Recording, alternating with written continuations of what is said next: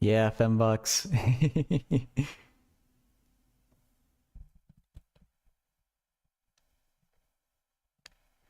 Okay, YouTube's up and running.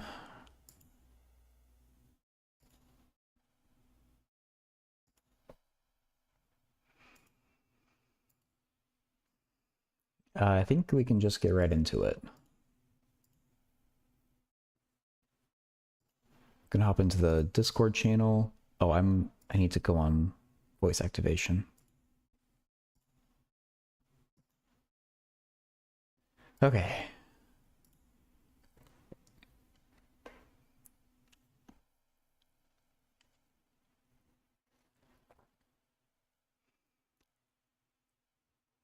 Um. Oh, hey, Hey, Fembucks. So you could only get a little bit of the ways in. Um. well, no, I finished the chapter, Oh, but yeah. I Okay. but I you know, not at much gain, not at much gain really. Okay. Fair enough. Most of the time, I just kind of was angry and I just kept reading because I was like, well, maybe the next page will make sense. I've had to do that with a this good is amount of this book. this Like, is the first chapter that's kind of made me angry. okay. I feel like we switched places then, because that's the way I felt about chapter 7. Oh, But really? you sound like you understood chapter 7 pretty well, I mean, I there were parts of chapter relatively. 7 that I felt like I got. Yeah. At least with chapter 8, the first part of it with actually finding the geodesics seemed kind of procedural to me. So I, I, it didn't Well, seem yeah. that bad. I couldn't even follow. I mean, first of all, it took me a while to. Yeah, I don't even think I understood example 8.1 really. I couldn't quite understand it. Here's the thing they were doing through a lot of these examples. They were taking they were using the Lagrangian equations, right? Hmm. And at every step they were making some kind of a substitution where they said, okay, the Lagrangian is actually some kind of ratio between the two, between the proper time and some other parameter, sigma, right? So it Yeah. was like, so what were they saying here? L is D. So for example, 8.1, they're saying L is ds over d sigma. Hmm. Okay. So then what did they say? They said they're going to multiply 8.5 by d sigma ds. I don't know. I didn't follow the chain rule. I mean, I think 8.1 I kind of said, okay, I'll treat these things like fractions and I just was happy to accept it. But 8.2 I definitely didn't. I couldn't get everything in terms of tau. I couldn't see how they did it. Uh, well, so Maybe we we don't should. have. Oh, what? I was going to say maybe it'd be good if we, when we get the Jamboard or the whiteboard or whatever, if we go through and do and sort of derive 8.6 from 8.5 or Definitely. something. Um, yeah, this one's a little bit weird because there's no like time in this metric, so they're just talking about like regular. And this is even just a Euclidean distance because this is polar coordinates for a normal flat plane. Um, Yeah, you're right, and it's D capital S. So I think that means it's just spatial. right. And Okay. so if it was proper time, you have to do like the negative thing as well. Mm. Um, but yeah, I mean, like, we can just like go through 8.1. That might be better to do before trying to proceed, to be honest. Because that's kind of like Yeah. a fundamental one to the rest of at least this section. If you want to, yeah, see equation 8.5 there. Mm-hmm. I was able to get those. Okay. Now, so they've got, so if you look at equation 8.5, the first equation, dd sigma of 1 over L dr d sigma, right? So the 1 over L is inside, it's being differentiated, right? So yeah, we we don't have to use the product rule for that part, I don't think, though.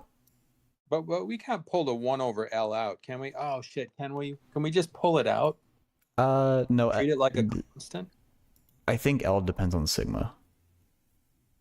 Well, yeah, I think so too. But I know when you're doing these Lagrangians, it's like you're treating the first and second derivatives like they're independent or something. I still haven't caught on to the whole Lagrangian thing. I don't really understand how it works. So maybe that's where all my problems are coming from. Yeah, once the partial derivatives get involved, it does get kind of tricky. The Excalibur is up. Okay. Oops. Because I think this is I had to go through this calculation and the next one twice just to be able to follow it. So L is ds d sigma. Okay.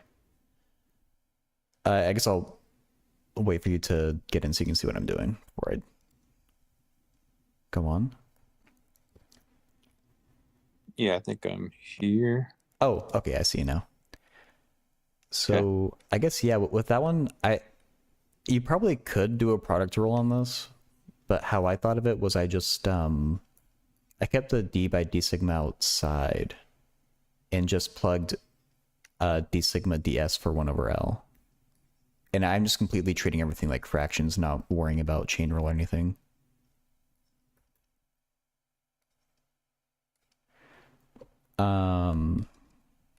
I guess I'll say r times d sigma ds d phi d sigma squared. And then, oh wait, Do these cancel? yeah, what's the desired thing we want? We want to get everything in terms of ds instead of d Oh sigma. yeah, okay. Yeah, okay, so there's a really tricky step here. So yeah, I basically just canceled those like you said. Okay. Yeah. The right side can stay the same for now. And the thing that's hard to spot is they're dividing each side by L or multiplying by d sigma ds. And they don't actually say that.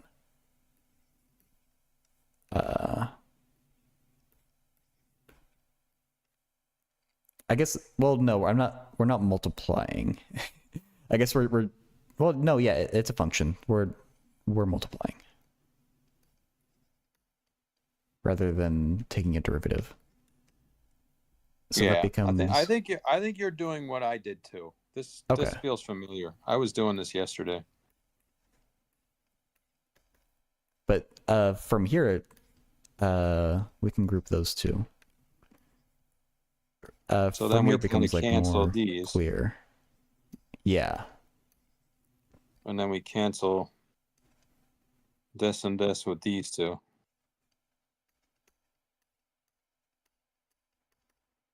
Yeah, yeah. Then these two, yeah, get grouped underneath the squared, and then you can cancel d phi ds. Okay. Squared. So yeah. All right, so that checks out with the first one. Okay. All right, cool. That's cool. That's cool. That is what I did, and I wasn't happy to do it, but that is what I did. Yeah, I'm just not trying to worry too much about the actual math and just get to the right answer.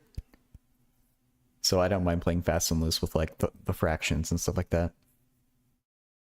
Yeah. Yeah. Should we look at 8.2? I mean, I know it's a lot more messy, but I wasn't able to get 8 through 8.2. I think I got the first one to come out. Yeah, this is the one that was giving me some issues. Oh, Indu's asking for books on algebra. I would Let me quickly get them a link. And I would just probably use IMO. I can't help with that. I'm sorry. I don't know the first thing about it. Okay. For example, 8.2.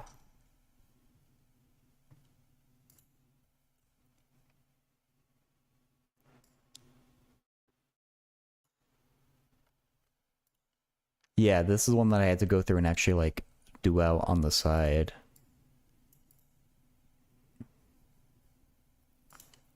I also needed to go back to chapter 4 or wherever it is they introduce Lagrange's equation and I actually think it pull was at that. the end of. It was at the end of 3. It was page 43, 43, 44. But then they did it in chapter 5 as well. I think there was an example on it. That was kind of helpful. Here it is. Okay. Jason, awesome. Into the wormhole metric is just like an example that's not a realistic thing.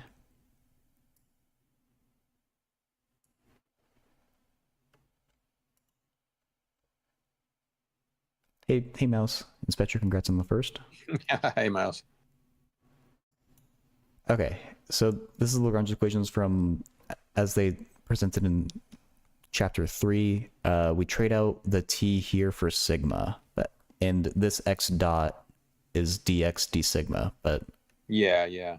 I was with you that far. Yeah.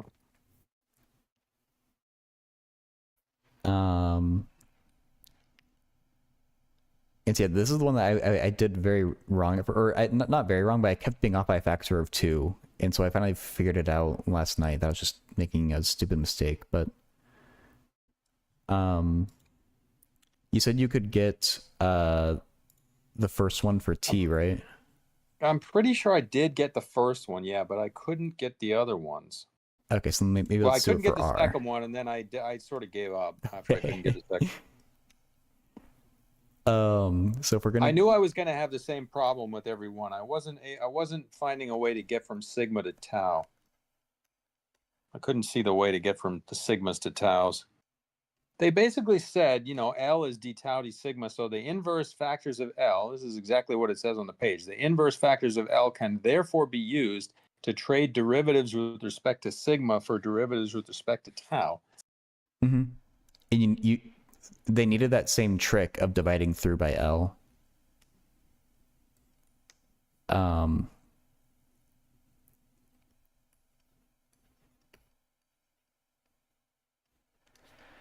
Okay, so for dl dr dot, that's basically the dr d sigma.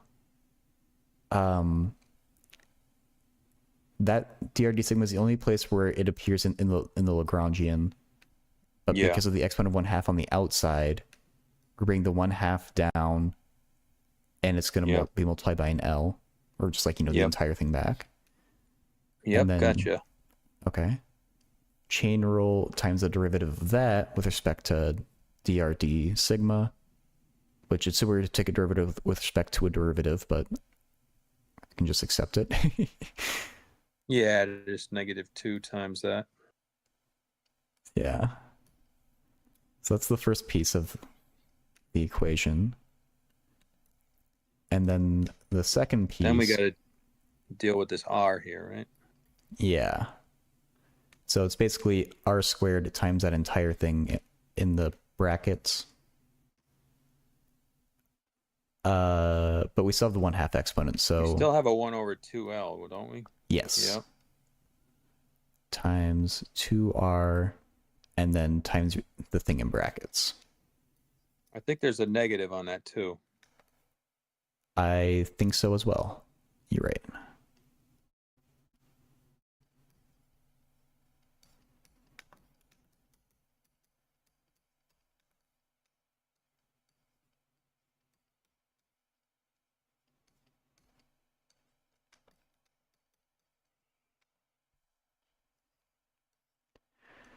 Okay. I think So let's see. So you're telling me I should have just flipped this L and flipped this L. Yes. Now, why didn't I do that? I mean, I flipped the L in problem 3 in 8.1, and that's how I got through it. Why wouldn't I have flipped the L on this? It's a little bit. I got weird on this one because this is just L, but there was a squared for the d theta, d sigma and stuff, and so that was a complication. Yeah, because last time we multiplied both sides by like d sigma d tau or something, didn't we? Or d sigma ds. But if we do it this time, aren't we going to screw it up? I think that's where I got stuck. I think it still works out this time. Minus. I think for this one we got taus instead of s's though. Oh. Yeah, this time L is yeah, d tau d theta. Thank you. Or sigma. Yeah. There we go.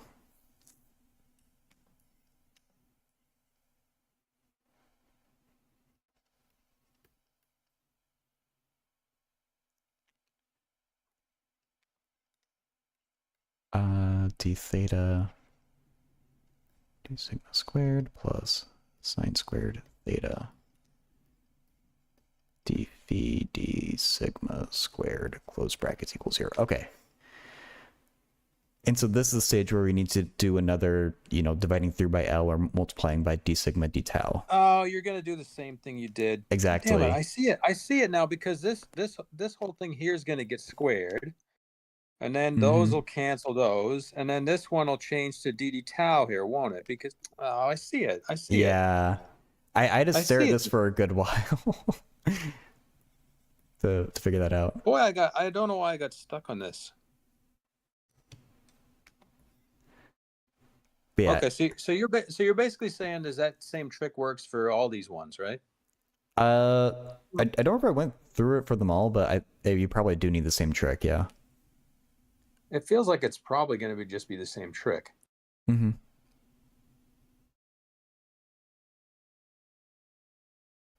I guess the last two do look a little bit different, but I assume it's going to be the same kind of trick, yeah. Okay.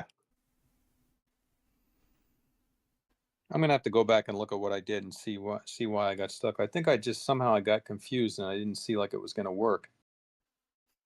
I invite Aditya.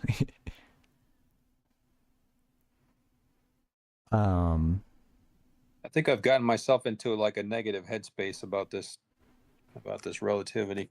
Yeah. I definitely I'm just kind of waiting to get through chapter 9 and then like potentially just stop there, or we can see how we feel, I guess. But chapter 9 was kind of like the goal that I've had.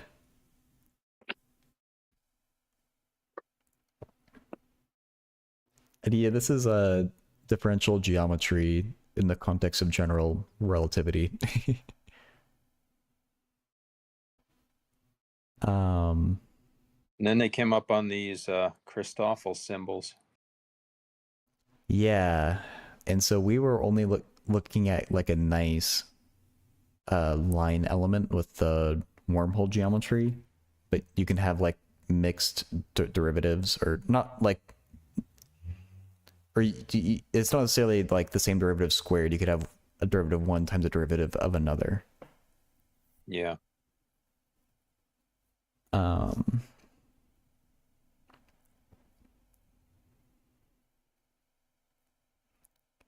This was another thing where I got really tripped up on the notation as well. I still like on what the Christoffel symbol actually like is supposed to look like if you expanded it out.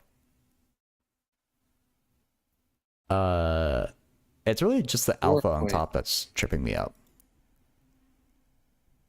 I think the alpha tells you which equation it is, right? So alpha could be 0, 1, 2, or 3. Oh, and it matches like with the alpha on the other side. Okay. Z or something. That makes a lot more sense, because I I thought that like I knew it wasn't right, but I was imagining that each equation had like a vector with of gamma inside it, and I got very confused. But maybe I think I'm overcomplicating it. Yeah. I guess the gammas all turn out to be like scalar functions, are they? I don't really know. Yeah, Kind like of guessing. uh I guess like gamma, the gamma that goes with d sigma d tau squared is just r in the last one that we just did. Or like look at equation 8.13b. Yeah. Yeah. And then the for d squared r d tau squared, the gamma for d phi d tau squared is r sine squared theta. It's just whatever that coefficient is, I guess. Yeah, maybe we can go through some of those too, because the next example they were doing that stuff, and I sort of understood the ones that were symmetric, but I didn't understand the other ones. Like I could see that where the first ones came out with the R. So yeah, if you look at the next page, equation 818, yeah, that first one there I think is the one you just explained. That R there, then or it's a minus R. Yeah, and the minus is just built into the equation, I guess. I think it's built in, yeah. Yeah. But I didn't understand the ones that were like R over B squared plus R squared. I couldn't see where they got that from. Oh, yeah, that's another one where I had to do that separately. Did you get it? Uh, I didn't really get it. oh, wait, this might be the one where it's off by a factor of 2. Shoot, yeah, I should have gone back and tried this one. Yeah, I think we should try it. Yeah, if you want to, because I don't know. I never understood it. I never understood that. I just moved on. Do we learn affine connections? I don't think so. We've learned about affine parameters. Okay, so trying to unpack this. Yeah, okay, well, so for theta, yeah, they were talking about affine something. Okay, so trying to do the ones for theta. So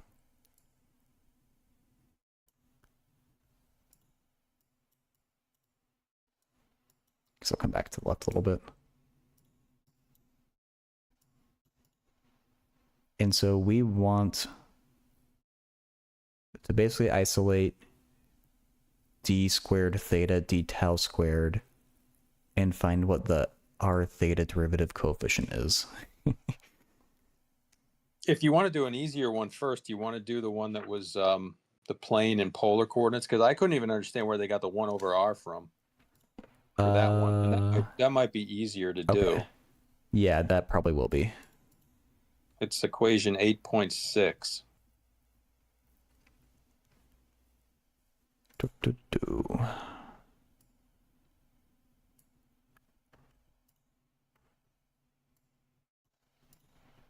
And then the 1 over r came from, where am I?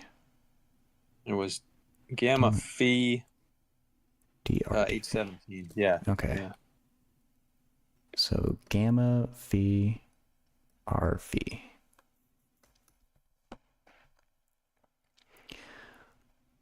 Okay, so that means we're dealing with that equation on the bottom, I guess. Yeah, must be. And so if we need to simplify it before we can say what gamma is. R squared d phi ds. I think this is the one where oh man, I misremembered. Yeah, this is the one that I couldn't get one part of it, I think. I think we need to do a product rule on the inside of that. Okay. Yes, that's what I was doing.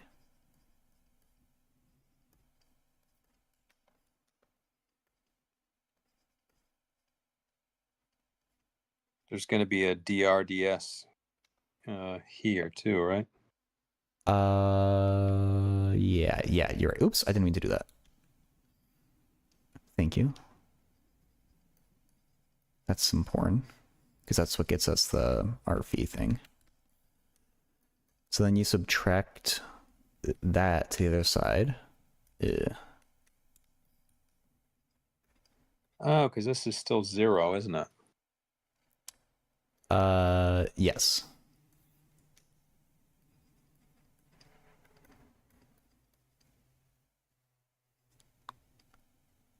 Oh, But the and you thing just that doesn't match is the 2, which confuses me. okay. And so yeah, but yeah, from there we just divide the r squared over, and that's as far as I could get at least.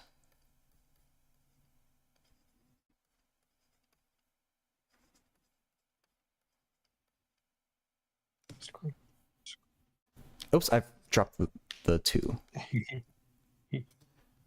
So yeah, Yeah, where'd that 2 go?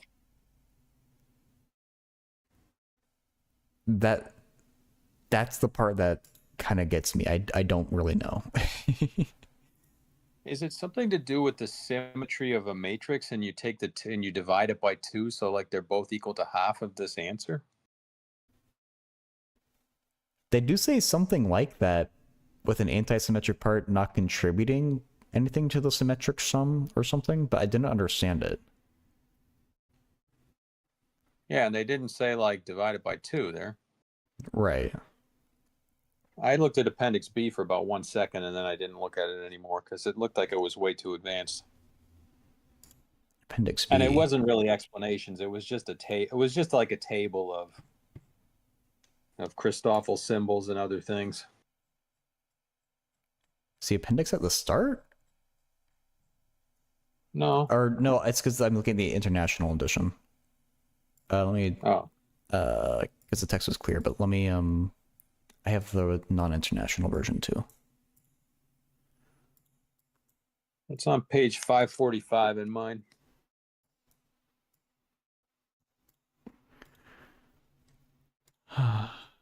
Yeah, that looks like the one I got with the wormhole on the cover.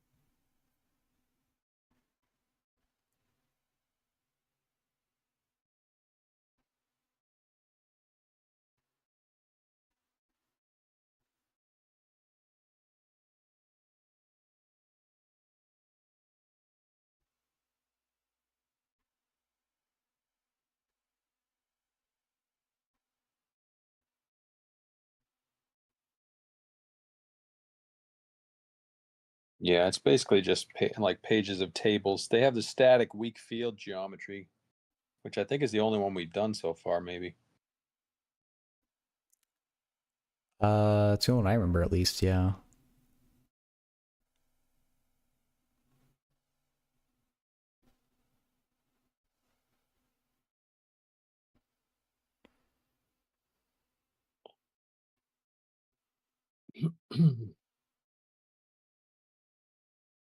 Plus cyclic permutations of X, Y, Z. Oh, okay.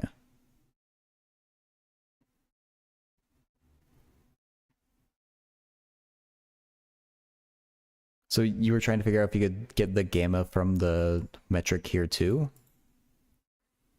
I just went there to look at the I didn't really try it and use it. I just looked at it really quickly. I didn't try and use it. Oh, okay, okay.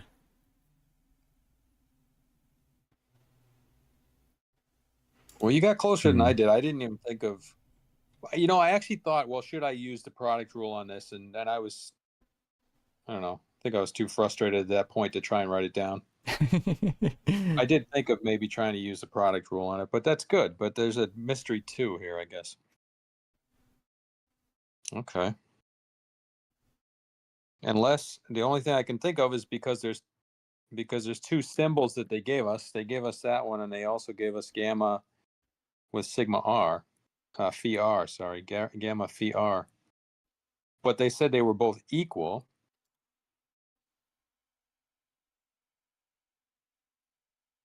What did they say here? The only non-vanishing Christoffel symbols for the metric of the plane and polar coordinates. So could we write it like this then? Minus r, 1 over r, 1 over r, and 0.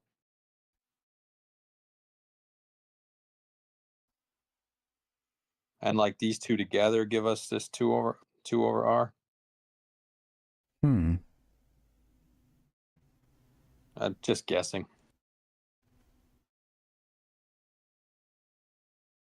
I mean, we could, Uh, if you want, we can go back to the next example and try that one. Did you try that one? And you said that one also had a 2 that was missing? I think that has the same issue with the 2. Yeah, I guess that would make sense. You might be right about splitting up into the matrix. I don't know. I wish we had Dr. Cook here. Or Yeah. Fizzbuzz or someone. I remember when did you ever do like matrices for like rotating the axes? Like, you know how when you have an ellipse or something, and then you rotate your X and Y axes, you can get an ellipse that's like, at an angle to the X axis or something. And you can write out the equations for that ellipse in terms of X and Y coordinates. And you get a cross term, right? So instead of getting like ax squared plus by squared plus equals c or whatever, you get ax squared plus by squared plus cxy. You get a non-zero xy term that comes out when you rotate the axes. I don't know if I've done that, but that makes sense. Yeah. Yeah, and I remember, I mean, you can work out you can kind of work out an angle you got to rotate your axes back by to get your ellipse like in the right place, in the nice place where we want it to be. And you can do that just by like geometry or algebra or whatever, but you can do it with a matrix as well. I remember finding this out. So if you have something like ax squared plus bxy plus cy squared equals d, let's say, you can write it in it's something like this. Here, let me write it down. Let me show you what I'm talking about. It's something like this. Ax squared plus bxy plus cy squared equals d, right? Mm-hmm. Then you can write this. How does this work? It's something like this. And I think what you have to do is this. How does this work? Is it like this, maybe? It should be. It's something I like think. this. And it's something like that. But the point I'm trying to make is you take this number and you split it into these two, right? Whatever that number is, you divide it by 2. And then this matrix comes out symmetric like this. And that's what made me think of taking that 2 over r and like dividing it into 2 equal pieces like that. Maybe you're right. Like, we should be able to write this as a matrix equation. Like, Yeah, maybe. we should be able to say a vector d squared r d tau squared. I should have given myself some more room. Yeah, because isn't this matrix we're trying to construct? This is the line element matrix or something, isn't it? The thing they were calling eta first, and then they called it G, and now they're calling it something else. This is for geodesic. It comes from that, I think, but maybe not the same. Yeah, probably not the same.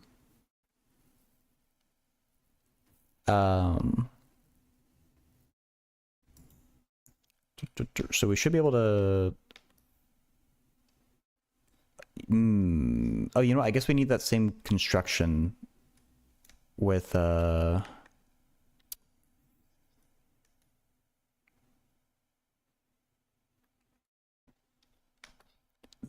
row vector and the column vector.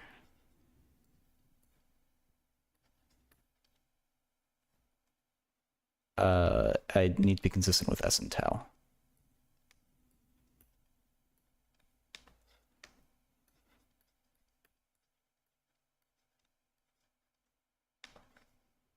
And then I'm just going to use the Christoffel symbols like the right answer that they say. So minus r and 1 over r. Yeah, okay. And there is no d phi ds squared.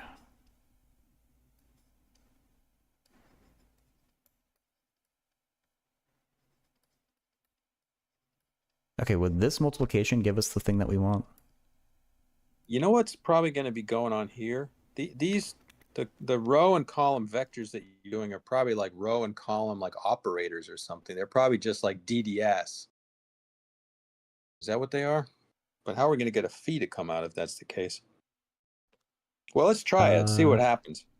I also just realized the dimensions don't work out. A 2x1 vector isn't going to be equal to the right side. Yeah. Should these be operators and not actual? No, they should.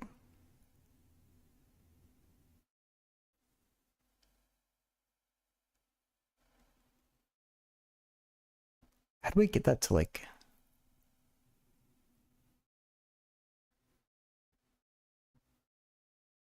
Or do we need a different matrix for each one? Maybe. Yeah, maybe that's what it is. Maybe it's a different matrix for each one.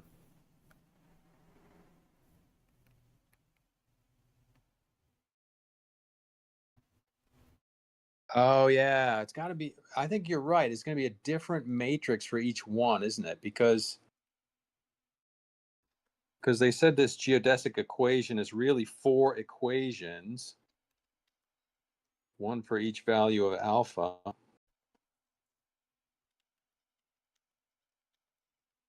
So then I think we have zeros on the diagonal. If that's the case.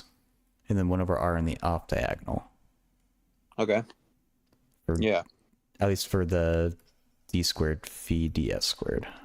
Yeah, yeah. If they never explained this piece of it, I'm going to be a little annoyed because I definitely don't remember seeing that explained anywhere. Well, no, I didn't see it either, and I just thought of it, and it is probably wrong. I just thought maybe it just. I feel like this is going to it. work out. I have a good feeling about this. 1 over r dr ds. Because 2 by 2, 2 by 1, so 2 by 1 result.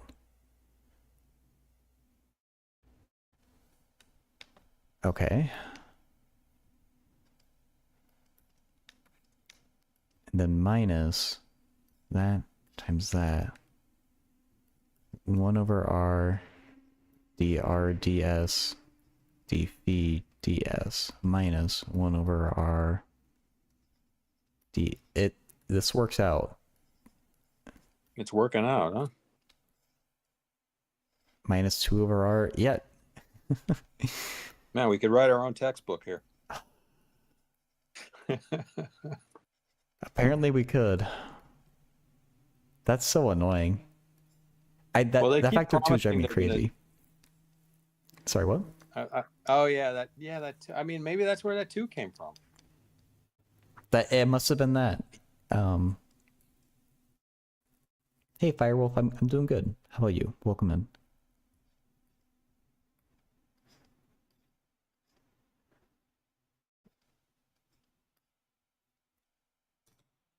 Okay, that's cool.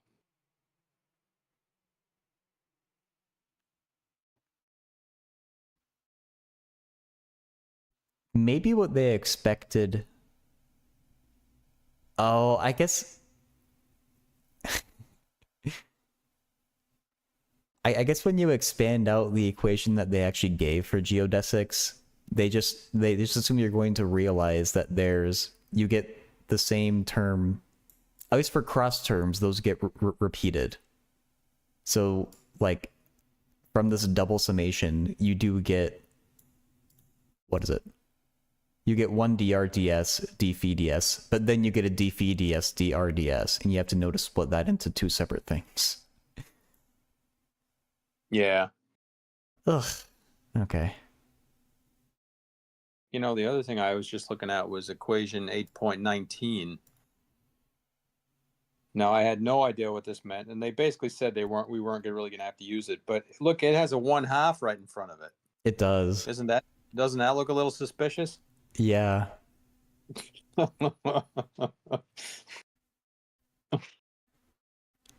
And that equation gets really tricky for not nice metrics because of the G alpha delta in front on the left side.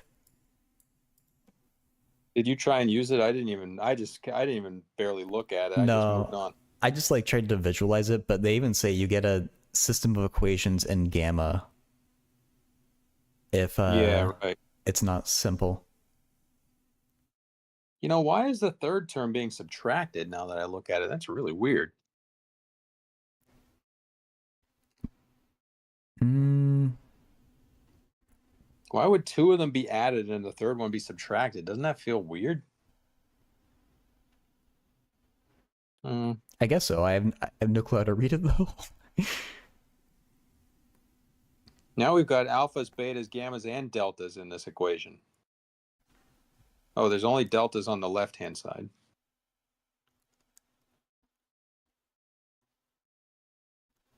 Oh, okay. Maybe it's because the alpha on the left-hand side is on the G.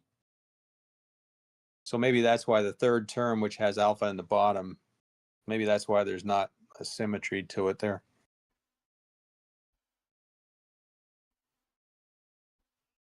Maybe I honestly I don't know how to read this with this stupid notation. Yeah. This one might not be worth killing ourselves over. Yeah.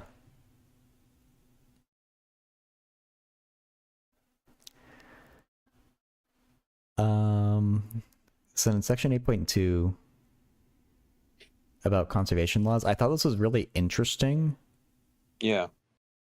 about how you get conserved quantities. I didn't quite understand it. In fact, I really didn't understand almost any of this, but Did you watch any of those more recent Veritasium videos? Because he did a couple where he was talking about symmetries and stuff and relativity. I don't think Yeah, so. if you haven't seen them, they're kind of worth checking out. I think he's done like 3 of them in the last 3 months, maybe, or maybe it's Okay. more like the last 6 months. But yeah, one of them he was talking about symmetries, and he was talking just about this exact same stuff that Hartle's talking about. Where what does he say? To conserve energy, the force must be conservative, derivable from a potential which is time independent. And to conserve linear momentum along a particular direction, the potential must be constant along that direction. And to conserve angular momentum, the potential must be spherically symmetric. Yeah. Now, also, if I go back to which chapter was it? 3? Yeah, chapter 3. On page 34, they were talking about different sets of Cartesian coordinates from different inertial frames. Yeah, the And Galilean transformation.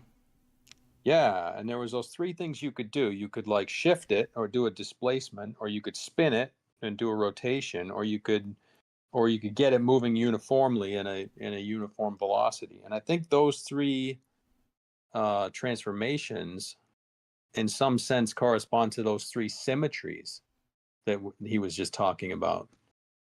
Um, Yeah, I agree with that. yeah, that's like the rotation would be the angular momentum, right? Like if you rotate it, that's kind of like going through an angle. Hmm.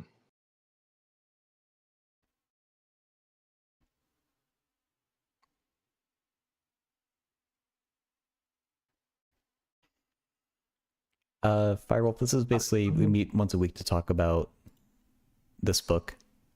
We're learning general relativity for the first time. We're currently on chapter 8. It's an open thing where anyone can join, but we've kind of progressed far enough that unless you already know relativity, it's probably a little bit too late to like catch up. Yeah, we basically talk about the book and solve problems from it. Oh, look at that! You got a copy with trees on the cover. It's cool. Yeah, I don't know what I don't know what these have to do with relativity, but I'm starting to use this one for the stream instead because the text is a lot clearer. Yeah. And then he started talking about killing vectors. Yeah, and so I really don't understand how you find these or much of anything about them besides they have a funny name. I understand that. Yeah, I was looking at example 8.6 today. I felt like I sort of understood that one. I didn't understand anything about this. When they asked if you can guess the other components or whatever, I didn't know how to even start. Well, I've got a guess, but I don't know if it's right. What I did was I drew a picture, but I was thinking of because first of all they said 100 and 010 and 001, which were three translational symmetries of flat space.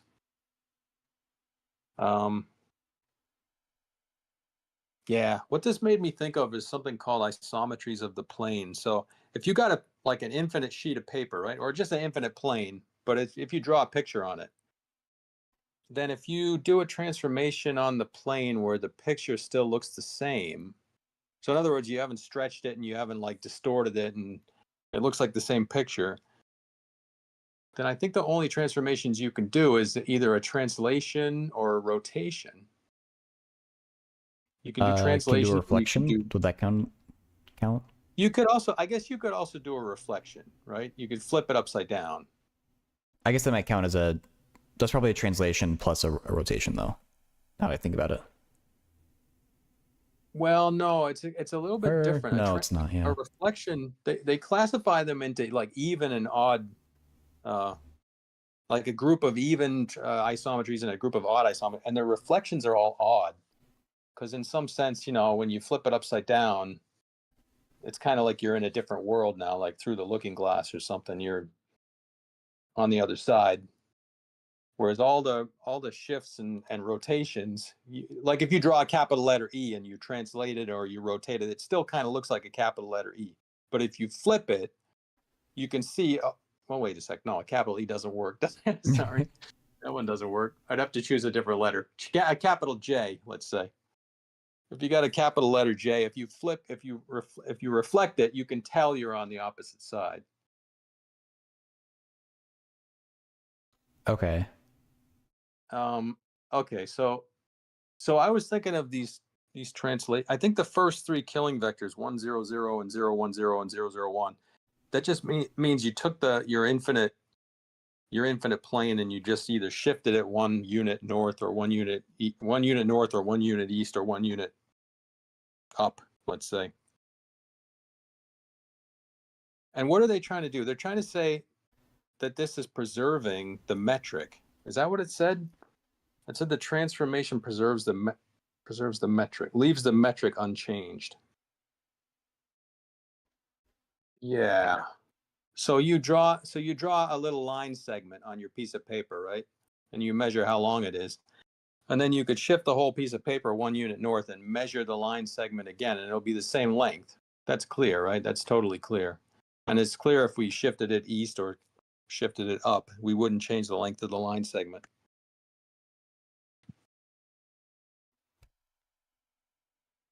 But we could guess also not. This is just weird. Also rotate it. Yeah. I think they're saying that you could rotate it as well. I don't know why they had to look at the polar coordinates to pull out that second case. I didn't really understand how they did that. I think they could have stayed in Cartesian if they did. I think what they did in chapter 4, where they plugged in like sine and cosine theta into like the Euclidean metric and show it stays the same. They might have done in chapter 3. But like they showed the rotational symmetry in one of these earlier chapters. Yeah, they did, didn't they? I remember that. I don't remember where it was either. It might have been in 3 somewhere. Yeah, there it is, isn't it? Page 38 looks like. Yeah. So they transform it and they measure it again, and it's got the same. Oh, so this is the procedure you would use to check it. Okay, you make new coordinates as a transformation of the old coordinates and find it looks the exact same. find that the ds squared didn't change. Yeah. Okay. I wish I didn't realize that. Thank you for the So I follow, think when they Firewolf. said, so the fourth one they gave was like minus y comma x comma 0, but I think that the difference there is that I don't think it's a translation. I think it's a rotation, or it's no, it's, what is it? Is it It's transformation? So yeah, it's the same thing as the 001 in polar. It sounds like those are equivalent vectors. okay, so 001 in polar is a rotation about the z-axis. Is that what it is? I think so. So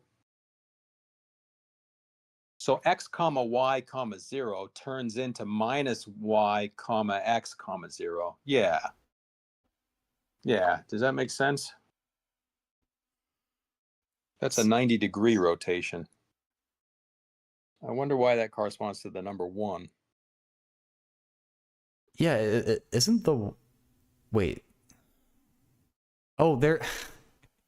Oh my god. B is the third coordinate. They've swapped the. Okay. So I just realized, like, I was wondering why the one should be in the second spot, because I'm used to that being like the one that goes from 0 to 2 pi.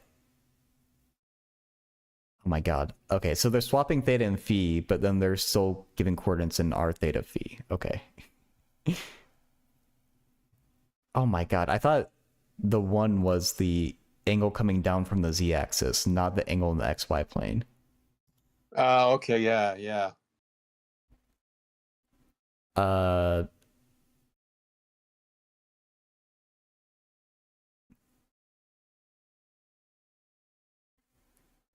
I still don't quite get it. I guess I still don't really quite get it, but I sort of understand what it's trying to get at. Instead of a 1, wouldn't we want it to be pi over 2?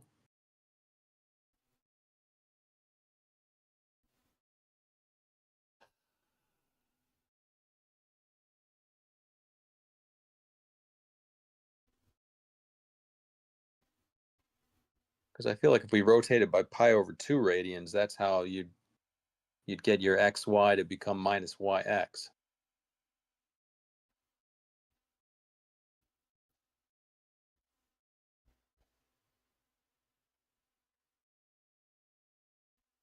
I don't. Yeah, that's a good point.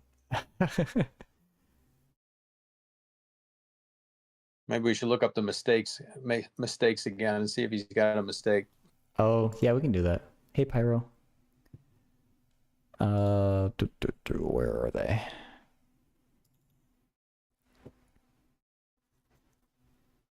I don't have it saved. I just always have to try and find it. I have it saved. I just never remember what folder it's in. I did just find it now though. Okay. 177. Nope. Oh, he stands by it. Yeah.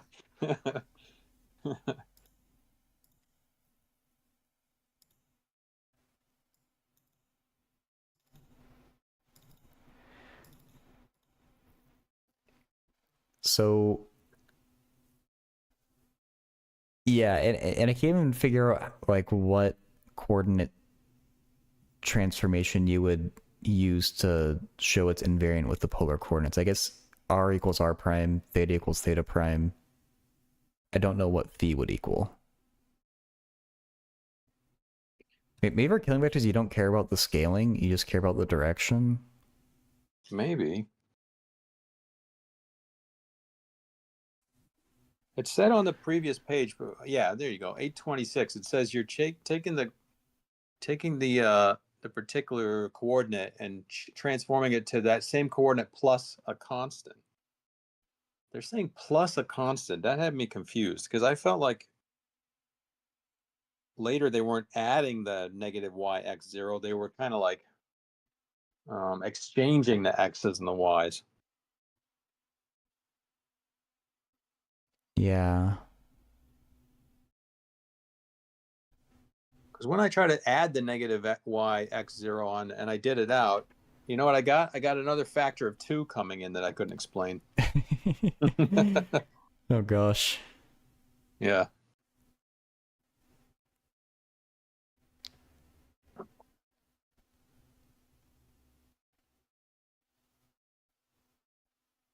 So And yeah, then equation 831, I had no idea what any of that was. um, I felt like all those equal signs, I might be able to explain like one of those.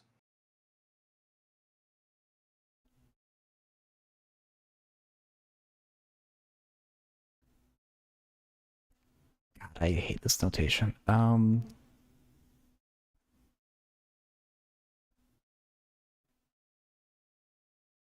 So it says partial dl dx1 d sigma equals negative g1 beta 1 over l dx beta d sigma. Now, how did they get that?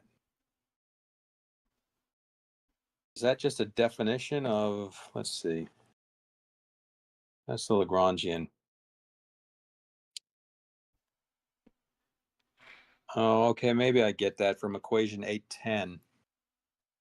Maybe I get that.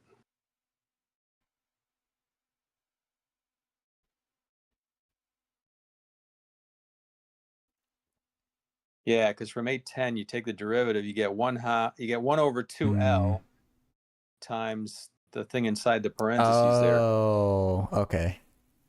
times you pull out the one term you're looking at, I guess. I'll tell you, I don't know why. I, as soon as I got on stream with you here, it's like this is making way more sense. It's the group learning. Yeah, maybe. I don't I know. was getting nowhere. Gosh, I was so discouraged with this chapter. Okay, and then they did the same trick where they took the 1 over L and they changed it from d sigma to d tau. Right. All right. Okay, then how did they get this? Now, what is this killing vector? Is this called zeta? Is that little That's e curly Kasai e? or C Oh, or it's a psi. That's a psi? yeah. That's a psi. Okay. Oh, wait a sec. Or wait a sec. What is it? Xi, right? Xi? Yeah. How do you pronounce it? I was taught Kasai. I've heard other Twitch streamers say Xi. C. C or psi. Okay. Anyway, I hate it. I do too. Yeah, I hate it. Why are Um, these guys using these awful letters? Yeah, I don't know. last week we were doing zetas. Now we're doing psis. I refuse to use it. I'm not using it. Yeah. Phobos was joking about like just being like Chinese characters or something instead. That would be even worse to draw, but be funny. I'm just going to use K for killing. That's a good That way to works. remember it. Yeah. Yeah. So how I did wonder they if get that's the? like K, like the Greek letter Kasai is like K. Maybe that's why Oh they use it. yeah. Oh, okay. Probably. I think loss equality is just like the definition of a dot product, though. Okay.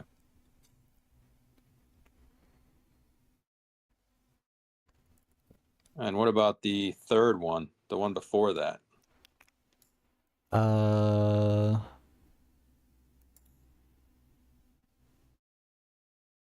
The one turned into an alpha.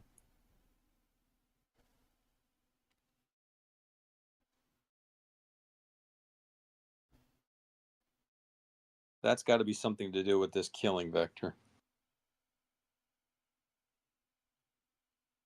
Oh, because they're saying E alpha is the one that doesn't change for alpha equals 1. I see. They're talking about alpha equals 1 in this case. Oh. And they're talking about symmetry along the one component. Okay, I guess I see what they did.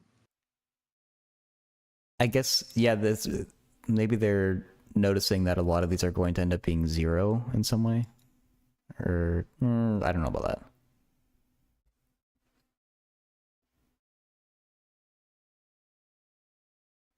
I definitely didn't understand each piece of this either. I don't think. And what about that U there? Is that the Or velocity? velocity, yeah.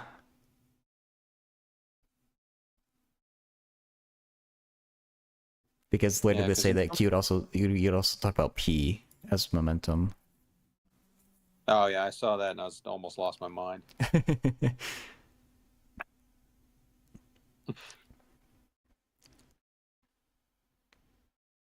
um, kind of like a general thing that's been weirding me out as we read this book is a lot of what we talk about is only applies.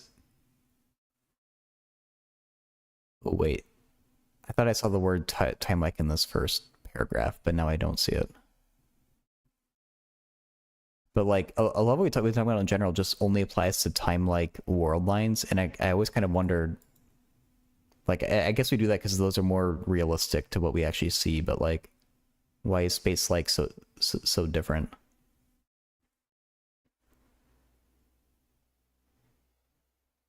Like I don't feel like we've done anything that's like particularly specific to time like, but I guess we have. But I just realize this isn't probably the right moment to make that comment because this one they at least didn't say it's only for time like in this section. Um, I thought they said that somewhere, but I don't remember where.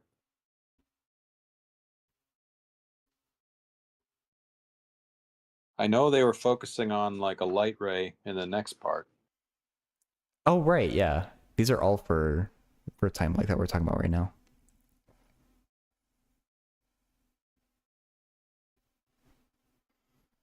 So I guess it just has to do with the sign of whether the distance is positive or negative or zero, but it is weird how different the rules can be, I guess.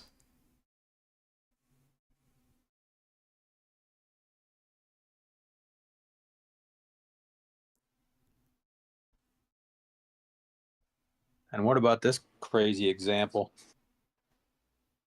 Geodesics in the plane using polar coordinates. And then they used a killing vector to finally show that the shortest distance between 2 points is a straight line.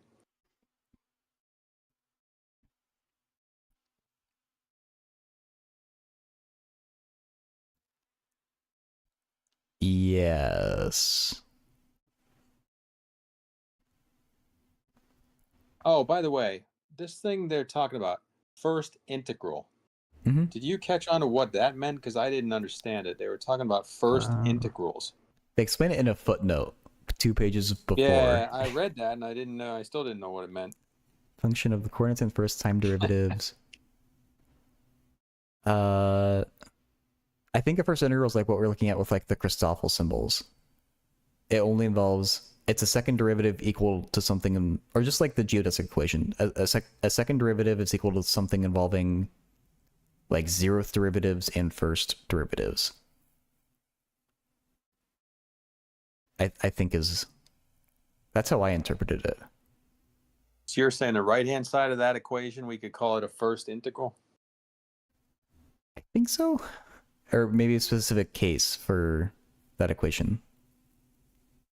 Show the coordinates in their first time derivatives, which is constant, which are second order differential equations.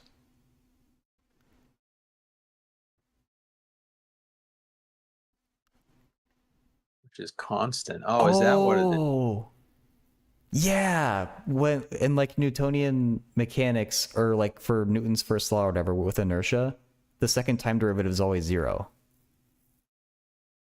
Hmm. And you can probably say it's also equal to something involving the first time derivatives. And that's how you get like conservation of momentum, probably, and angular momentum.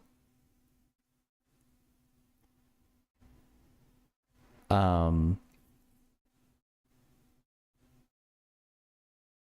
because okay, yeah, it's like the geodesic. I guess you would take the geodesic equation and set it equal to zero. Whenever it's a second derivative equal to zero, you can get something helpful from the right hand side with things being conserved. Yeah, yeah, okay, okay. I like that. I think that must be what a first integral is. I think. Yeah, because in this example 8.7, they're talking about it.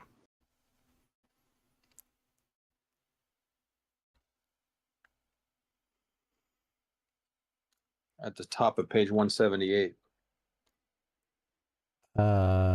Yeah. First interval corresponding to u is positive 1 because we're not including time. So it's positive 1 now, I guess. These are 3 vectors, that's why. They have the arrows and they're not bold. Or these are even 2 vectors, I think. Yeah, okay.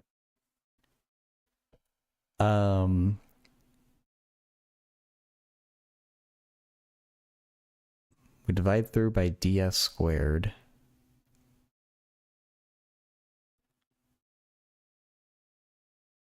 Why is it equal to 1? Oh, wait, yeah. Okay, because we just divided by ds squared.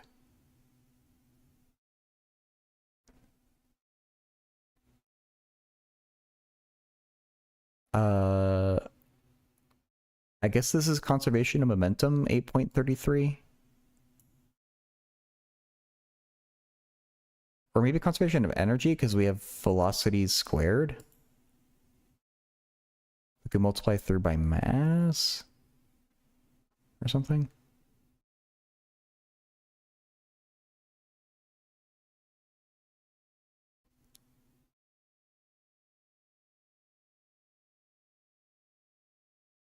Lucas, yeah, I'll be doing math later. 72% of your math exam, all right, not bad. 72 has lots of factors. It does. So in that sense, it's a good score.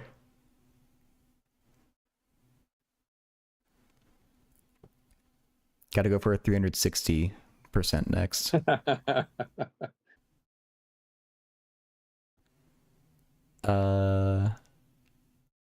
I wish they said what exactly this conserved quantity was. I'm guessing it's like, it looks like kinetic energy a little bit.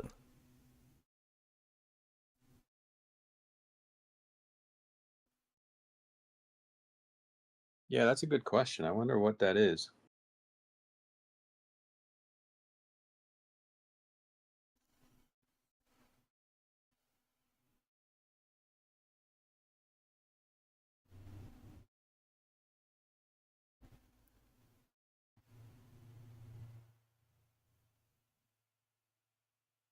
I have no clue what's happening in 8.34. I guess they're going backwards through 8.31 that we didn't understand either. Yeah, what was 8 point? Yeah.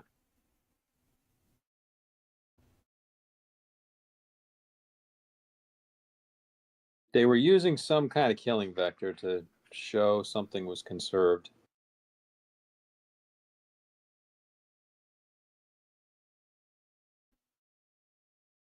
Yeah, it does look like 8.31, doesn't it? Yep.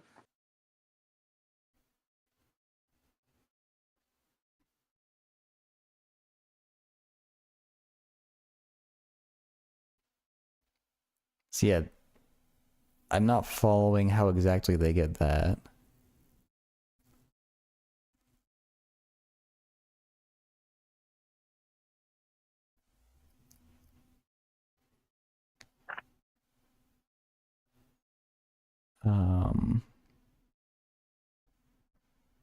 And we're going to be geniuses once we work out this Einstein notation or whatever it's called. That is a major obstacle to me understanding this. For sure.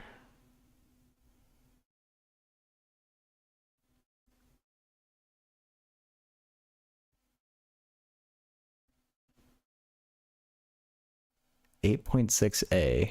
What is 8.6a? Oh.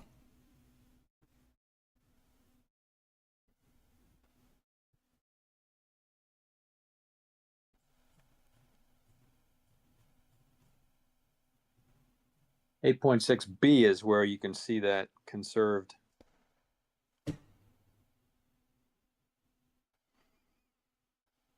That r squared d phi ds. Okay.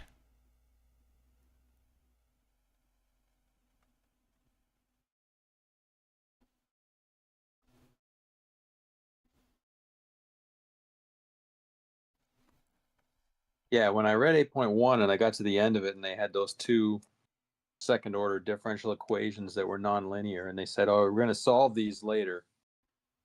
And I thought to myself, I wonder if I could work out the answer. And because I already knew the answer because they were trying to show the shortest distance between 2 points is a straight line. And I'm like, I should be able to work this out. But I played around with it for a bit and I couldn't get it.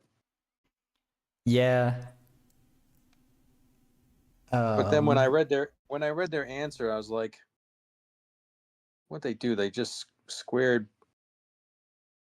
Yeah, they took the thing in the parentheses that was conserved and they squared it. And I was like, why didn't I think of that? You could just square it. Call it a constant and square it and plug it into the first one. It makes sense.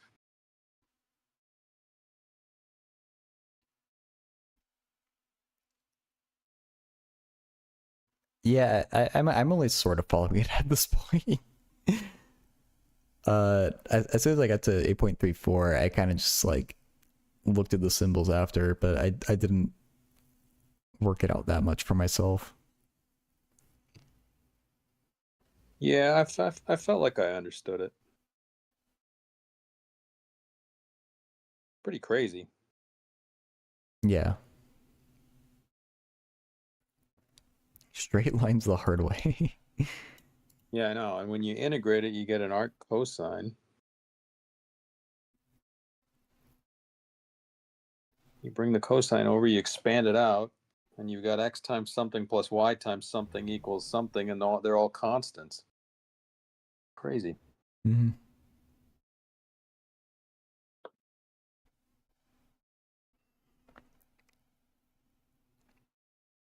Then we move on to null geodesics, Hmm. which is where I really started to kind of fall off the wagon here, for lack of a better term. Yeah, I didn't understand it. It felt like all they did was change the tau into a lambda. Yeah, and I do remember like what the heck. Like I need to go back and reread where they actually get lambda from. I think it came up in the dreaded chapter 5, Yeah, honestly. that's probably why I don't remember it very well. Honestly, looking back, chapter 5 is where the wheels fell off for me. Yeah, same. Since chapter 5, I really feel like I've just been kind of going through the motions a little bit. I think I'm getting a few things, but most of it, not too much. Same. Hey, Linux physics. And then, oh my god, local. Yeah, 8.4 was just a wash.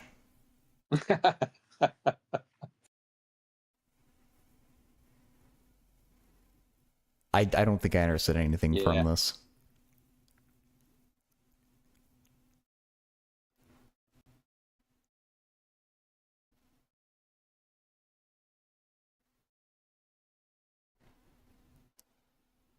Yeah, I didn't get it. I didn't get that.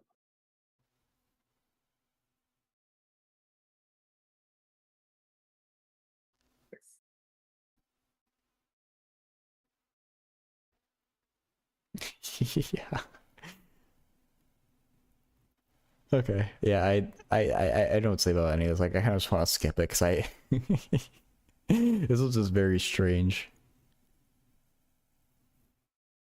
dxd lambda.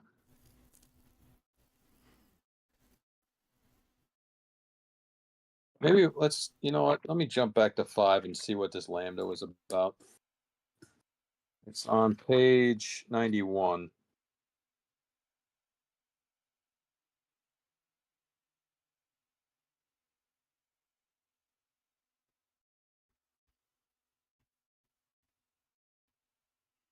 Because like the weird part is what there's nothing you like, or the only thing that makes lambda unique is it gets you an especially simple form of like whatever your final equation is, but you could choose anything else if you wanted.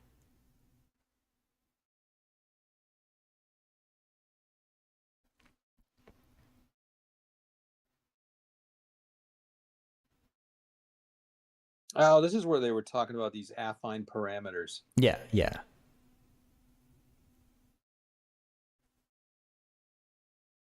Isn't that what somebody in chat said a little while ago? They said affine connections, which I don't know if that's the same thing. Okay, Or okay. affine, I don't know.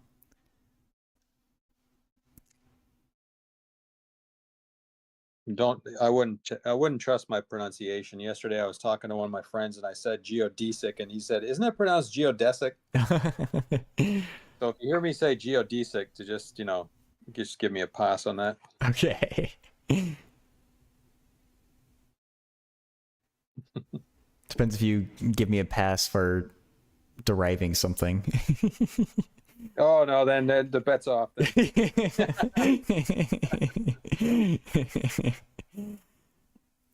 I'll understand your harshness when you deal it out. That's fine.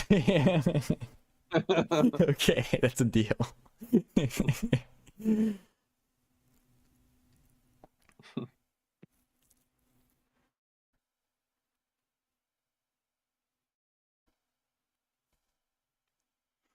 See, So lambda what is were like they a saying? proxy for time, but I don't quite know Uh-huh. what it actually is. Lambda is the parameter and U alpha is 1100. The 4 vector U is a tangent 4 vector. U alpha equals dx alpha d lambda using the parameter lambda as tau was used in 525. However, here U is a null vector. I sort of remember reading this.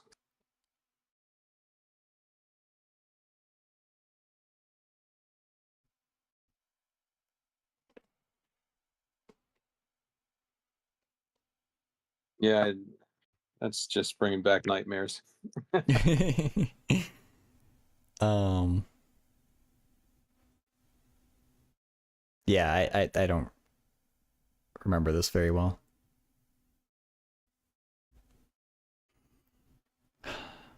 Well, I guess Do you should want we try to? a problem? Yeah. Yeah, why not, right? Mm-hmm. We can always say that we've tried. So number one, straightforward. Use Cartesian coordinates to write out and solve the geodesic equations for a two-dimensional flat plane and show that solutions are straight lines. All right, good. So yeah, and they already did this with polar coordinates, so now we need to do it with Cartesian. Well, we could use polar and just copy what they did. I mean, that'd be fun. Oh Well, no, it they said said use Cartesian, yeah. Okay. Okay. Just take a screenshot of the example problem there. So our metric Yeah. is ds squared equals dx squared plus dy squared. Yeah.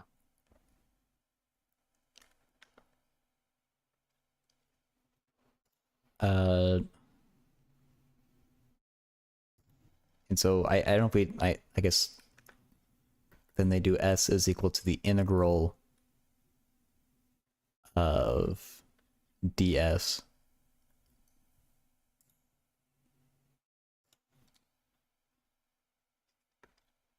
Hey Slayer, it's going okay. How about you?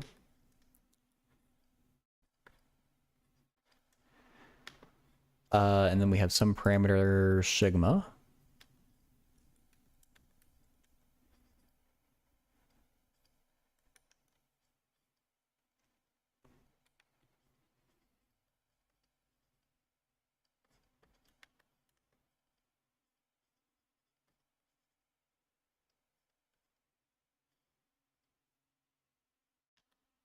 Learning a lot of accounting, a heck of a lot. Ooh, good luck.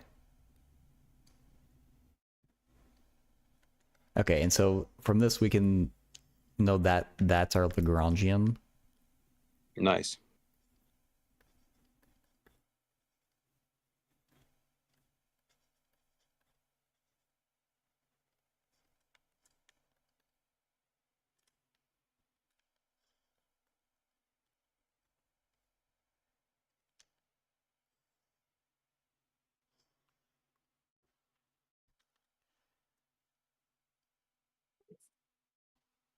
And I guess now we use Lagrange's equation. Okay. Minus d sigma dl dx dot plus dl dx equals 0. I have a copy paste just above. Let's make sure I got that right. Yeah, it looks good. Okay, yeah. At least for the x coordinate anyway. So we're not going to have to worry about this one for our case, right? True.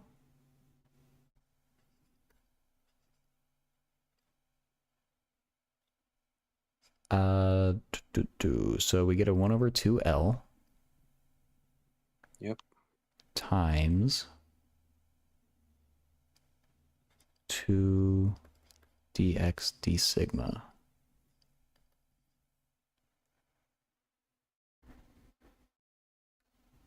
I guess it's exactly the same for y, right? Just with Yeah, we x probably don't replaced need to with like y. repeat it.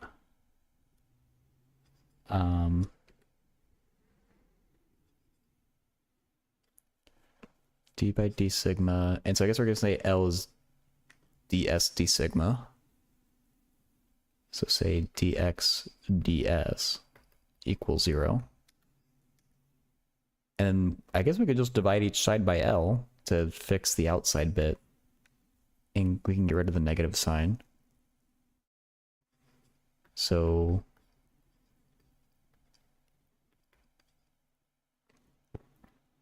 this is inertia for like a free particle. Or, you know, like we can, I guess, if we really want to, we could integrate this twice and find x is equal to some constant c times sigma plus d. Okay. And do the same thing for y, but I don't think we need to do that. So wait a second now. You got d squared x ds squared is 0. And we know the same is true for y. Mm-hmm. Now, how do we show that this is a straight line? Are you saying we're Oh, done or? I was gonna say that, but we could go further. We could get rid of sigma. C1, D1.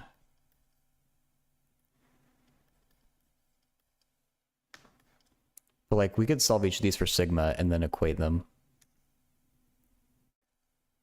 Yeah, okay. X minus d1 over c1 is y minus d2 over c2. Yeah, okay. I got you. I guess we're done. Okay. So now let me think about why was this so much. This was easier than the one they did using polar, right? They had to use the killing vectors and crap. We didn't do any of that business. I mean, they did the polar coordinates before we talked about killing vectors.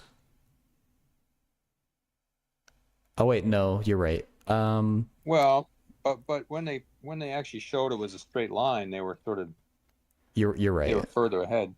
Forgot about They had to that. do the arc cosine stuff. I think it's just because they had, it's just because our equations came out so much simpler.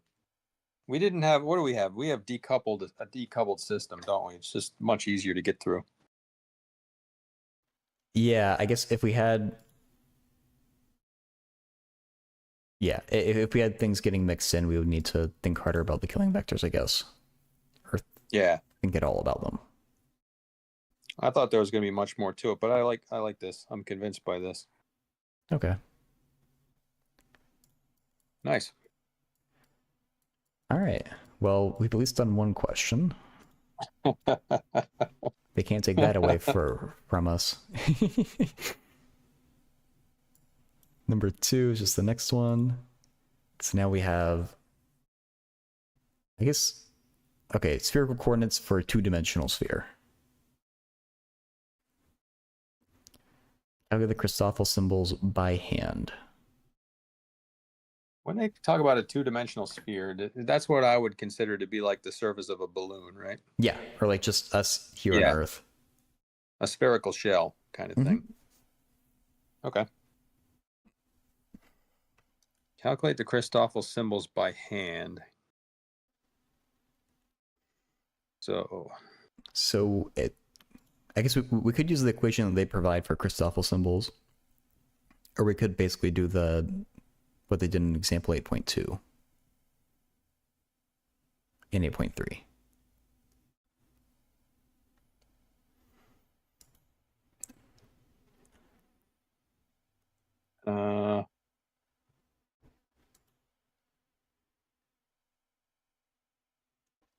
Yeah. So there is no way to read them right off of the metric, is there? Not directly, no.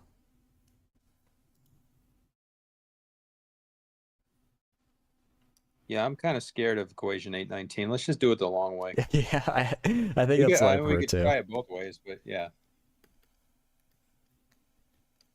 Well, okay, can I just get to straight to saying what the Lagrangian is? Um,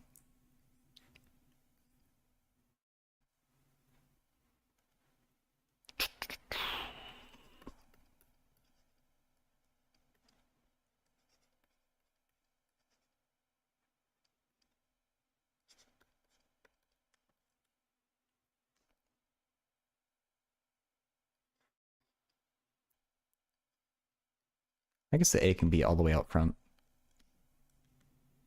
Yeah, I like the A inside, I think. Do I?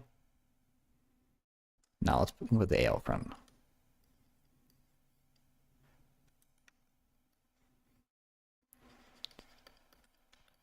That's not right.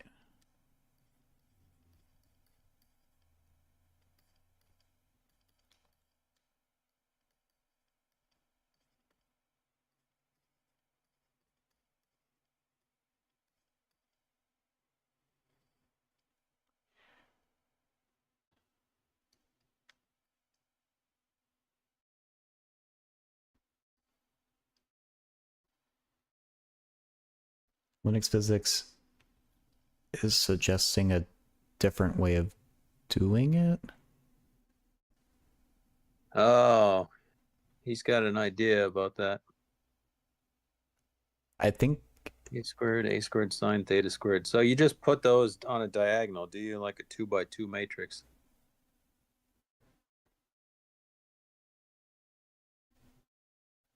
Well, if we did that, you'd be using equation 819 then? I think so. Well, let's try that next if you want. Yeah, sure. Yeah, I would like to see how that worked. And then Lagrange. I mean, we might be doing it the hard way. I don't know. Yeah, I now actually like see it. Doing Lagrange's equation twice is kind of a lot, but I don't mind it. Phobos, you're here to troll? Hell yeah. Yeah, she told me this morning she was going to rag on me. Oh, okay. Yeah, I told her I was getting crushed by relativity. We're all getting slowly crushed by gravity, so it's okay.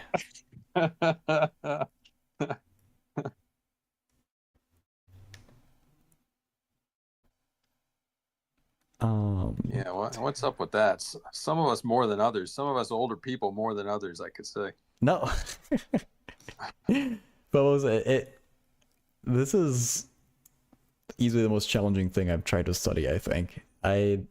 We've been pushing through it, but I definitely wouldn't say that I have a deep understanding of anything that we've learned. And some of this I've just had to accept that I am not going to understand it easily.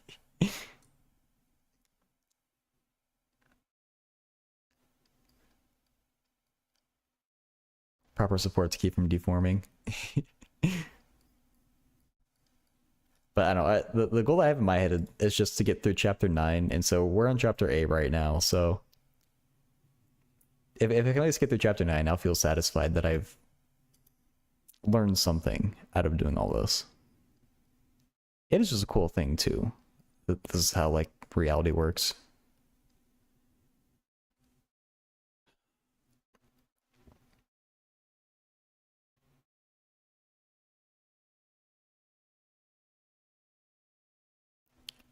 Um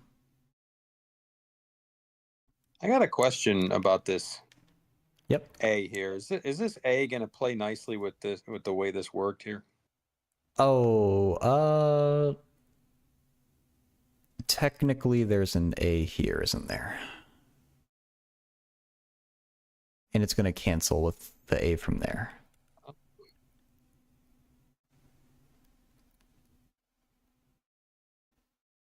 Yeah, let me think about it. So 1/2. Yeah, because that A I'm thinking of is up here, but yeah, okay.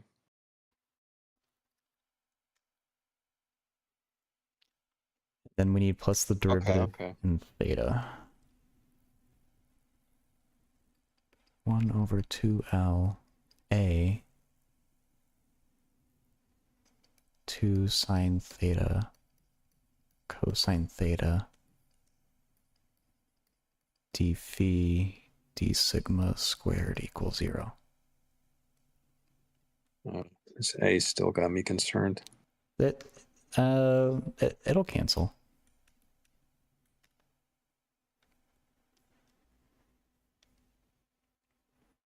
Yeah, folks, so if I didn't have grad school looming, like, I think I'm definitely interested in doing a group like this on is like orbital dynamics or something that's like astronomy, like something to do with space would be cool.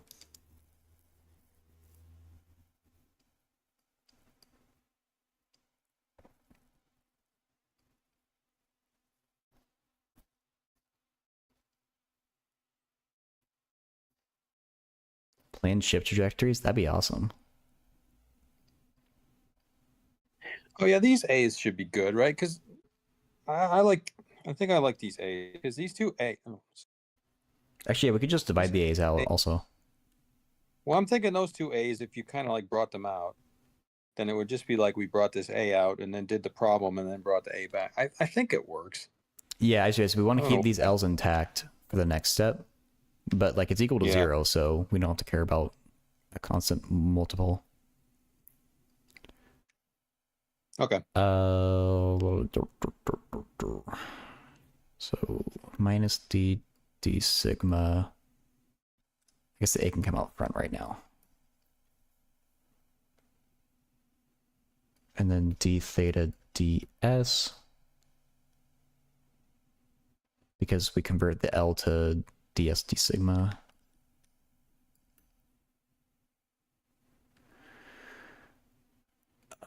A sine theta cosine theta times 1 over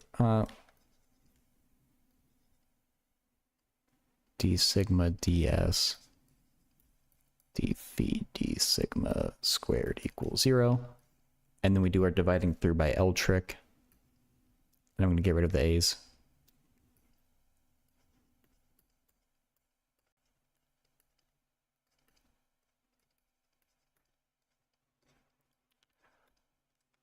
Oh, you know, we could have just used the results from the example and let R equal A, couldn't we? Or I think it's the same exact calculation that they already did. Yeah, well, it feels familiar, but that's fine.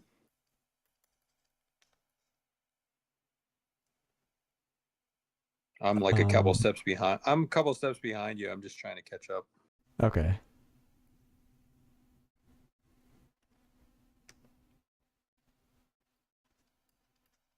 Let's see. What's our 1/L here? I just assumed it's still ds d sigma, or d sigma ds. I think that's the thing that should always be true for time-like stuff from how we set up the integral. Because they figured that out from like fundamental theorem of calculus type of trick.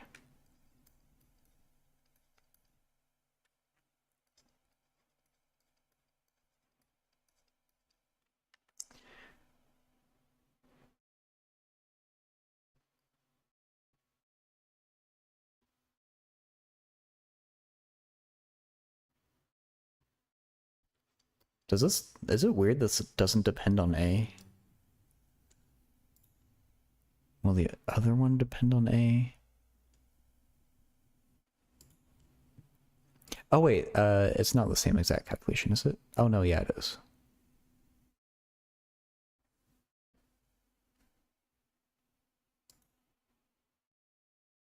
Should we be Mm, using S's or taus? I guess we use S here. yeah, S. We don't have any times. I guess like capital S, but yeah. Yeah. Two-dimensional sphere. Okay. So we can figure out the Christoffel symbols for theta.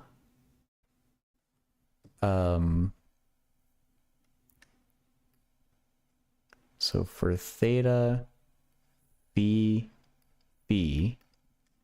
it's So going from here to here, you multiplied again by d sigma ds here. yes. Yeah.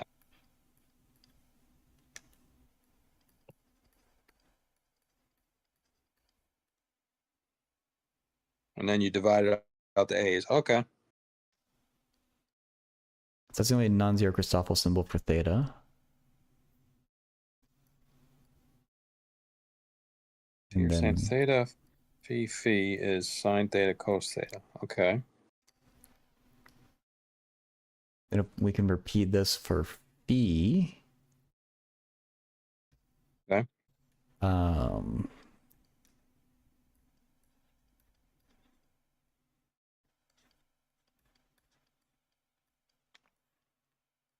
Phi will be easier, right? Because we don't have as much. We don't have the second term coming out. yeah, we And do the have the sine Lagrangian stuff. squared.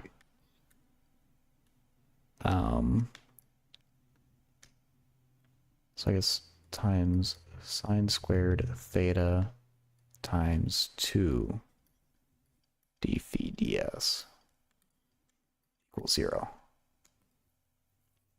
think that's d phi d sigma.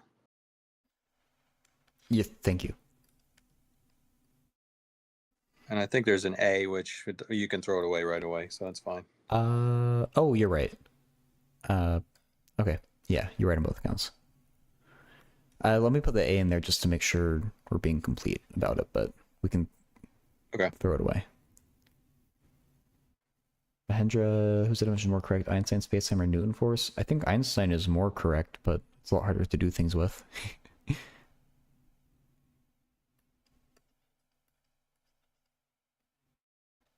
Yeah, I think I was taught to pronounce it phi, so that's what I'm in the habit of doing. But there are very weird pronunciations for everything. I think I first used it in number theory, and my teacher called it the Euler phi function. Oh, okay. Yeah, he definitely called it Euler's phi function. Euler's phi function, Euler's phi function. I guess they sound about the That same. was in Australia. That was in Australia, so they talk like Australians are they known for got their own pronouncing way. things weird. Yeah. Agreed. So the 2's canceled and the L flipped over. Okay. And now you're going to do the trick where multiplying by I guess sigma ds again. Yes. So okay. And I'm going to divide out the A. I assume this is a product rule. Oh. So those are just going to get 0. Or maybe we're supposed to get 0, right? but I think it is a product rule. And we're going to have to divide by 2.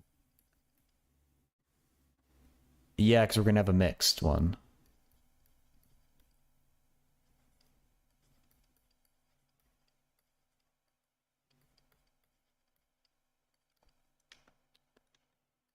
The president of a sorority pronounced it phi. I assume they do whatever sounds better, or like whatever like rhymes for that. At least that's what I would do.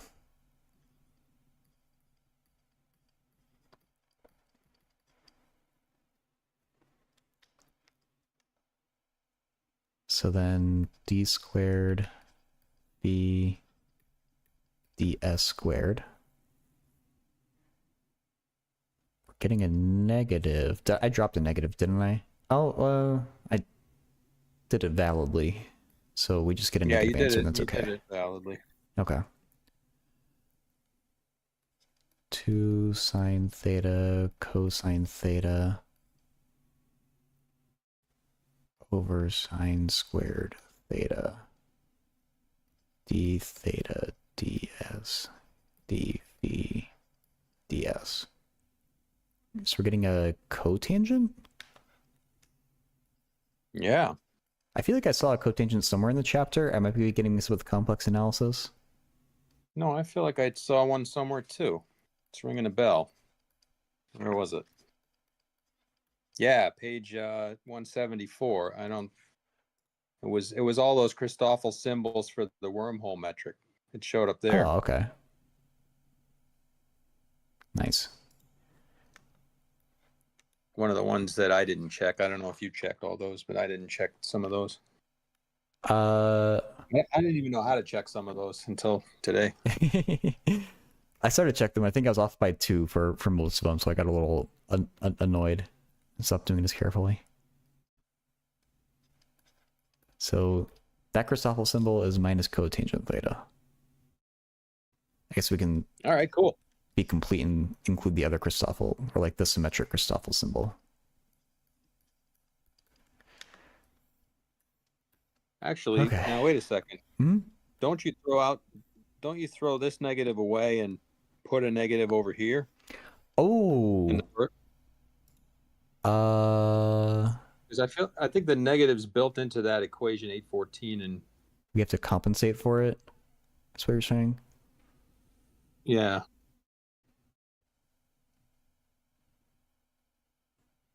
The second derivative is the negative Christoffel symbol times the products of the first derivatives. Yeah, so I want to say your first one would have a negative over here.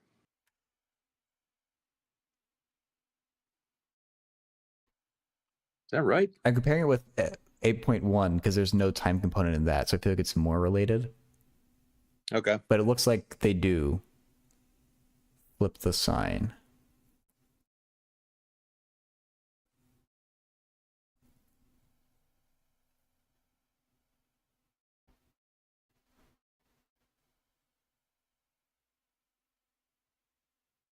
I think so. Yeah. Yeah. Well, once we get the answer, we can check it anyway. Yeah, we can try doing the other equation as well. Oh yeah. So like that's doing all algebra. we got, right? That's all we need for part A. Yeah. If you want, we can just try the equation, see if we get it to match though.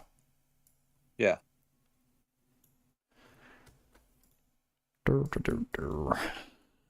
Okay, there's the equation.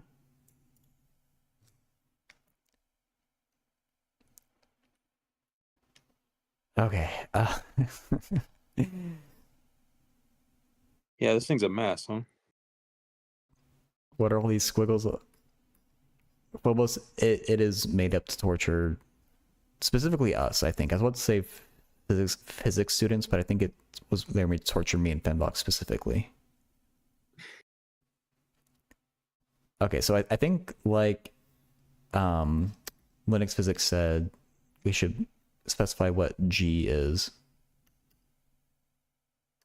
which is a squared 0 0 a squared sine squared from the metric. Those are just the coefficients. All right. All right. Yeah, I mean that's basically given in the problem, right? You just have to understand that that's becomes a 2 by 2 matrix, and those are the diagonal entries because they're on the squared terms. Yeah. And so, All right. how does this notation work now? Yeah, now we're gonna have to learn what all this means. If we want, say, I guess we would set delta equal 1 to get theta. Or I guess like, kind of like the indices are like theta, phi, theta, phi. Oh, thank you. I was just about to do that. Yeah. I was just about to do that. I was. In 5 seconds, I was going to do that. I was scrolling up to see what they were. So. Okay. Okay, so how do we do this? So how many equations is this? It's only 2, isn't it? It should It's got only to be be only 2. 2. Yeah. And And this should those be two, uncoupled, I think. so the two equations are for the two values of delta here, right? Like, first of all, we're going to do delta is that right? I think so. Okay. So, So, oh, wait. ugh. Or is this four equations because we have four things here in the... Oh, maybe two are going to be not helpful in this exact case. Maybe. So I'm getting tripped on what to make alpha now. And also in beta and gamma, I guess. Okay, if we set delta equal to theta, well, like, let's say so we already found gamma theta phi phi is minus sine theta cosine theta, so let's do whatever we have to do to find that. Yeah, okay. So gamma theta phi phi, that means g alpha that we might need to change theta is equal to 1/2 Okay, I like this. dg alpha that we'll probably need to change. Beta is phi. Gamma is also That's phi. B.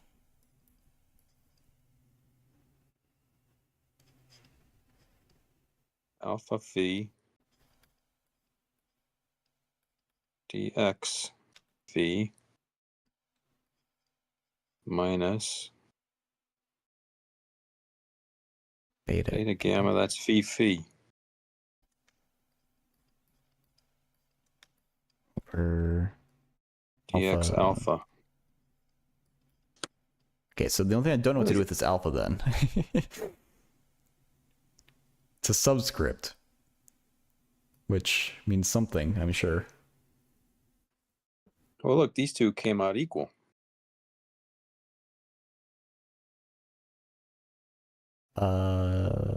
Yeah, are they supposed to? Oh no, okay, they came out equal because we're really doing phi phi.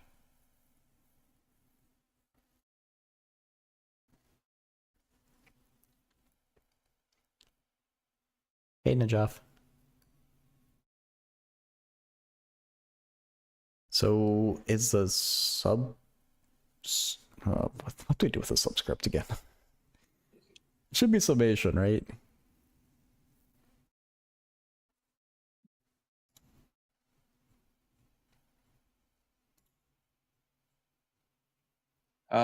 What did they say? They said you summed when you had one on the same Oh wait, side of the equation. You had one in the sub and one down and one up. That was when you summed. right. Just a regular subscript is a coordinate. Or wait.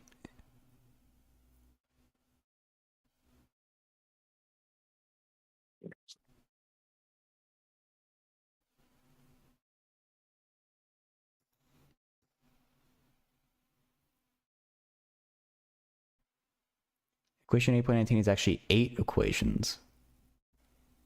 So maybe we need to do 8 equations. alpha equals theta and alpha equals phi separately then.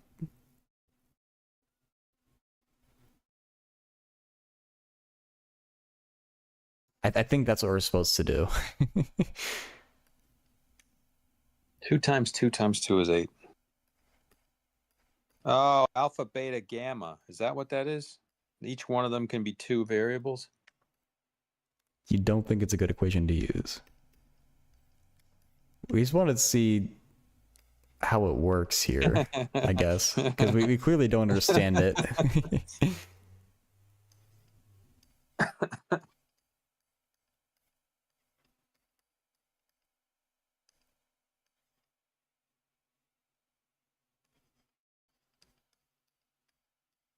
Aristotle symbols of the second kind. So I do want to try using this equation, but we can see what you're talking about.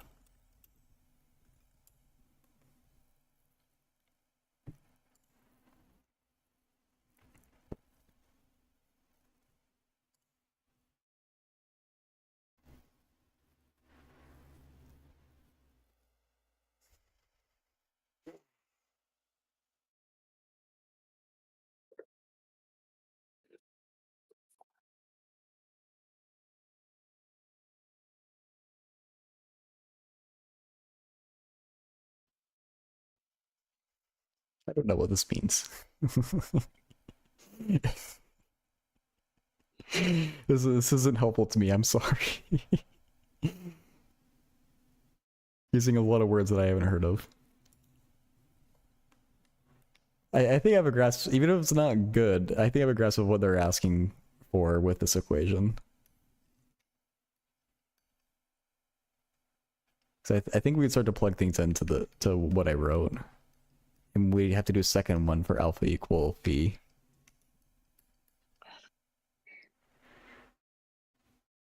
And each one of these factors in the parentheses is just some kind of partial derivative, right? We should be able to maybe work those out somehow. Yeah, I mean, the first two are just the off diagonal, which are both 0. The only thing we get anything out of is the g phi phi.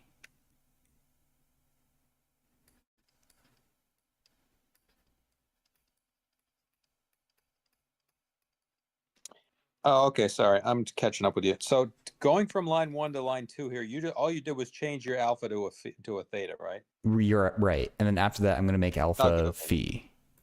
Yeah, gotcha. This is working out. You're saying these are 0. Yeah. Sorry, let me not get too far ahead.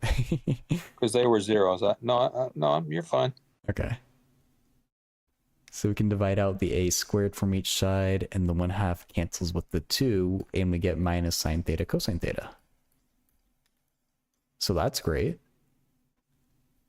Oh wait, but what happens if I made alpha equal to phi? Minus sine theta cosine theta. Beautiful. So yeah, let's make alpha equal to phi. Let's see. Because wouldn't that give us another equation for the same Christoffel symbol? So maybe it didn't matter which one we chose, and hopefully these agree with each other.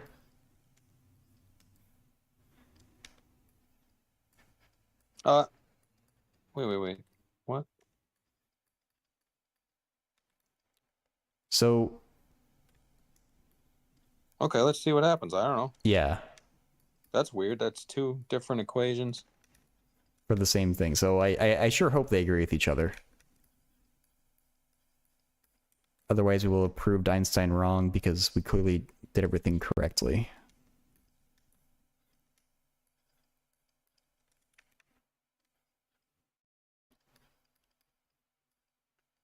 This is a lot of fees.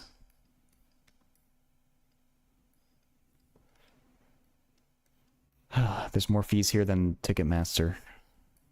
That was a stupid joke. I don't feel good about that one. The intuition of Christoffel symbols? I sure don't. Yeah, that was a good one. That was a good one, Phobos. I agree. It didn't feel like it was, but I'll take it. Wait, so G phi theta, that's just 0. So we're not actually getting another equation? Question mark? What's on the right-hand side? Do we get a contradiction?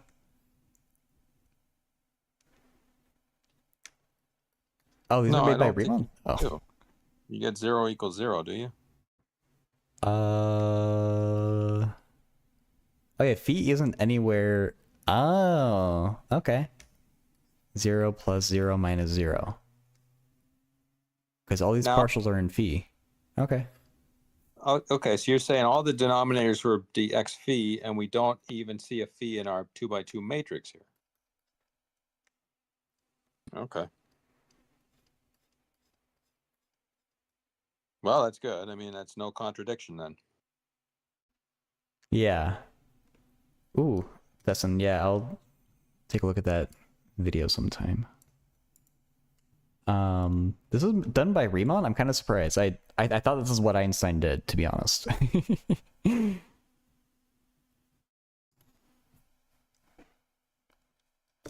Every time I think we've gotten to the real general relativity, I learned that apparently we haven't. Obi, no, this book doesn't talk about tensors until very late. It specifically avoids them until like chapter 20 or something, which is apparently it's very odd to do that. So we might be beating the bush around tensors, but we haven't learned what a tensor is. This is all just differential geometry so far.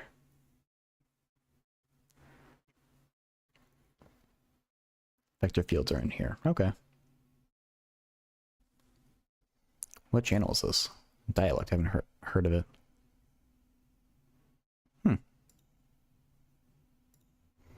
Vector fields form a module, hence tensor. I'll just have to believe you on that.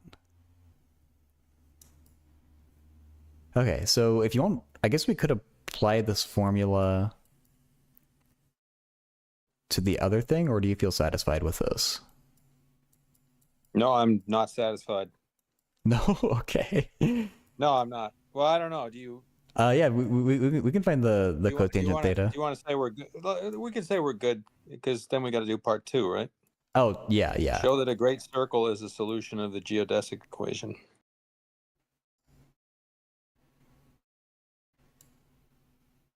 Oh, we haven't even written down the geodesic equation yet, have we? I don't know what we've written down. No, if we have gamma, we have the geodesic equation. Because so we got 2 Christoffel symbols, so we have 2 equations. Is that right? Would that make sense? 2 equations? Well, yeah, so for the geodesic equation, we have one equation for the second derivative of theta, another one for the second derivative of phi. Those are the 2 equations we have. So maybe we should start by writing those. Where am I going to write them? This is so crowded. I guess I'm going to come all the way down below 0 equals 0. Are you saying like the 2 lines we had before we actually wrote the symbols are basically our 2 geodesic equations? I think so. Yeah, okay. Indications learn tensor calc. Yeah, I like to learn tensors at some point, but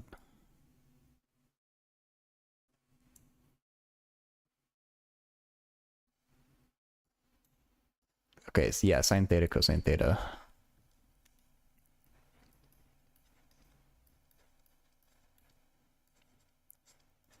D theta ds squared. And then the other, let me just copy and paste this. Why bother rewriting it? So what's the equation of a great circle in spherical coordinates, I guess? That's a good question.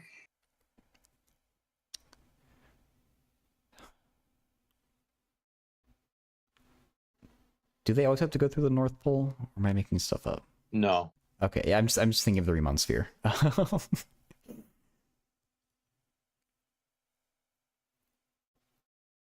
Well, okay, we can choose a convenient great circle. Orient the coordinates so the equation of great circles. Equals 0. B equals 0. Or is it theta equals 0? Which one's the north-south?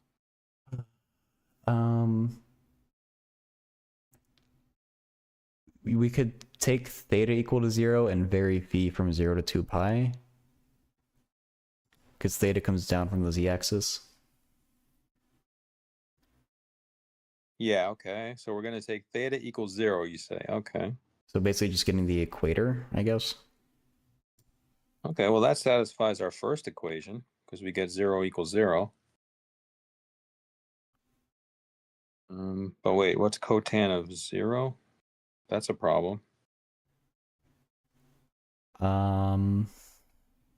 Is it? Oh, that sure is a problem.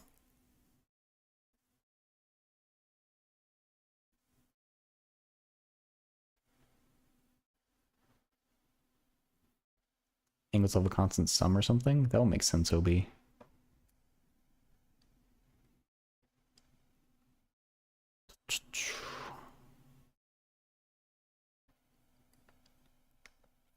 I mean, if we wrote it, we're parameterized in terms of arc length S. I just want to see how it looks. So if theta always equals 0, B in terms of S is what we would want to think about. But even then, theta equals 0 is already a non-starter. I would want to think about flipping. Maybe. Oh, yeah? Maybe if theta equals 0, this 0 somehow It deals with this infinity somehow.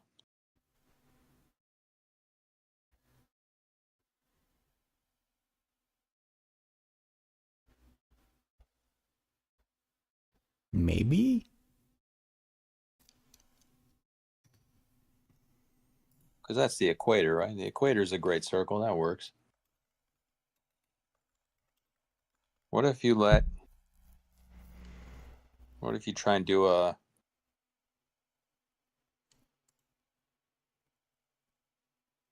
Which one's latitude and which one's longitude? What if you do one through the North and South Pole? I was getting tripped up on, like, isn't... If theta is only defined between 0 and pi, how do we make a great circle with that?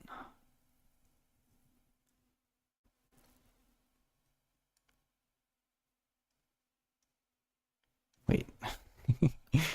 Wait, okay, so a geodesic is the shortest distance between 2 points.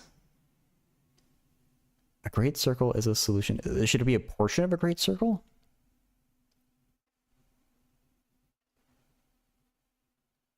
No.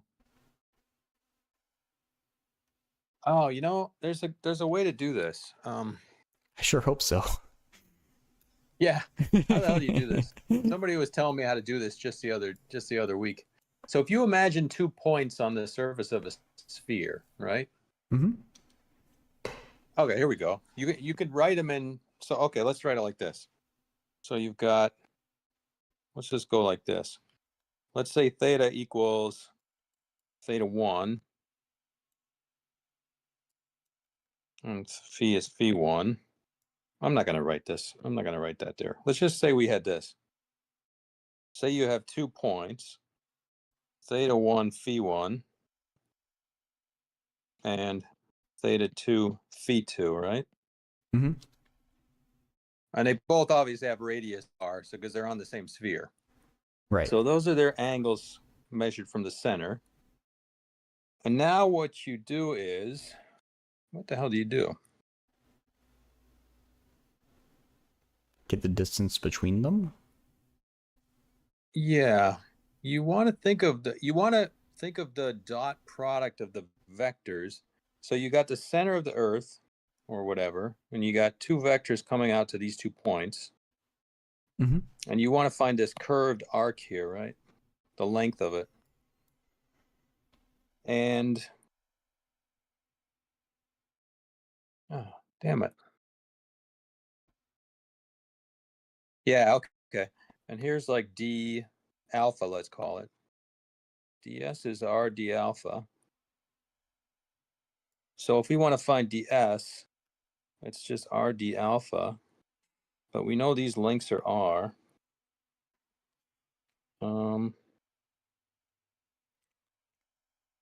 Okay.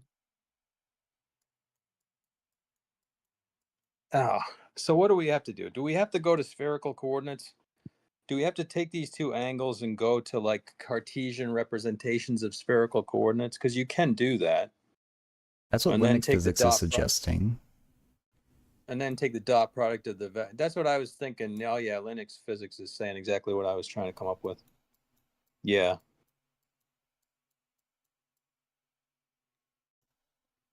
I don't know quite what to expect in Cartesian coordinates either, but Should we do it? if we know how to do it.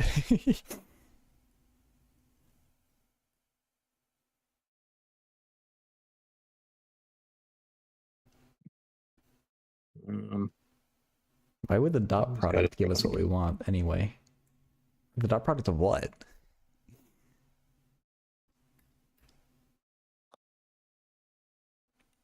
The dot. Well, it's a dot. Well, if we know, so the dot product of the 2 vectors is the product of the lengths of their magnitudes, right? Which is like r squared. Or we can say this is a unit sphere, right? So we can call that 1. And then it also no. It's the cosine of the angle, right? So we can find the angle in between those 2 points. I don't know. This might be a waste of time. It might be a waste of time. I'm not sure. This is only there's a way to do this while staying in spherical coordinates also. Do we need to go back to the The spirit of Lagrangian? Riemannian geometry is work with phi and theta and nothing else.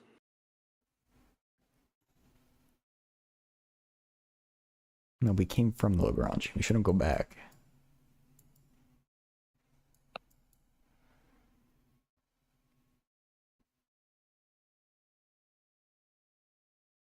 Which one's which? This is theta. This is phi.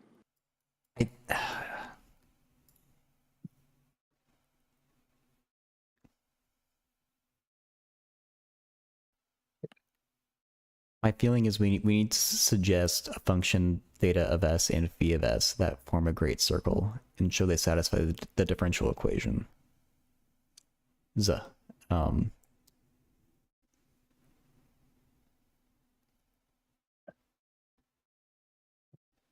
But if the North Pole is an issue, like we have a coordinate singularity,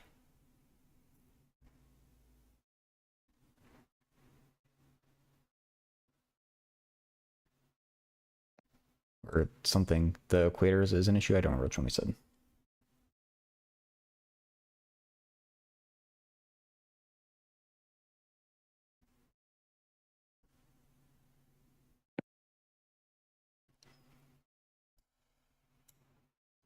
Let's see.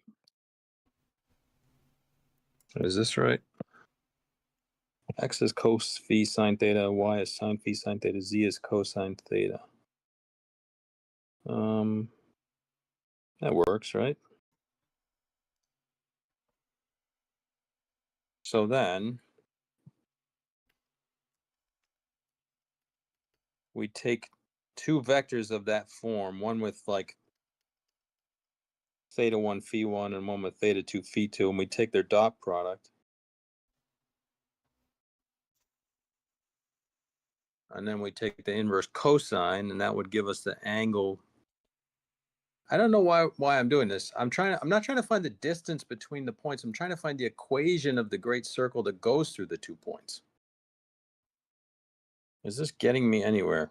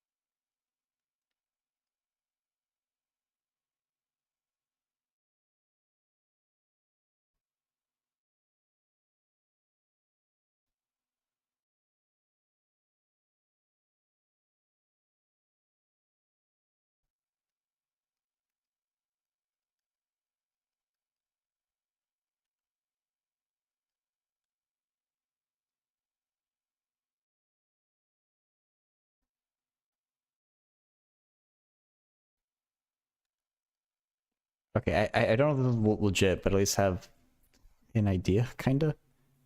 Yeah, okay. So theta equals 0 is a problem because of cotangent, so I just said theta equals pi over 2. I think this is going to be the equator, or yeah. And phi, I thought of it, it's an angle that varies between 0 and 2 pi. So I'm taking 2 pi, the total angle, and multiplying it by the like percent we've traveled around the equator. So s's distance traveled 2 pi a squared is oh, that's not circumference. 2 pi r is circumference. So theoretically S over A. Okay. I'll show Yeah, this. that looks good. So my thought would be to plug this into differential equation and see if it works. iCup, a great name. Welcome in. Hi. So, and sorry, there's a few other chats that I Oh, so haven't you're read saying we yet. should have used pi over 2. I'm just trying to avoid the singularity.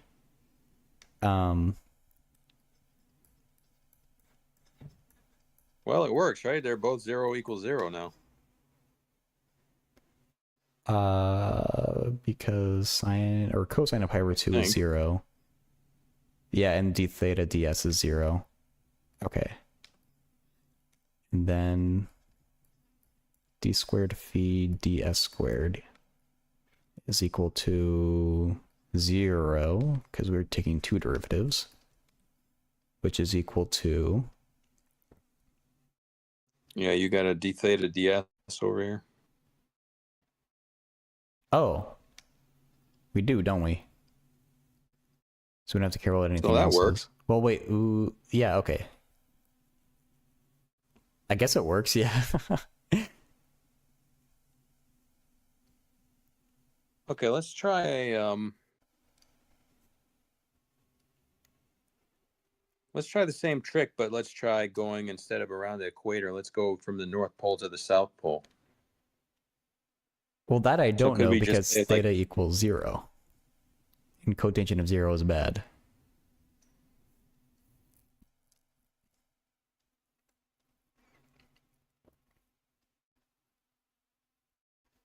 I don't quite know if I'm even phrasing this in the right way. I or I haven't necessarily said like what 2 points I'm connecting here. I just kind of parameterize a great circle that goes all the way around. Maybe that's what they're supposed to do, yeah, but I don't know. you just did the equator, didn't you? I think this is the equator.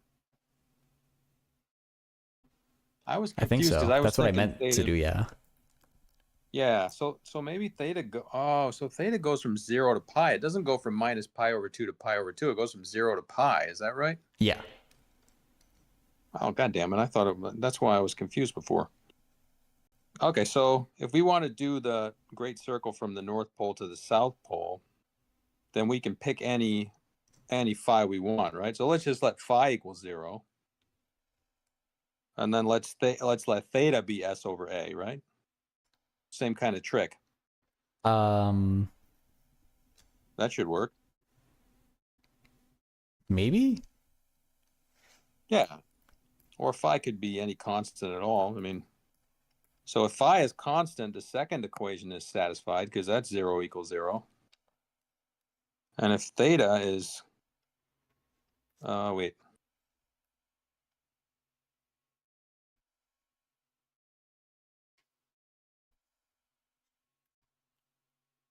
Yeah, wait a second now, because we get the same problem you were talking about before. You only get half a circle instead of the whole circle, right? Yeah. That's what I don't really know how you're supposed to do that. Because there's like points of there's like discontinuous points at the North and South Pole. They've been talking about that in the book a lot. Yeah.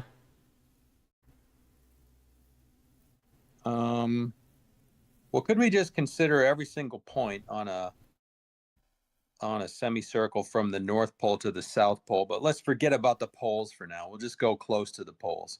How about that? Okay. So we'll get 0 equals 0 for the second equation, because we're not going to let phi vary at all. And for the first equation, we're basically saying theta is, I guess we're saying theta is s over 2a now, because we're only taking like half a circle. Yeah, or nearly there.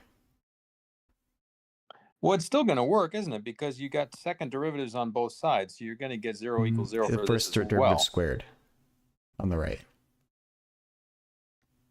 Oh, yep. So, oh, so it doesn't work?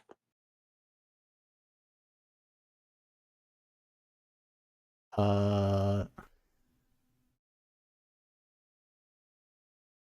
Not that I can tell.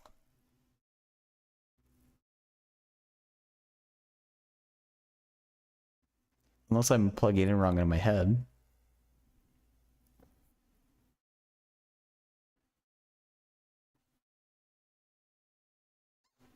And yeah, I kept, we're basically learning general relativity for the first time, and or like via differential geometry. We're struggling with it though. We're just learning about geodesics for the first time. And sorry, there's a few chats I haven't responded to, but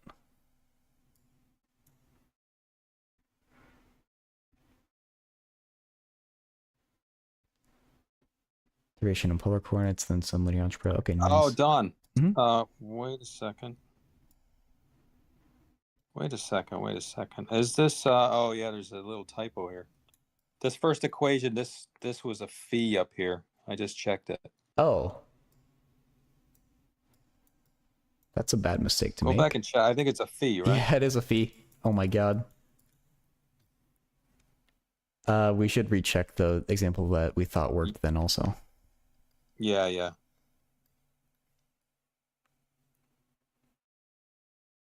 Oh no, the first example I came up with is still fine because cosine pi over 2 is Yeah. still 0. Okay, okay. But does this make the thing you said work? I think it might. Because if phi is 0, that does buy you the 0 right there. Yeah, so then we get 0 equals 0 here as well. And then what I was going to say is, so I was thinking of this first equation for like a semicircle, right? So if you start at the North Pole and like come down around here, this one, or however you draw it, and then think about one on the other side where you take the same exact, where you take phi plus pi, right? For your, yeah. So you do it once for phi and you do it once for phi plus pi. And you kind of get two arcs, two semicircular arcs. And then you kind of argue that you can glue them together at the poles, I guess, and nothing breaks. Yeah. They did. Remember they did something in an earlier chapter where they said, well, we can change our metric at the North Pole or something to fix it. And I forget what they did, but they said you could change your you could prevent the discontinuity of the metric at the North and South poles by fixing it somehow. And I forget how. Yeah, they called them coordinate singularities. Remember that? Yeah, that's right. That's exactly right. And it looks like chat has some good ideas for us.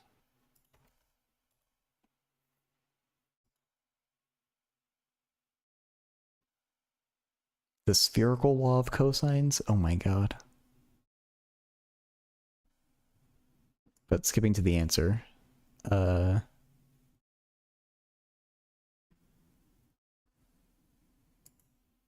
You put this into the geodesic equation. If it matches, you're done. So isn't the geodesic, I mean, maybe I need to look at the geodesic equation again, but don't we need things in terms of S for the geodesic equation? I thought we needed to insert some kind of parameter or tau. No, we want something just with thetas and phis in it. We just want an equation relating phi and theta. Oh, well, that's what Linux physics gave us. I can screenshot and put it in. What do these different things mean? Yeah, what are the zeros? Is there like they're picking a point or 2 points? Equation for a great circle with poles. A given pole.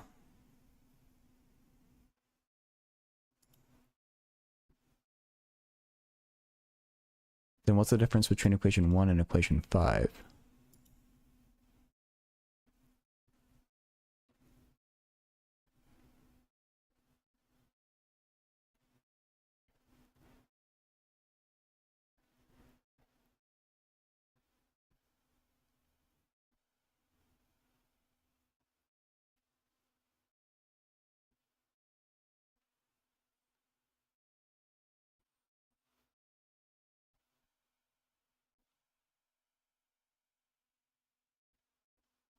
Oh, okay. Instead of What do the zeros stand for? the equation 1 is the equation for a great circle given the pole. Equation 5 is the equation for a great circle given 2 points, I think. Phi 0 is the value, is a point where theta equals 0, and theta 0 is a point where phi equals 0. I guess. Oh, But presumably either one of these should work for our purposes, I think, given that. Maybe equation 1 is simpler.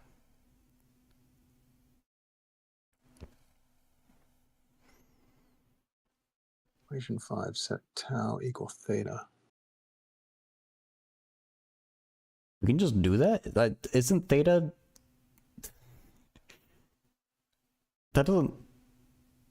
I feel bad about that.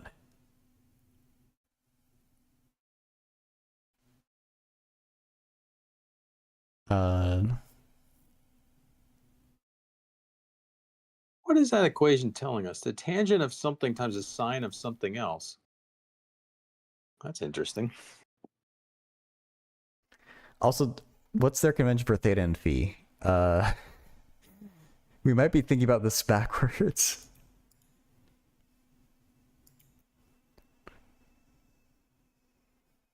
Scroll up. I saw it in the first sentence. Something about latitude and longitude. Okay, so latitude... Okay, so it's the physics convention if theta is latitude.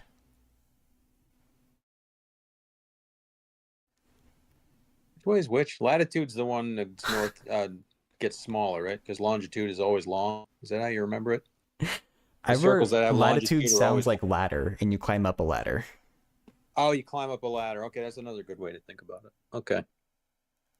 Phobos, that emote is incredible. Did you draw that? Agent Chody Banks.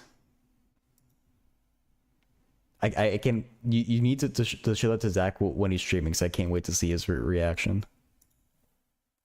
You didn't? Oh, okay. Either way, it's great. Oh, that's what you mean, Linux physics. Okay. Theta of tau is tau, and phi of tau equals equation 5. I guess. I think I'm okay with that. Probably. All right. Well, we can try it. And in this problem, tau and s are the same thing, so maybe I'll say s. I think we should have derived this great circle formula on our own. I don't know how to do that. We could work it out. Probably take us all day, but we could work it out. Yeah, we're already nearly half an hour over time.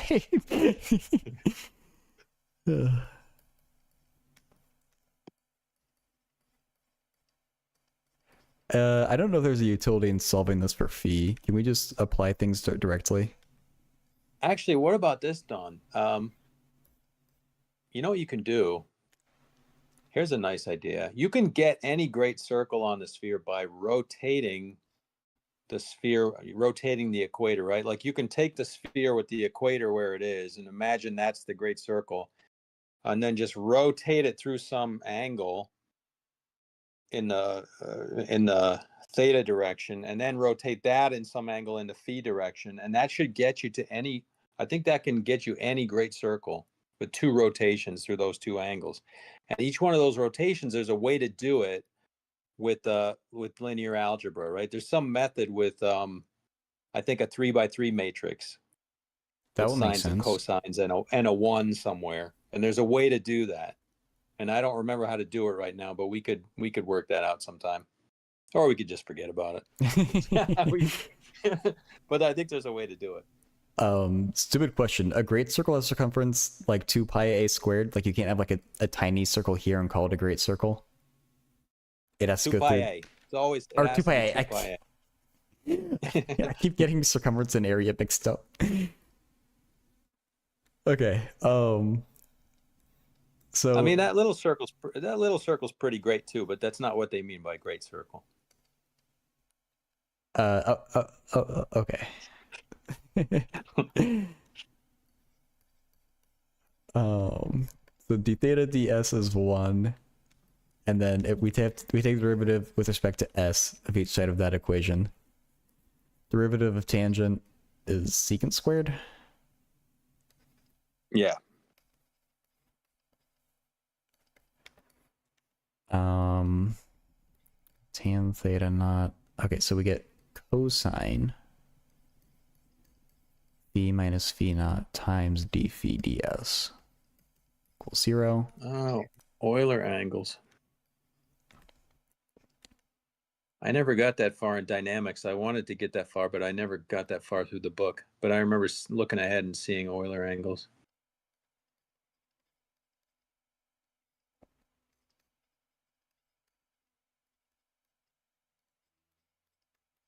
I would bet you the book solution is just going to solve it for a simple thing, like at least what I tried to do, and then make a statement like you said about rotations. But this could be instructive to see. Also, this is terrible to get the second derivative of, isn't it?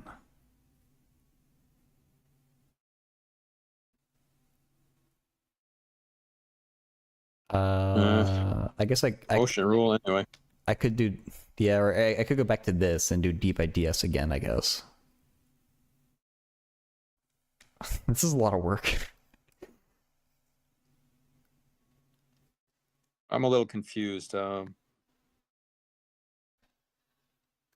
a little confused. You're trying to plug something in now, right? Yeah, I want to plug into the thing that we wrote at the first part of part B.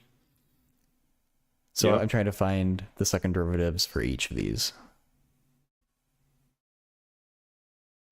So theta is very easy. I guess I didn't write it down for the second derivative of theta, but I mean, we could already check the first equation that doesn't need the second derivative of phi. All right, let's try it. We should get 0 equals sine theta cosine so if we square theta. This and or we can say sine s cosine s. D phi ds squared. Secant to the fourth s sine squared. How's this possibly going to give us a 0? Beats me.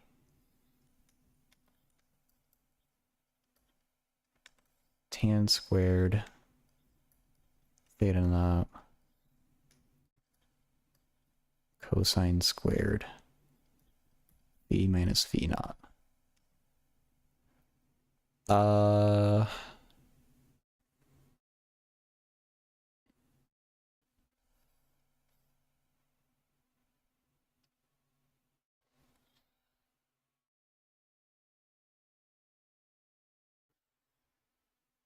It might give us 0 if we were to rearrange the equation for a great circle here to solve it for sine of phi minus phi naught.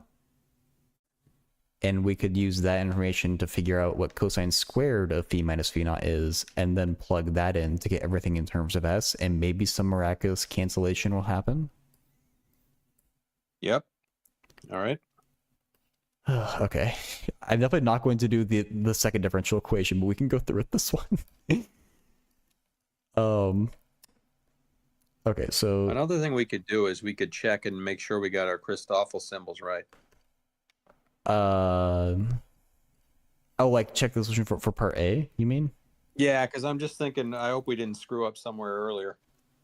Okay, you know, you make a strong point.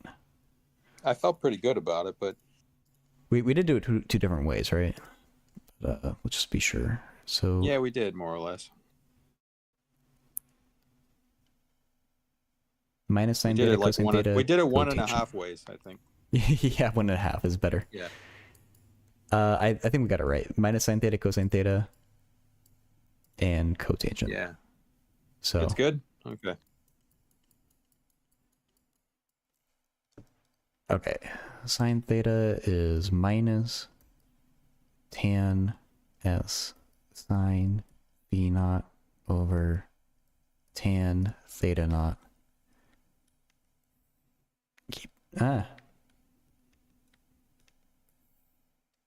Keep shoving that down. So we're going to square each side.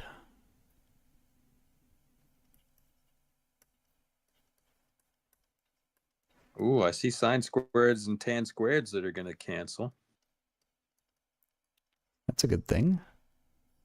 Oh, except we got to do 1 minus, don't we? Drop my Wait, minus something sign. might work. Yeah, so we gotta, I guess, multiply each side by -1 and add 1.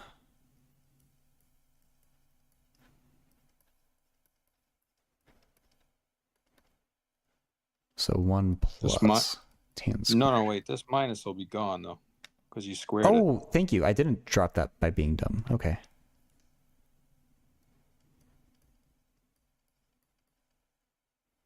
Oop, not like that. Like that. Okay. So we can say this thing is cosine squared. Okay.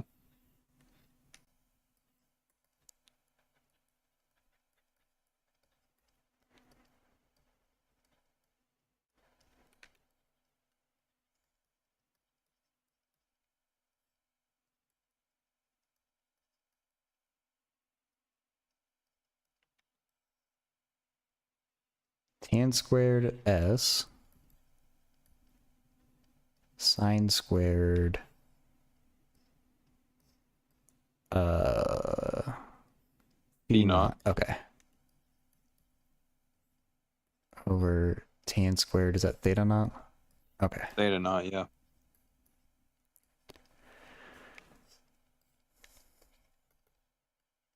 I'm sure this will be worth the effort.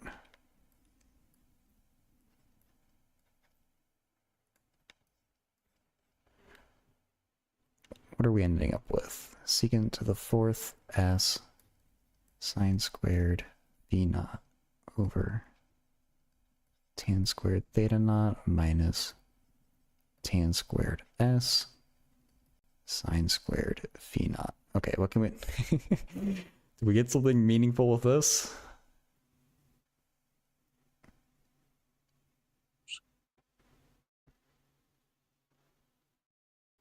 I don't think it's going to be zero. I mean, I don't see zero coming out of it.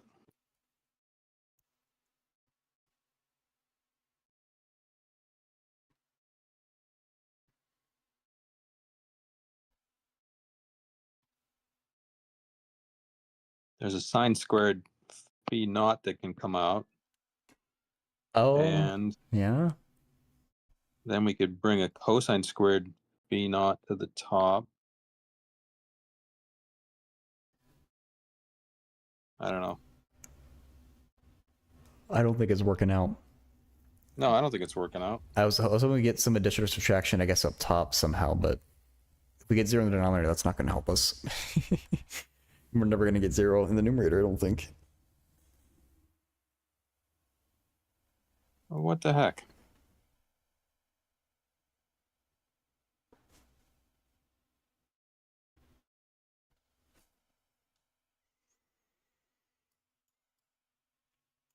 I think this isn't what they wanted us to do, so I wouldn't mind just not doing this, but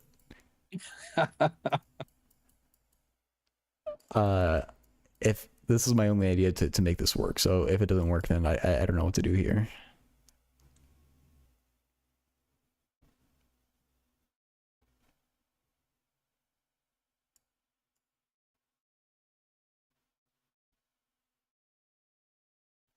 What's another way to show that something satisfies the geodesic equation? What do they do in the killing vector thing? Oh yeah, they tried to find something that the Lagrangian was independent of or something.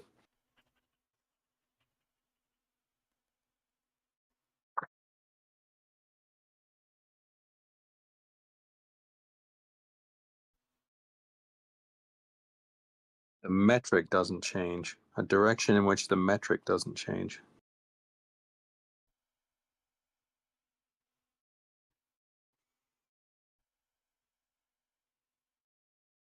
Okay, so there is a rotation by phi, right?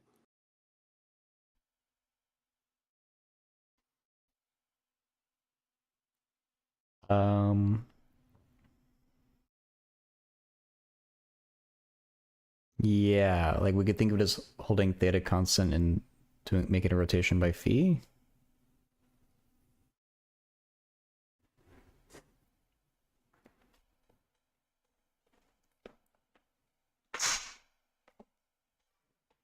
So what does that do? I don't know.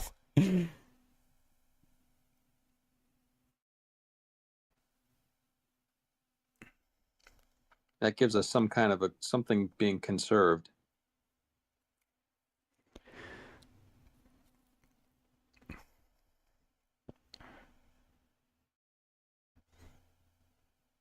So a killing vector should be,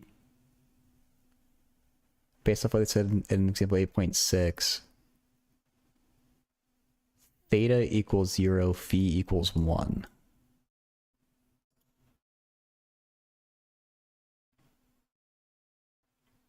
Um, well, that's for flat space. You guys shouldn't take that as it is. Oh. I don't know.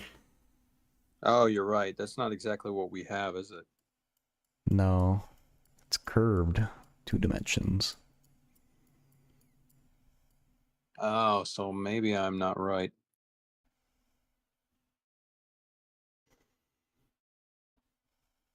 Yeah, but our ds squared still doesn't have any phi in it, right? It has d phi, but it doesn't have anything that depends on just phi.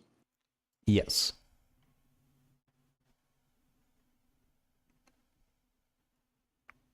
So if we rotated our Oh, I phi guess through the some same logic angle, should we work should then. be, Yeah. yeah.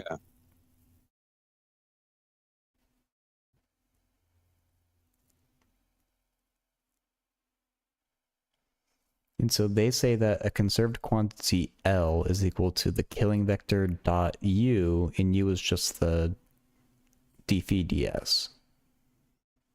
Or they also need to care about possibly mixed ones in d theta ds, but not there. Oh, wait a second. Okay, here's something really dumb. I just noticed there's a hint to this question. Yeah. Make use of the freedom to orient the coordinates so the equation of a great circle is simple. So aren't we done? Because you already showed the equator works. Oh yeah. No, I thought we were just doing this other stuff as a bonus. Oh, I thought we had to do all that stuff. Oh no. I don't think so, at least. Okay. You just want to look at the solution? Yeah, I guess so. We might as well. Okay. Still be cool to find out to derive that equation that we found on Stack Exchange, though. I want to know why it's the product of the tangent of one angle times the sine of the other angle. It feels like it's kind of like that. I have no clue. Maybe. I want to know if it's a dot product of. In fact, I want to know if it's some kind of a dot product of vectors. But anyway, I got it. I did the exact thing that they did. Theta equals pi over 2, p equals s over a.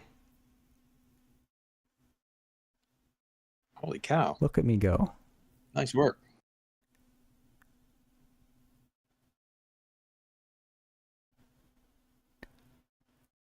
Uh, 0, comma 1 over a, right? For the derivatives.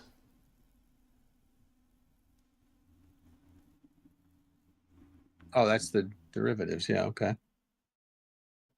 You did do exactly the same thing. Nice. Okay.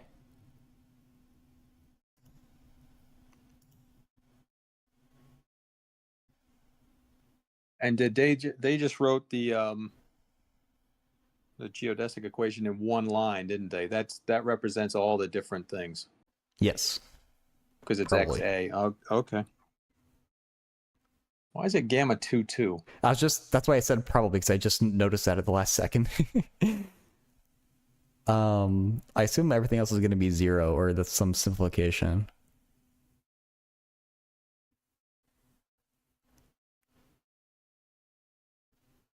Is it because the dxa ds was 0 in the first coordinate? Oh yeah, it must be. Is it?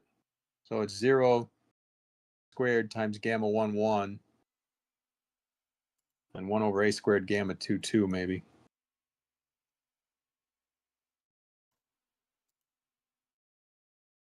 Gamma 2, 2 is gamma phi phi, but we did have a gamma theta phi. Why doesn't that one matter? Maybe because it's multiplied by a derivative that's 0, so they just chop it off. Is there more to the answer on the next page, or is that it? No, that's it. Okay. Short and sweet as always. Yep. They don't like going into great detail. All right, I think that's good enough for today. Unless there's anything else from you. Okay. It's a lot better than I thought it was going to be. Yeah, we only did. We only did 2 problems, but we were able to do them, and we talked a lot about the actual chapter, and we helped each other understand some stuff. So yeah, it's nice. something. Nice. I guess we'll do the usual, like, 1 more week on this, and then work on chapter 9 after. Yep. Okay. Sounds good. Well, I guess I'll talk to you later then. All right. Yeah. Thanks. Yep. Bye. See ya. Okay. Whew, that was quite the session there. I didn't realize how much overtime that we went. What playlist am I using? I guess this playlist, I don't know. Alright, you all know the drill. Let me update my Twitch and YouTube info.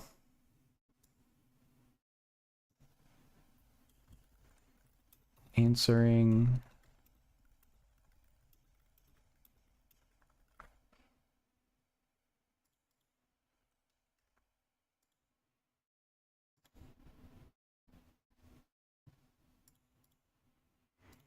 Then YouTube information.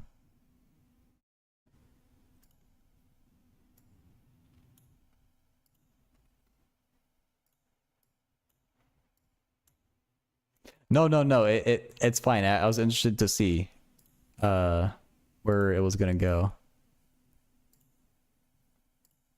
Cause I didn't realize like what the time was until I said it.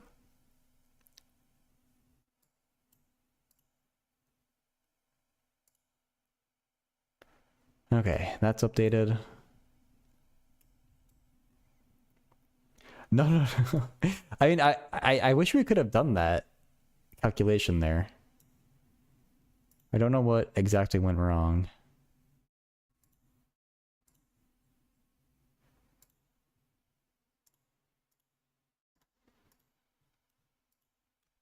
Nope, that's not it.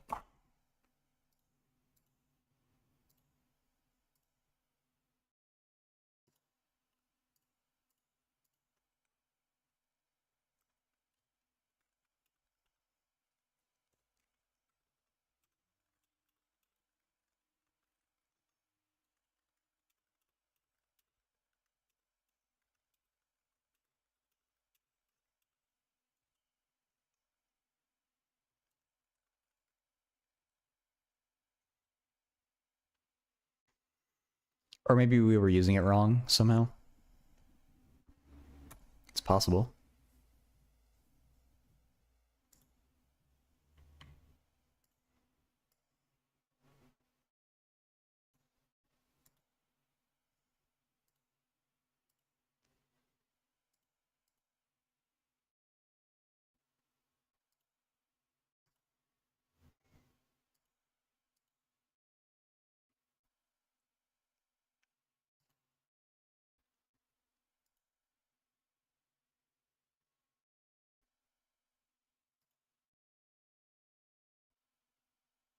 It's a very broad title.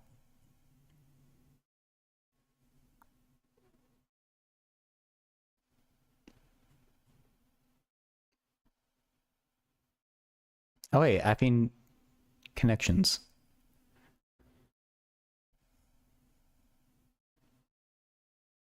Oh my god. Isometric immersions?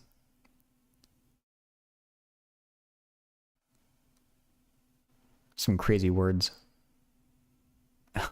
It says the ranch comparison theorem. Like they're comparing like ranch dressing. Okay.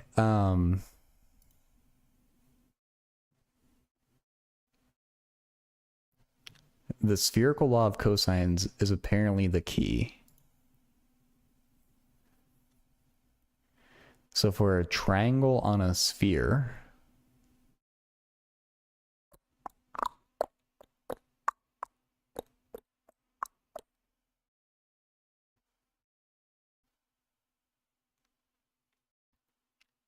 cosine.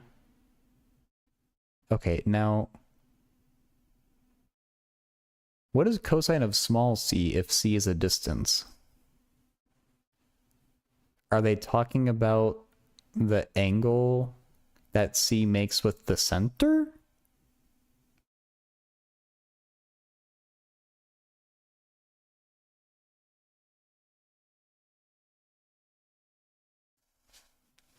Because I feel like all of these, like same with cosine small a and cosine small b, like that makes no sense to me. Oh, since it's a unit sphere. Oh.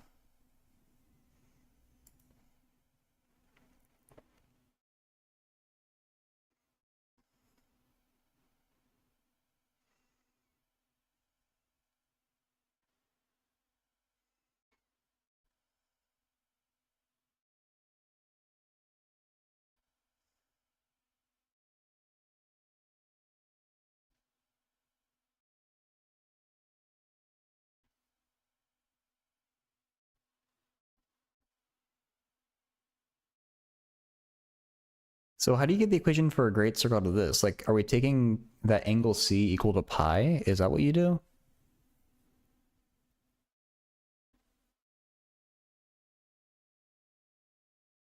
And that would make small c equal to 2 pi?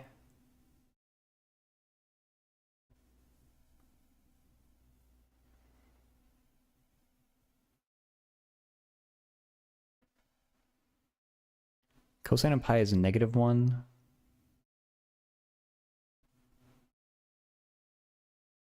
Cosine of 2 pi is 1.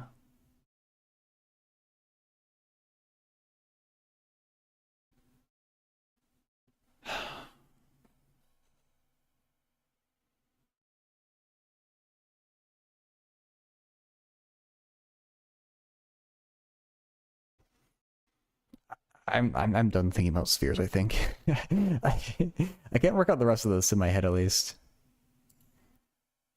I don't know. Do you get tangent? This is based on a pole. Maybe it would look more like this one.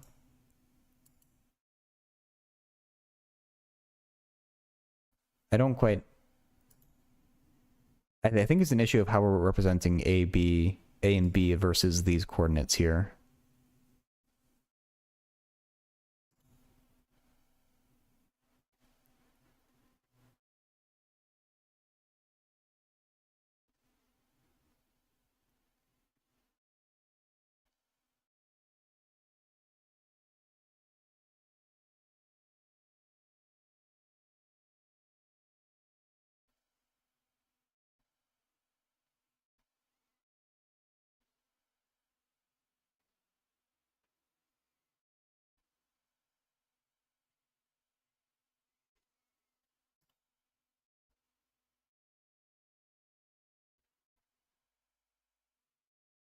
It doesn't, yeah.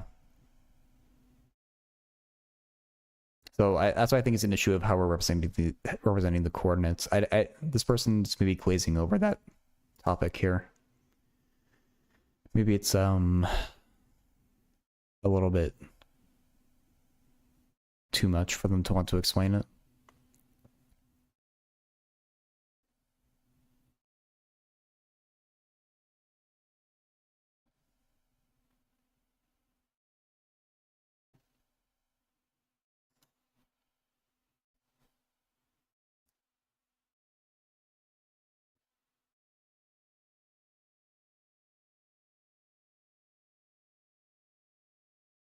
I don't know, I assume what I said is how you would start by taking the angle c equal pi and the distance c equal to 2 pi. I don't know what you do from there though.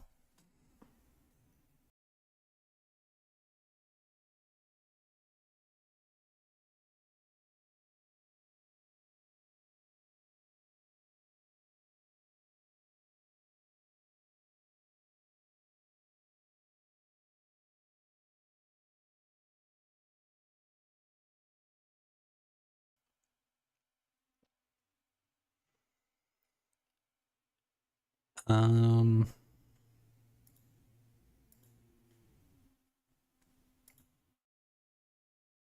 yeah, sounds good, Fembox.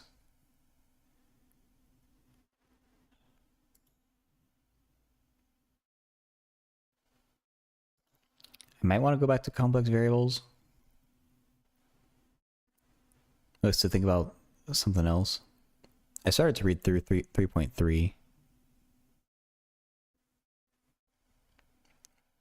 on Laurent series. Pretty weird so far. But I think I want to save that for Tuesday. So we'll look at like 3.2.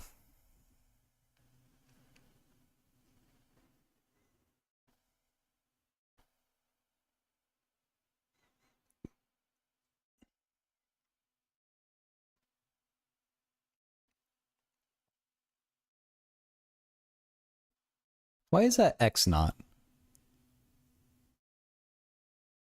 At first I thought 4 was obvious, but maybe 4 is worth working out.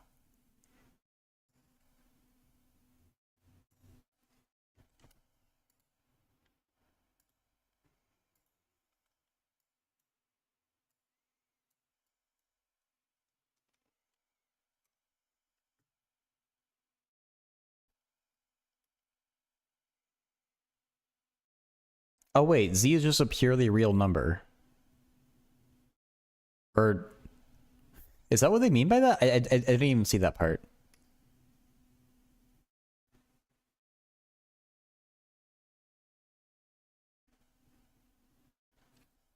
What?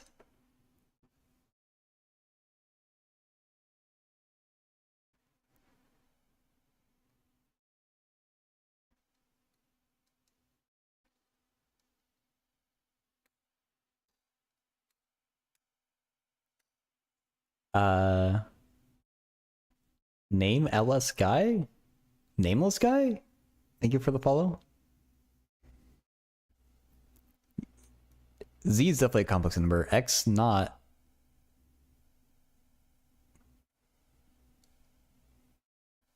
Is that a complex number?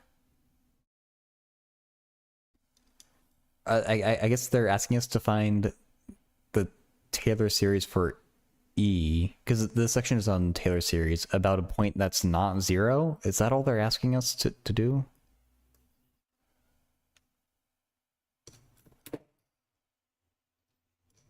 Some of the questions in this book have been very weird, and so I wouldn't put it past... Or like, it's possible this is just a weird question that doesn't seem like it's really testing you on anything.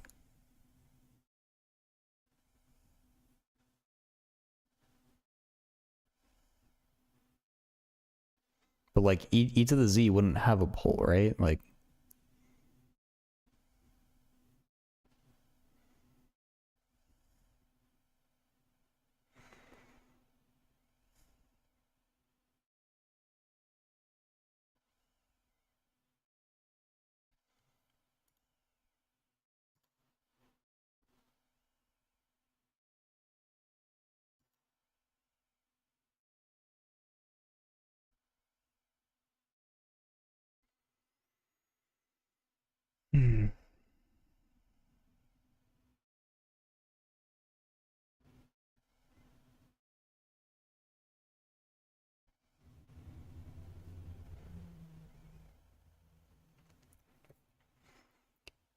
uh, depending how you define the word publicly, if you Google the name of this book, maybe with the author, almost definitely with like at least like Ablowitz and PDF, you will find it.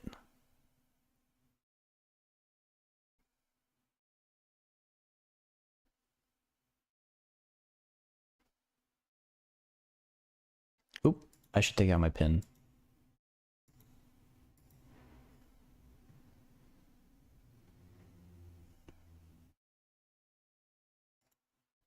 Well, I'm not saying anything about piracy. If a PDF just happens to be laying around on a random website and you hit download, that you know, that just is what it is.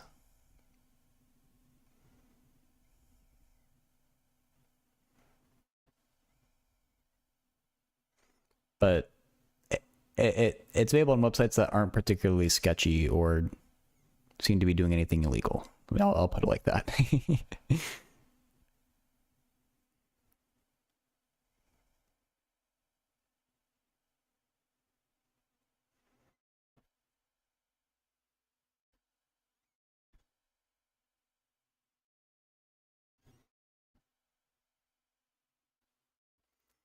I don't know, like, the only thing I think of that they want me to do is to go to this formula here.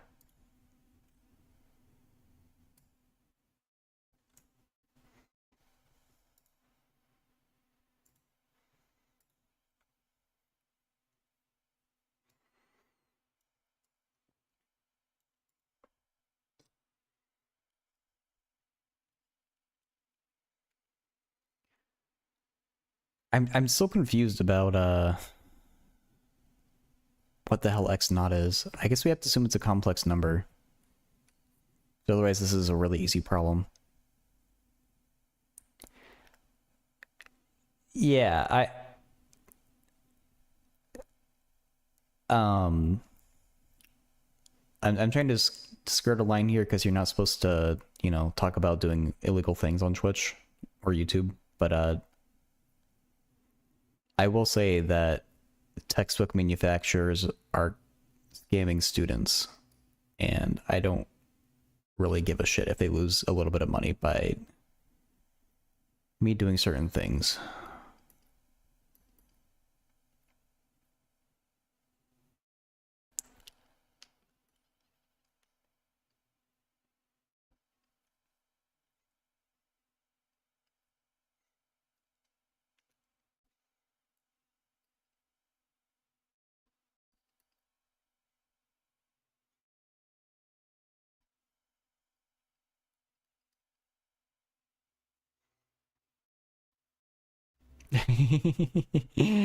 Gasp.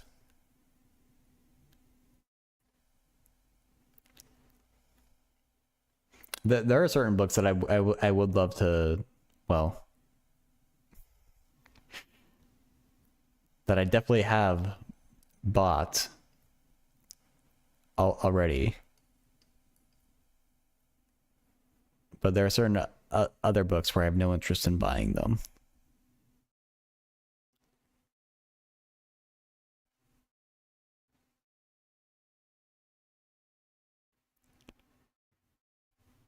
Um,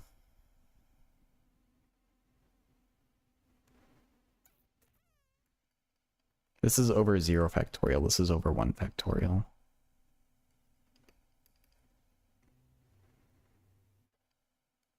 I don't know, this feels super lame.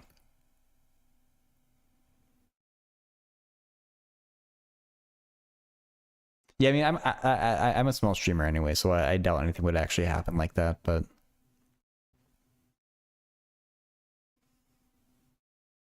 Hey, Supreme Demon. This is me studying complex analysis. So this is, or I guess the question is up here. This is the formula for a Taylor series in complex variables.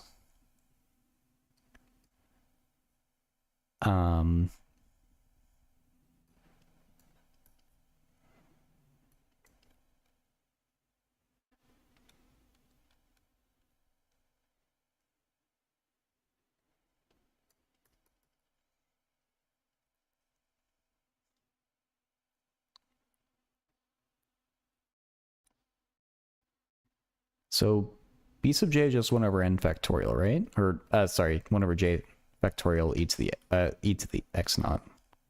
What?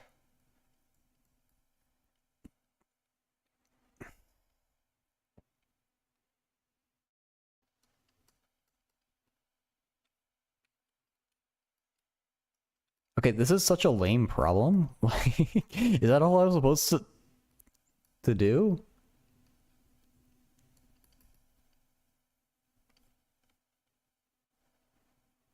Oh, they use n, sure.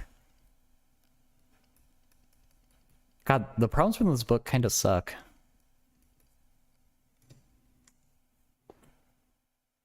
For an expression in terms of n that gives the number of trailing zeros of n factorial in base 10.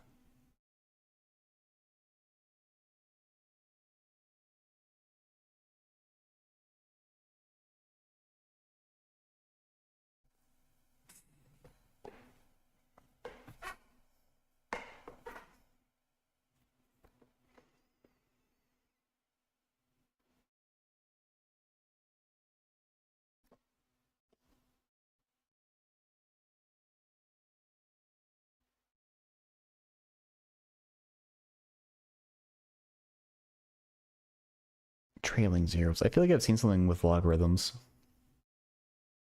No, that's just kind of for the number of digits. That doesn't really get you trailing zeros.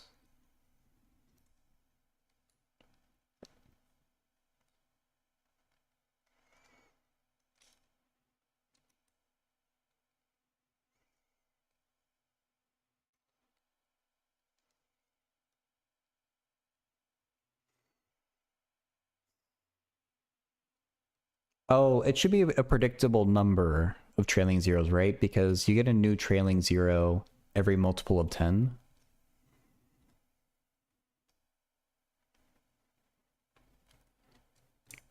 So if you have like 21 factorial, you only get a new trailing zero once you hit 20 and then never again until you hit 10 and then no others. So the question is basically count the number of multiples of 10 inside of n factorial.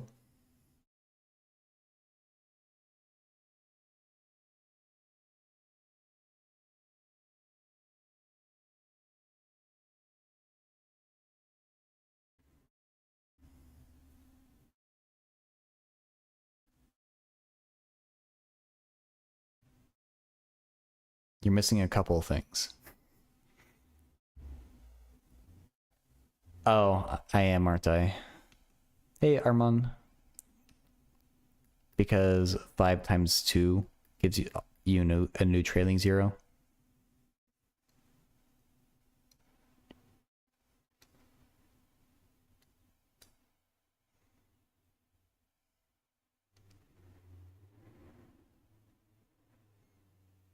Yeah, I don't know, Cytos. I think I'd rather do my complex analysis.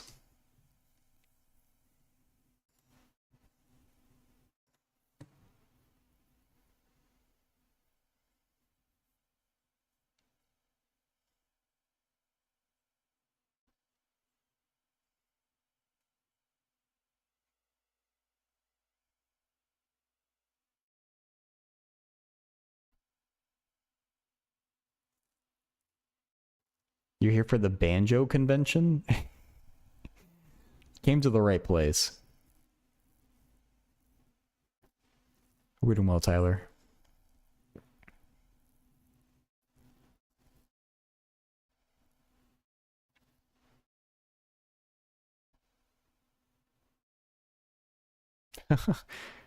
Okay, 10 looks kind of weird.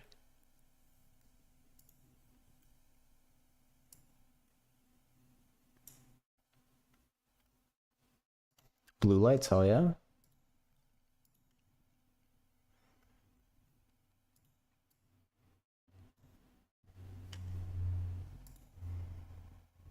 You're watching me in your study break? Yeah, that sounds like a very relaxing study break.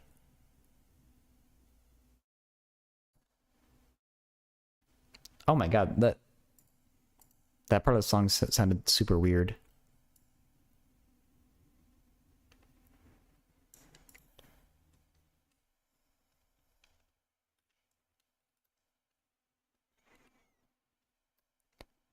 Take a break from your studying with even more studying. Just means you're a very dedicated student. Okay.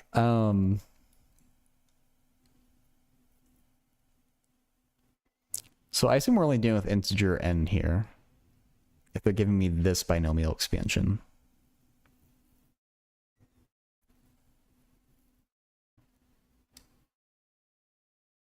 And presumably we can take this expression and replace n by 2n, and we're still perfectly valid.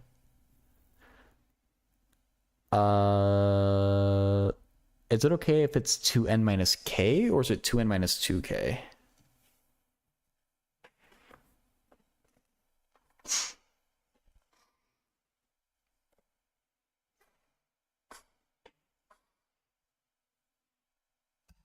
Oops.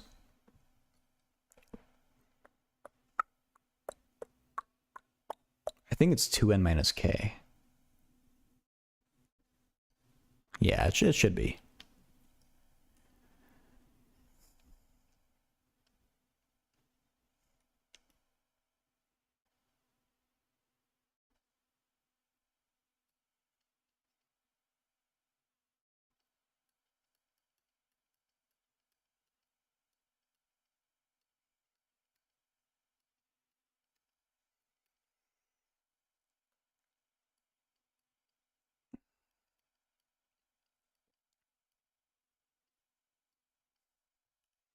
Wait, now they're using k for their index of summation?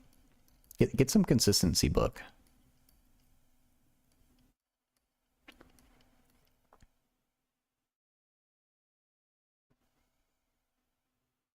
Also, this is kind of a crazy formula.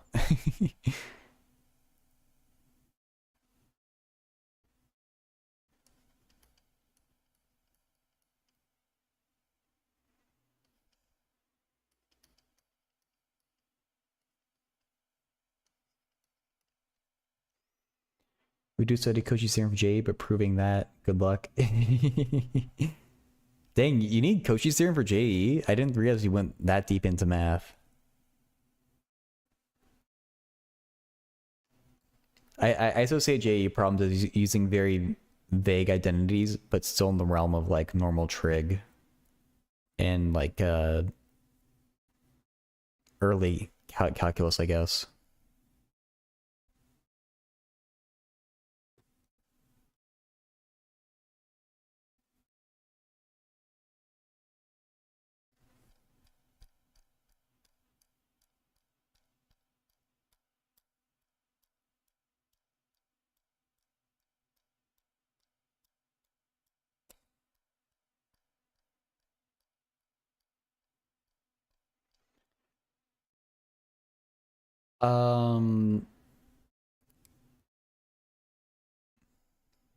Hey again, I cup glimpse of everything.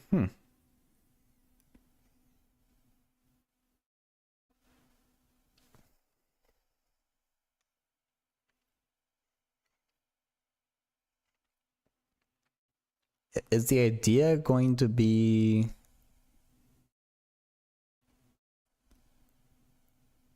bring the 1 over z with there, and then switch the sum and the integral, which we can do because hopefully this series is uniformly continuous, which they haven't really been going deeply into checking that condition, but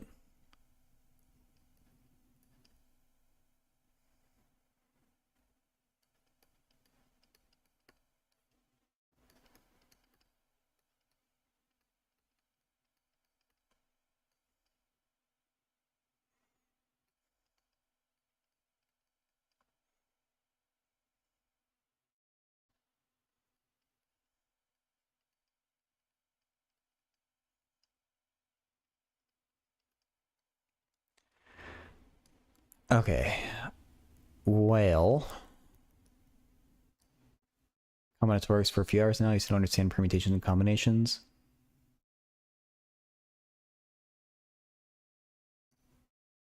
Yeah, I mean, those are my strong suit. Um, so I guess good luck with it. uh, if it's a question, I can try to answer it, but yeah, if you're just like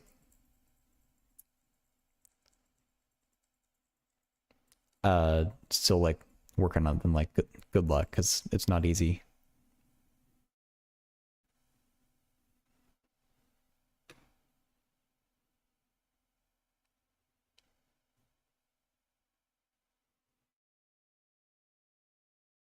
Hey Raven.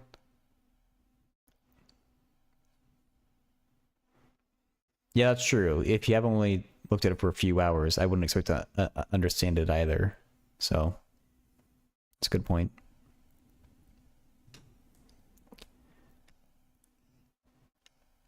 Um,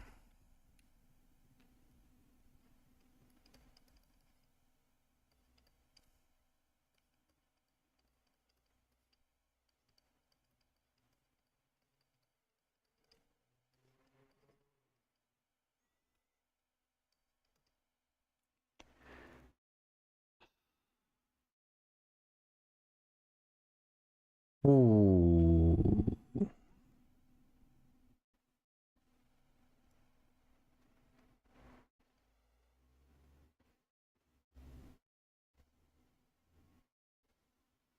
Yeah, that's always the thing I cup with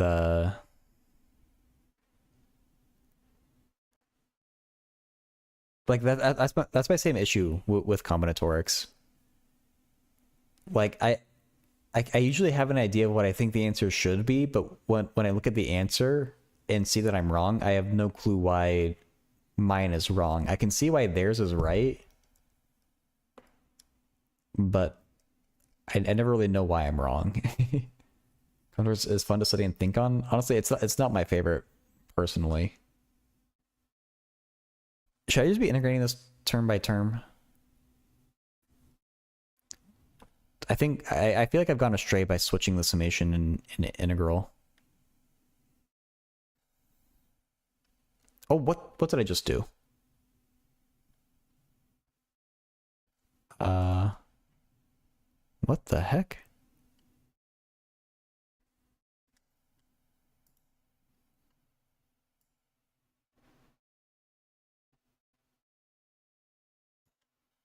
Why can't I scroll anymore? Oh, okay, because I wasn't clicked into it. Oh, yeah, absolutely. Nameless guy. Um, yeah, like this is just something I'm doing to study, but the goal of the stream is to help people out with their questions. So as soon as someone asks a question, I switch over and answer that as best I can.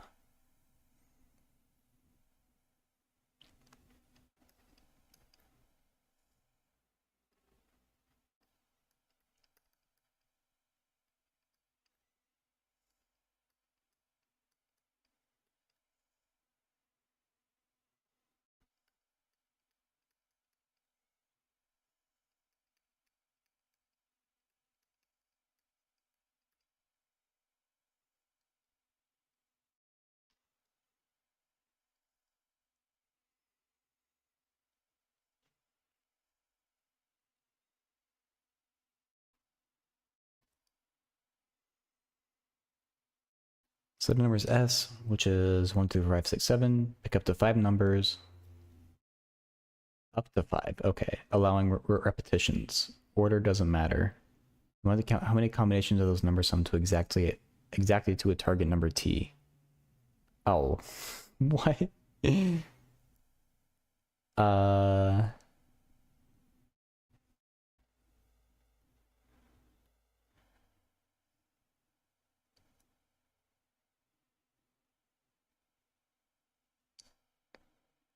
I think this is partitions, isn't it? Like, is this another way of saying how many partitions of a number are there?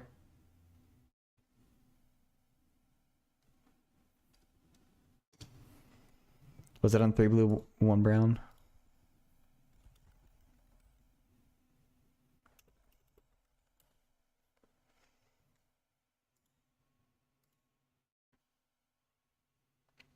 So the partitions of 4 are every set of integers that sum to 4. So 4, 3 plus 1, 2 plus 2, 2 plus 1 plus 1, and 1 plus 1 plus 1. I know this is an important thing in combinatorics.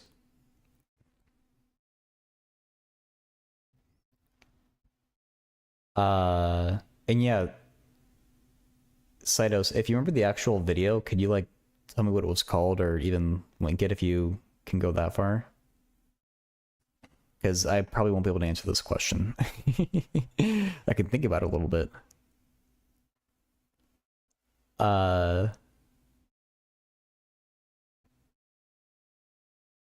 oh, it's a different one. Okay.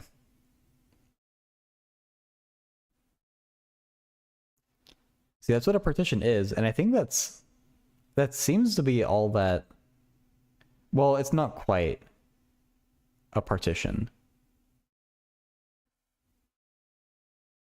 Yeah, because you could make what, like 35 by picking 7 5 times, but you couldn't make 35 any other way. So it's not quite the partition of 35 in that case.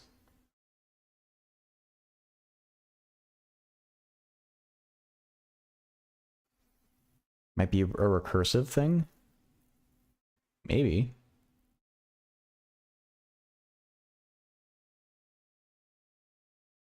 It does feel like something like, so 35 is the cap. Like maybe we can work on it backwards.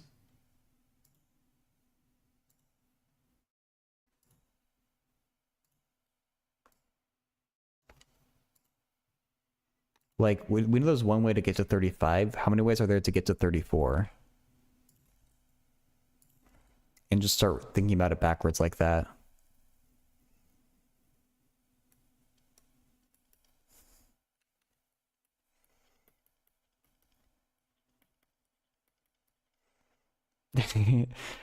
uh, I'm planning to move in like mid-August, Dessen.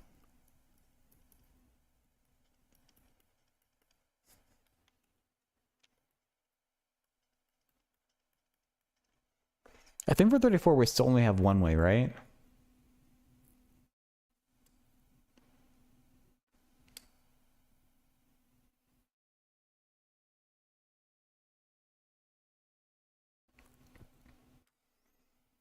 Oh yeah, Armand. Twitch forces ads on me in some way, and so I choose the lesser of two evils, which is when you first, or I think it's lesser of two evils. Some people disagree, but when you first click on the stream, you'll get like a 30-second ad, but then for the entire rest of the stream, you don't get more ads. So I figure that's the better alternative than doing 3 minutes of ads each hour, which you can make that work too, but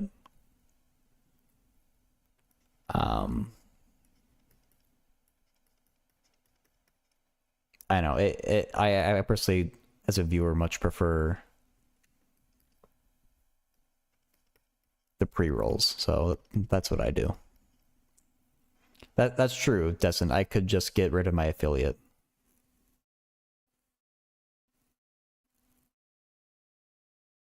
That actually would get you rid of ads, but I kind of like being an affiliate, so.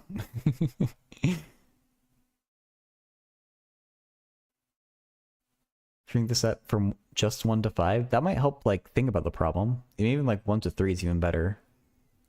Giving up on combinatorics. I mean, if you've been studying it for a few hours, a break is definitely in order.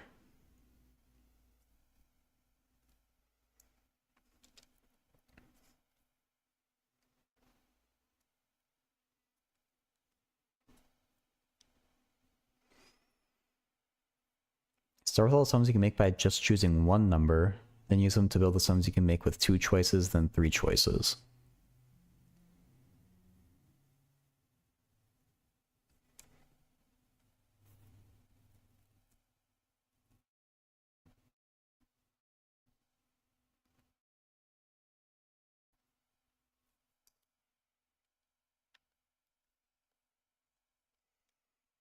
So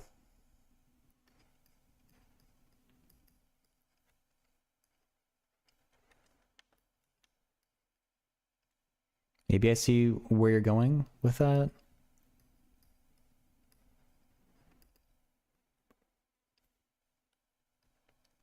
We have 7 sums, which is just the original set right back out. Then if we have 2 numbers, we can choose 1 and then 7 other options. We can choose 2 and then 6 other options. So this feels like a permutation is happening, or like a factorial. Factorial.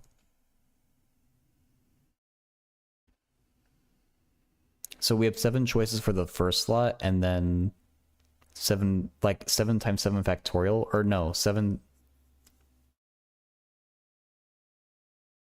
Not factorial. It's like a factorial, but with addition.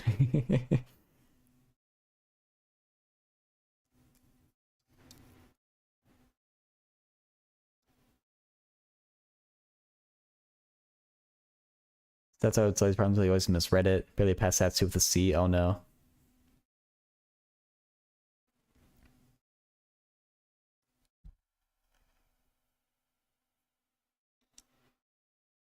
Oh, that's an interesting pattern. Femvox. That reminds me of like rolling 2 dice.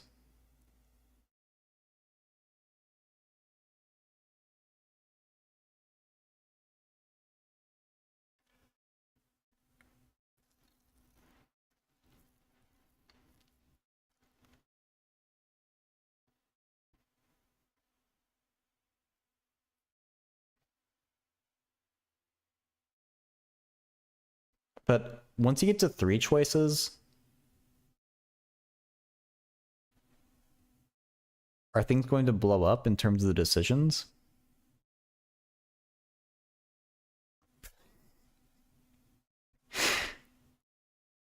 That's your first chat?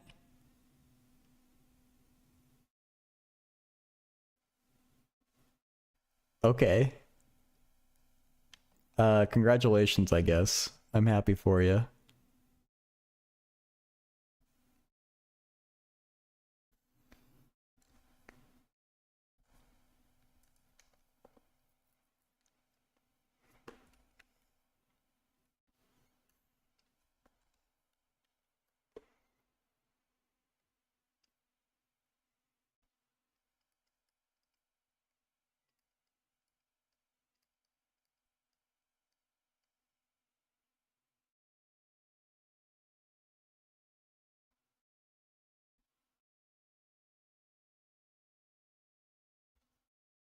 It's blurred. Oh. Yeah, Twitch does turn on like safe mode by default, but that chat up there wouldn't have it turned on, I don't think. Hey, Enayatola? Sorry, I'm pronouncing that wrong. The problem is right there.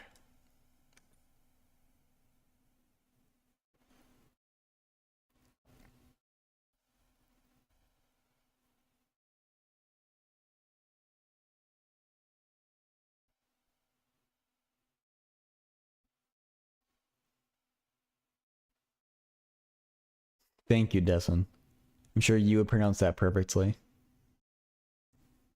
Did you clip me trying to pronounce that name?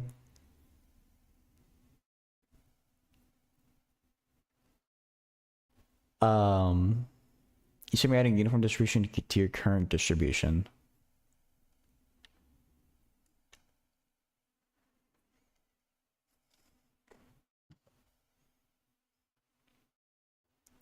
Huh.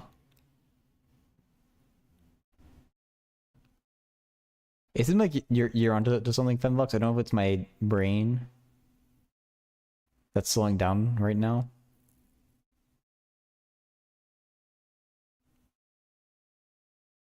But maybe that's...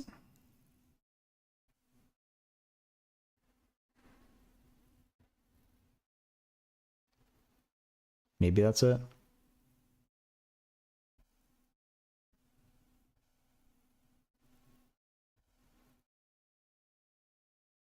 Hey, Slim.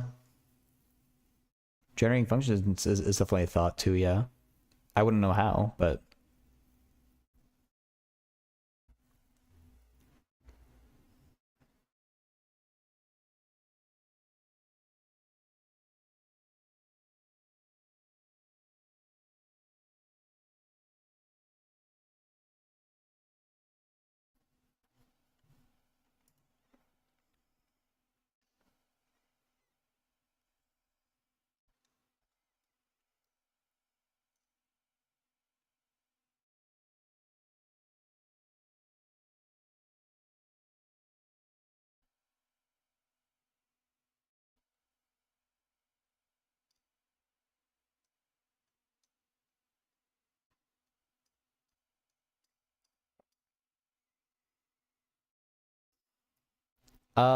Twitch has a bunch of different, like they call them badges, depending on what you've done. Uh, it's kind of hard to explain them all, but like if you like subscribe through Twitch, which involves like paying money, you can get one type of badge. Or if you have Amazon Prime and link it to your Twitch account, that's another way.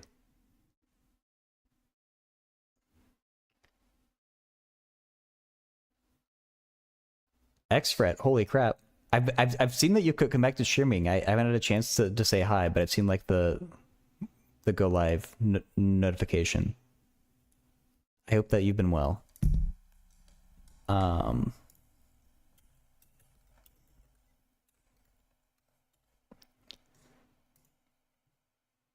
yeah. uh and yeah, I'm just gonna say the problem is right there on the screen. That's what's happening. We're trying to solve it. I feel like it's kind of self-explanatory what's happening. Yeah, that was a few weeks ago. Um, I guess they want a formula in terms of tea, or maybe even a table, depending on what tea is. I don't know if a formula would be possible, like one clean one.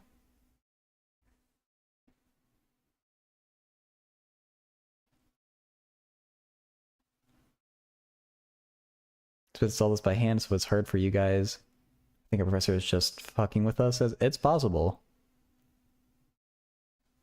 Um, I famously had one person give me a question that they were stuck on. And so I tried my hand at it, and I realized that it was the Collatz conjecture in disguise. Like their professor literally asked them to solve the Collatz conjecture, but they made it hard to like notice.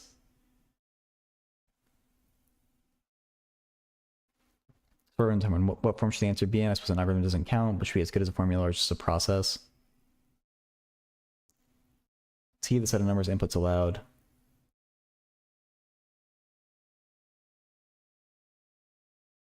Set of numbers.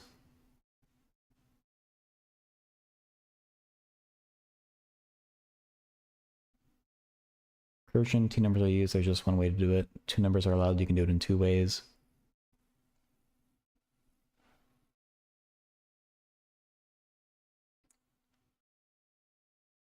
Shrink the set for 1 to 5.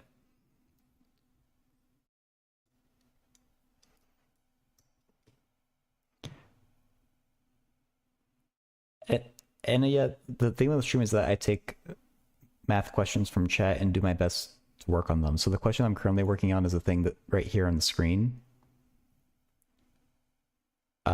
And then if and when we solve this, I'll move on to a different question. That's basically that's basically what the stream is about.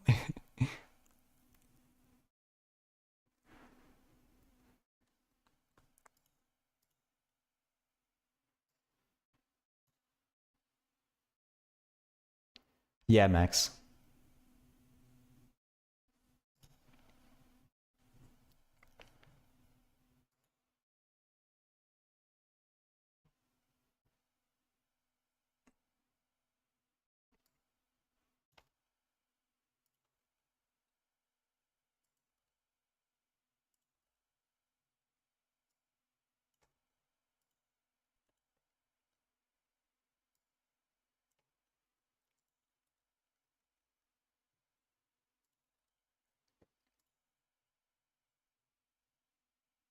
The answer is 4. Great.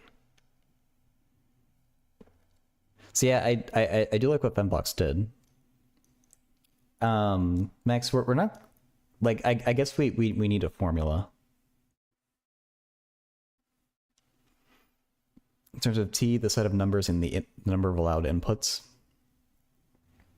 But I wonder if it won't have like I wonder if you need to manually calculate it for different t's and just give a table of values.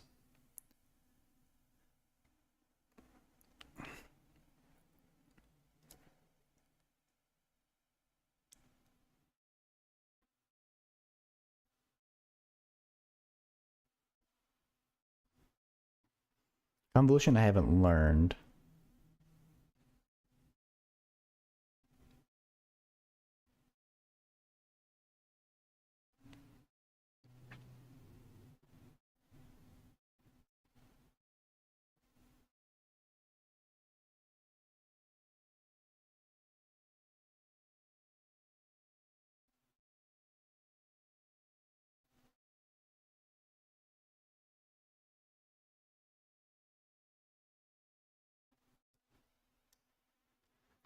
Yeah, I think at least for this problem, we're keeping the set a constant 1 through 7. You could generalize a problem for 1 through n, but I don't think we have to do that here.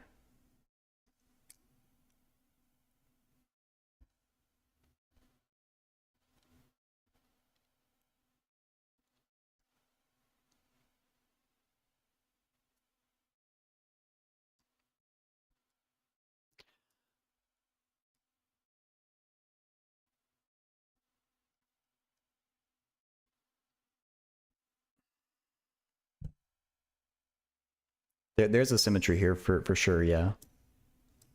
And maybe max, I'm not sure.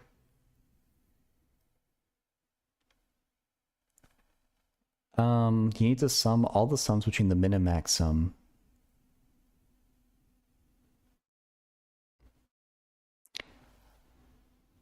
Oh, so is the answer supposed to be like all of these added together for like the number of ways to get to every possible target number? Is that what we want?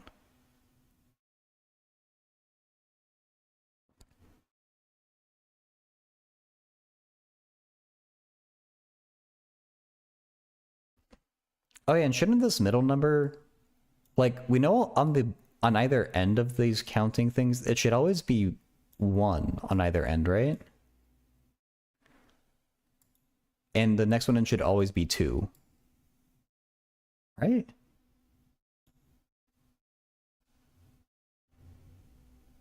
And so surely there's some kind of pattern where based off the number of elements, you can figure out what the middle one is.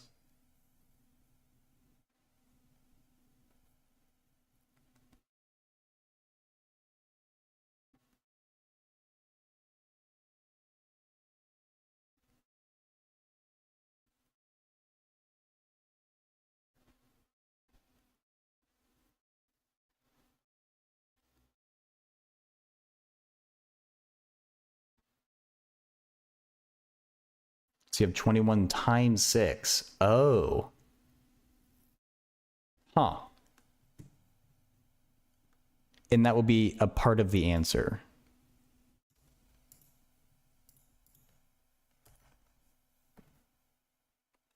So it like the answer is supposed to be just a single number.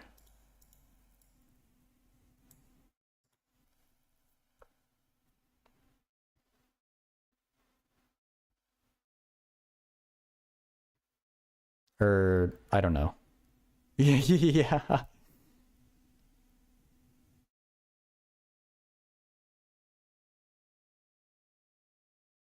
You raise a good point, Xfret, where I don't quite know or I don't understand what's being actually asked for. Dessen, there actually are some like graph theory classes that I am definitely not taking. It does seem kind of interesting, but I can't imagine I would do well. Hey, Syntax. Yeah, so I currently have a bachelor's in applied math, and I'm going back for a master's in applied math, starting in September. And so I'm going to be going to University of Washington. I think we need to find number of ways. Now I'm more confused. My bad. I stated part of the problem. This is the part you got stuck on. Okay. Finished the story with the Who Is guy. They just popped into chat and asked the question here.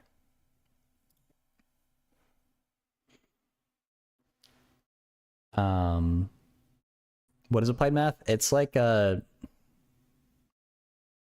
it's pretty broad. Like two of them can both study applied math but work with very different things. The parts of it that I like are like modeling with differential equations. So like there's like mathematical biology where you can like model the population of animals. But there's also like fluid dynamics, there's physics, there's biology, but like on the small scale with like cells and stuff like that. There is a pretty and like climate stuff too.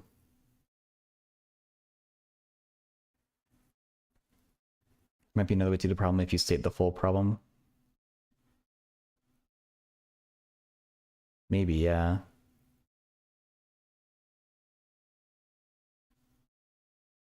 Syntax. I thought if they were equal, they like you ran into issues. Yeah, exactly that. Is that Colm? Quote Colmsil? I don't know how you pronounce that, but yeah, taking a real life situation and applying math to it, basically.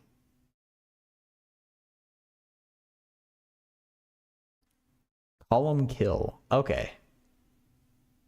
Thank you. Column kill. Yeah, Syntax, I can take a look at your evil moment right after this one. There's nothing else queued up. Oh, nice, Armon. I've never heard of him, though, no.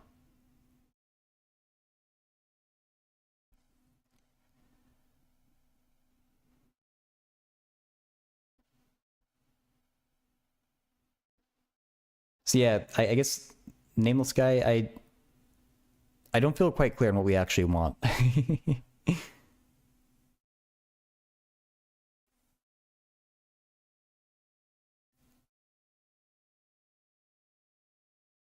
Can I explain Galois fields? I definitely cannot.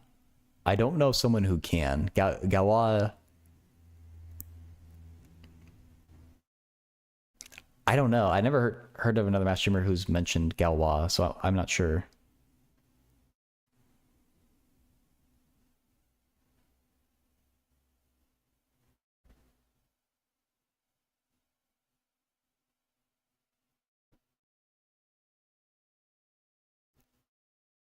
That's an honestly, it's been too long since I looked at the faculty page. I can't remember who I was interested in.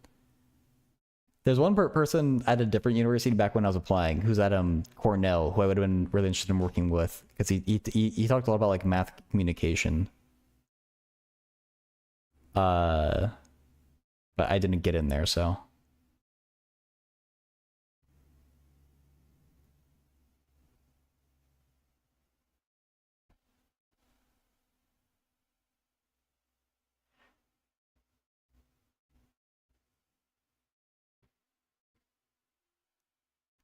Uh,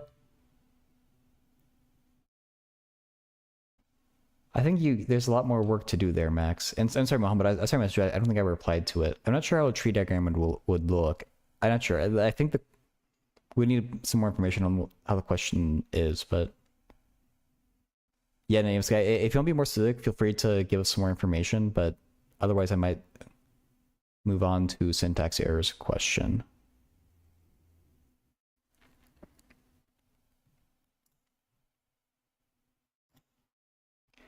Where was it again? So the other day, syntax error posted what he called an evil limit.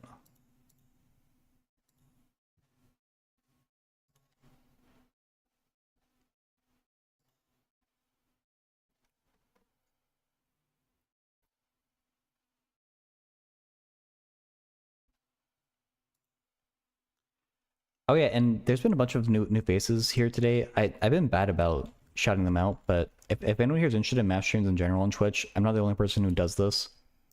There's a whole list of people there. There's also Slim who's hanging out here right now.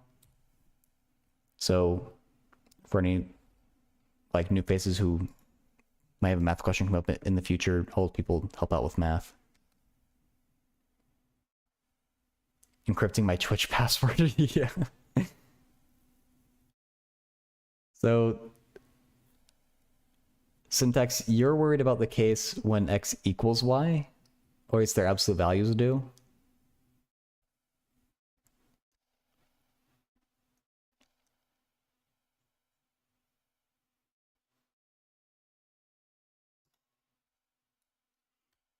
So we talked about it before, and we think it works if you make an assumption with complex and the same length. Okay. So you know what, let me get rid of the extra flavor text. Because that's the question we were working on the last time we talked.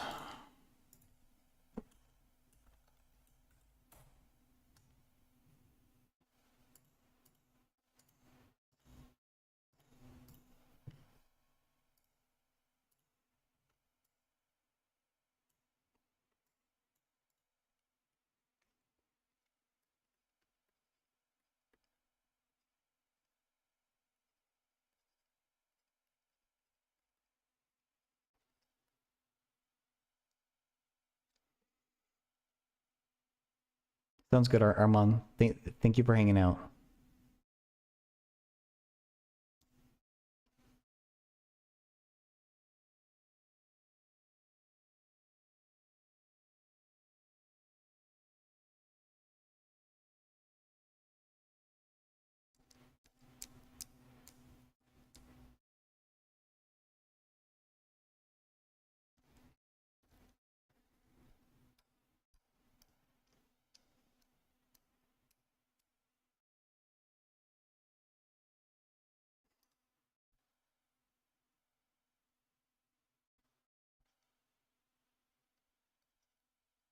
And also,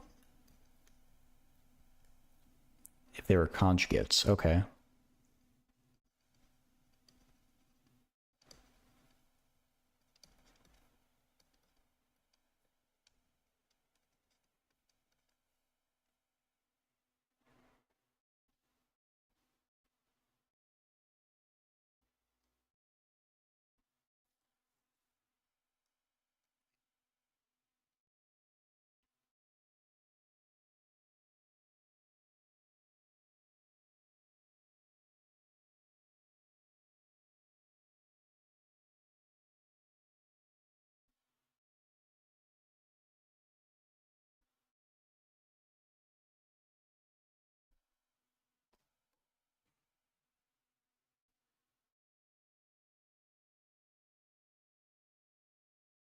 I think it's just kind of a mess when they're complex numbers.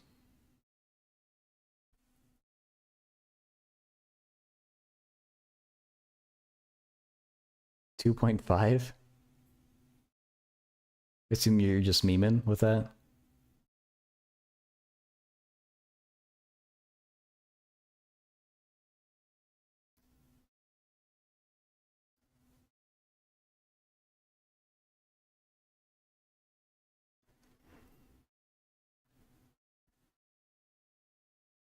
Polar form?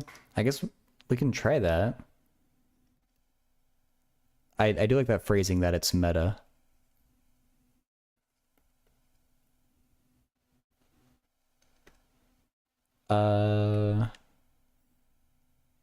Somebody just got lost in the sauce. Okay.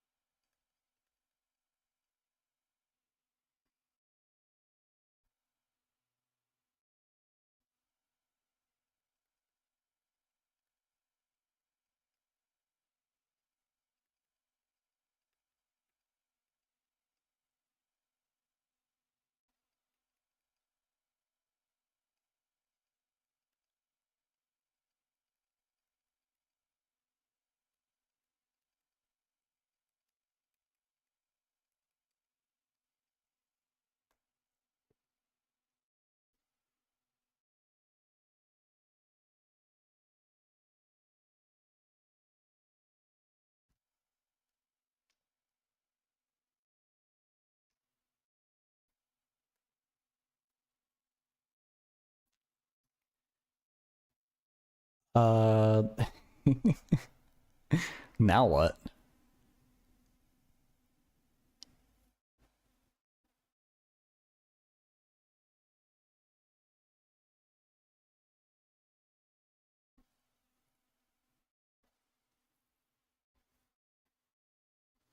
Well, yeah, but I mean, I'm just wondering, like,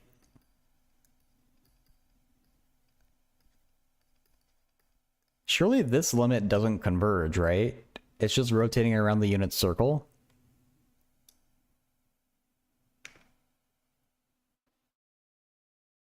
Blame syntax for this question, okay?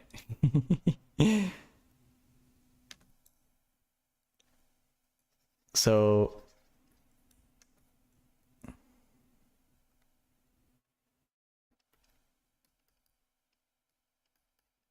we can cancel the R's, but to me the R's aren't the issue.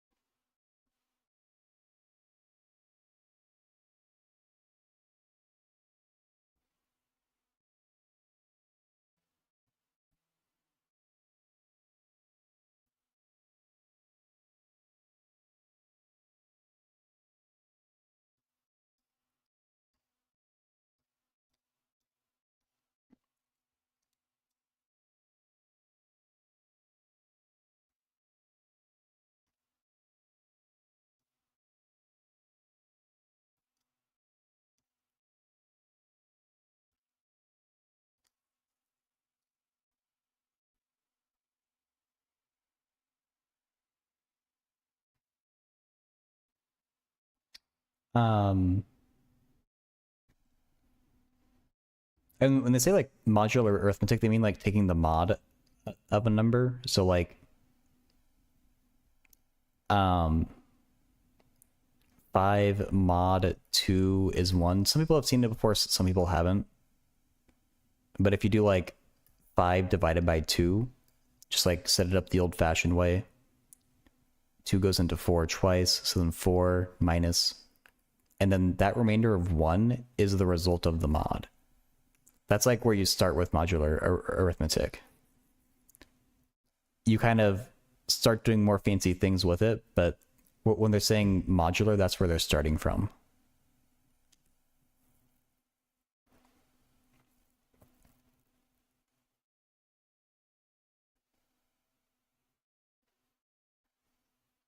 In like programming, you would use a percent to say mod.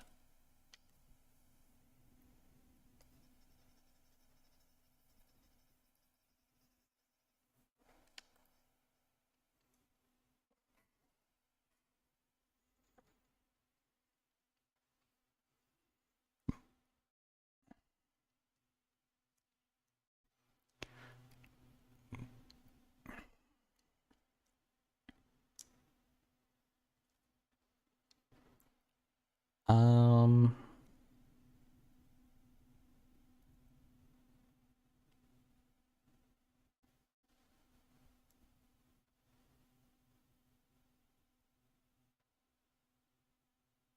is there anything to be gained by multiplying out the parentheses?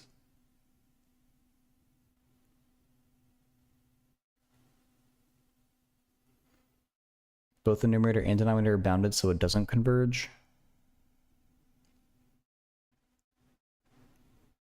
I'm concerned that these are periodic. Yeah, okay, Mohammed. That bound and oscillating is like that's what I'm thinking about too. Like these are at a very high risk of not converging because of that oscillation. Like we need things to cancel.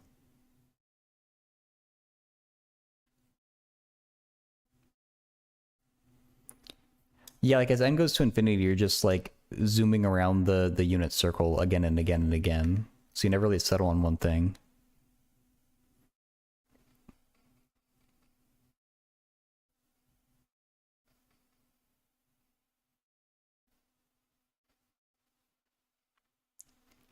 Um,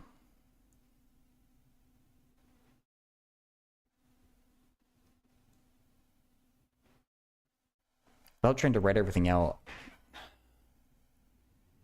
I don't.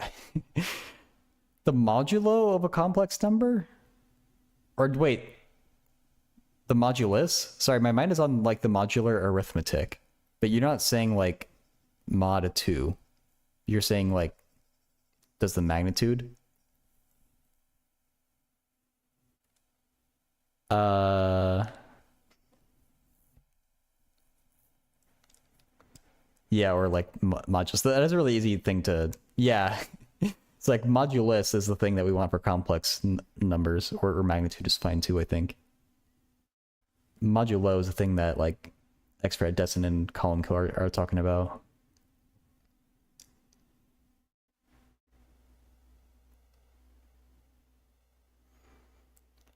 Um,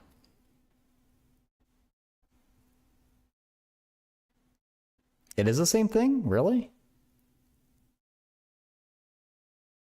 An idea? Seriously?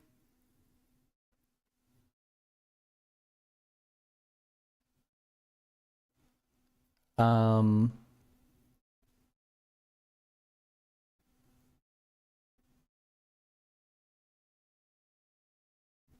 I feel like the magnitude should converge because of what we have right here. Like I feel like I can show that this converges. So like if we modify the problem, like modulus has pretty nice properties.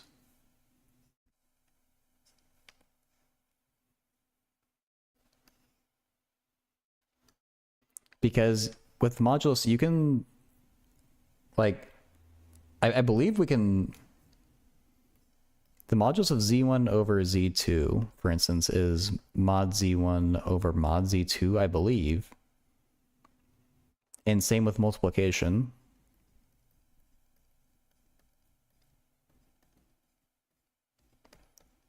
And the mod of all these e's is going to be 1. And then everything else is just going to be real numbers that we can make positive.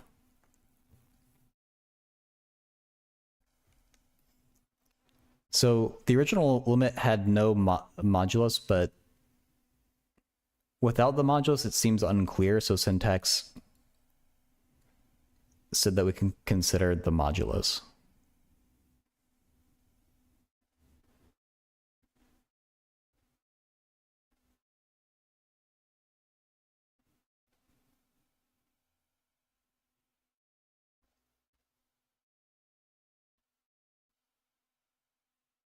Multiplies are their conjugates. Well, yeah, conjugates definitely have the same modulus.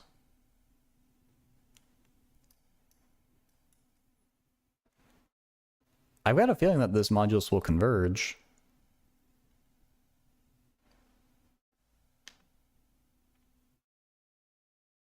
I guess I'll keep that there.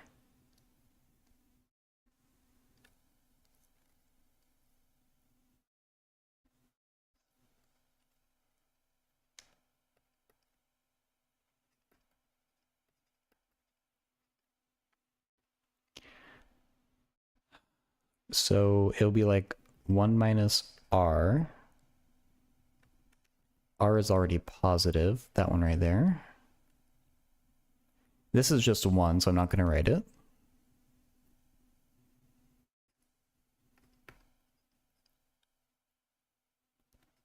R.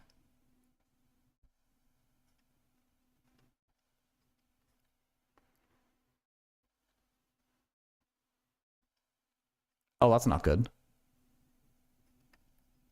We get division by 0. Unless, well, no.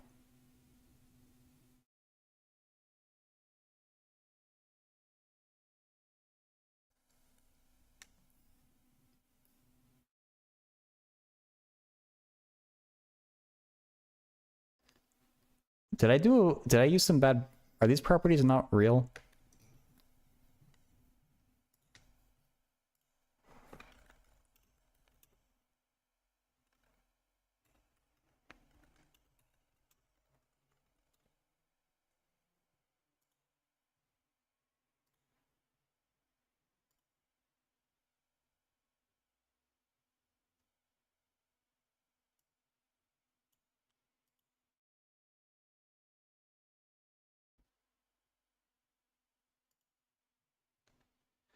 Oh, I see.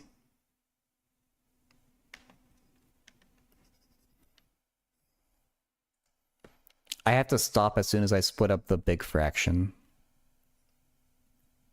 I've gone too far.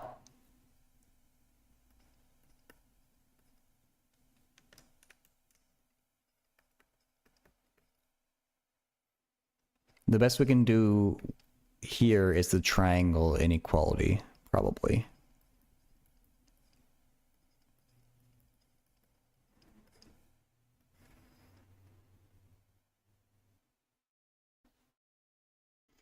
Yeah, Slim.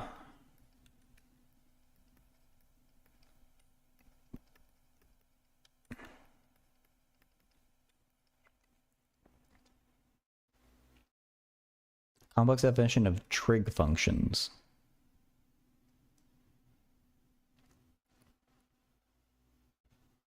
We have to get e's in there somehow, though, Mohammed, or I'm not sure.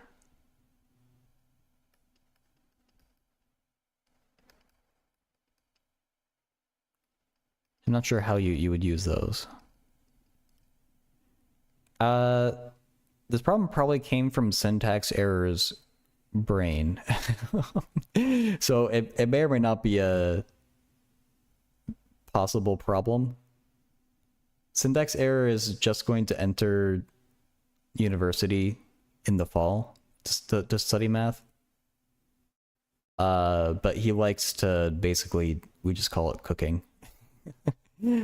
Where he goes off and does crazy stuff on his own accord. So this must have come from somewhere. I'm not sure what syntax error's bigger thing is. I guess he can say it if he wants. I'm sure this is just like a sub problem, whatever he's doing.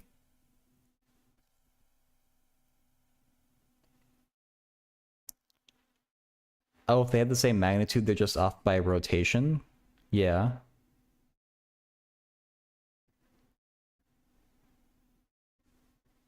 That's worth considering. Right, it came from a weighted Fibonacci sequence.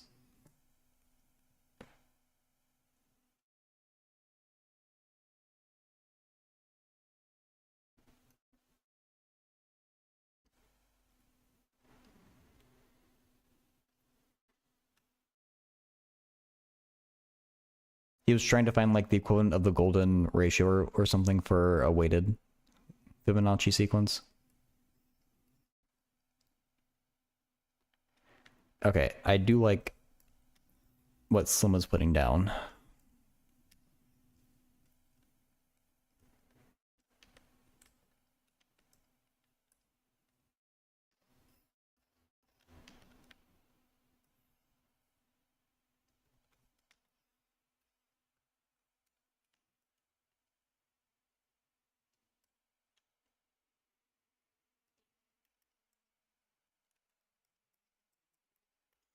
It probably still won't be easy to evaluate, but this is a much better simplification. Or at least it should be.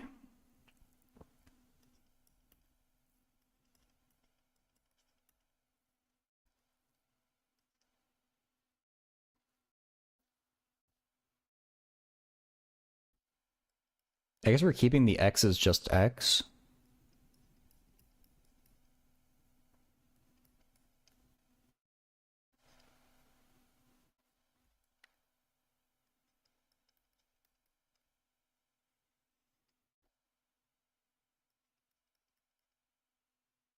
No, x is the complex number x. If x and y have the same magnitude, then you could take X and rotate it around so it equals Y. Hey, Sock now.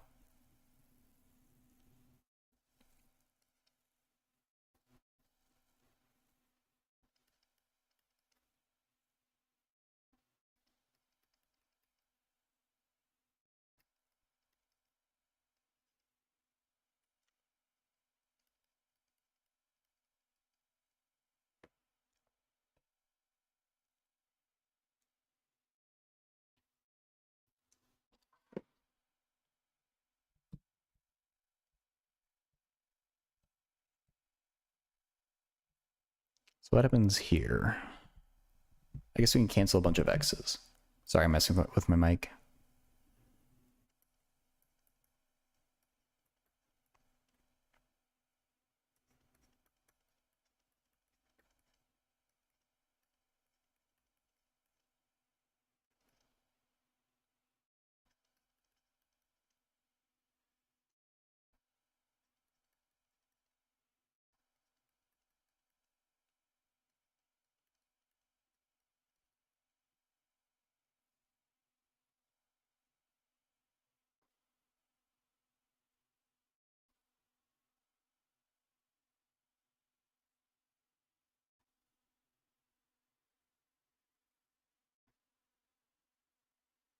You might get something good by multiplying out the top.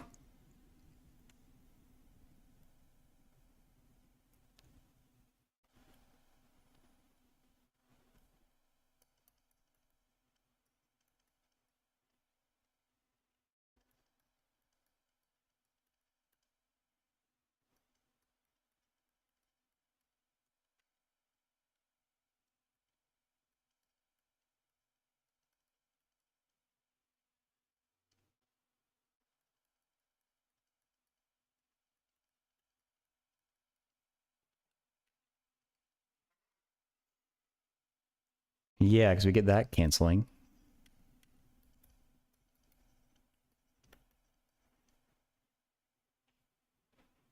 Assuming I haven't messed something up, but...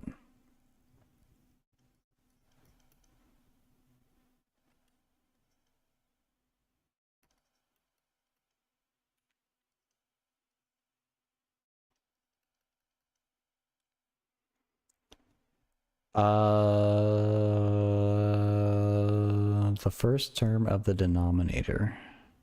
I sure did.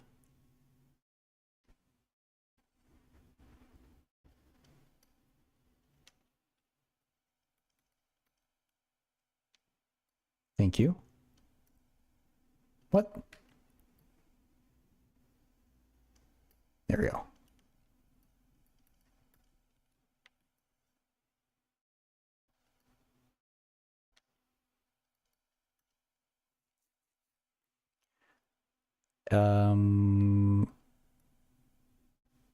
Wait. Then that factoring is wrong.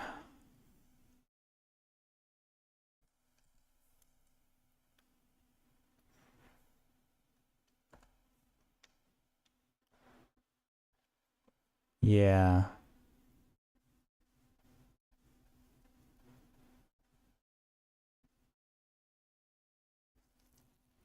Lessons to the CAS program you used while in high school, so long problems have been getting to you.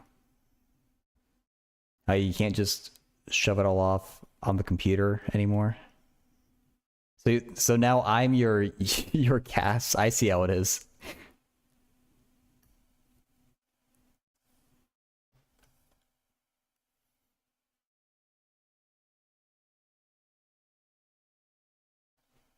Human algebra system? Yeah.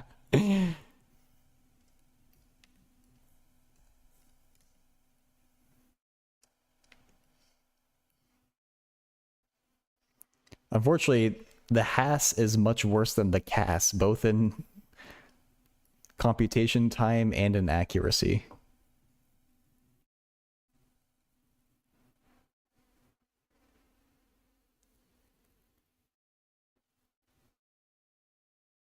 Well, maybe we should multiply out the bottom? No, we won't be able to group anything.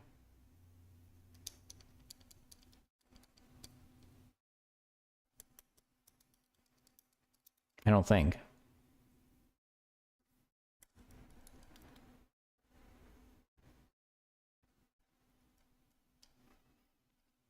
Can we take the limit here?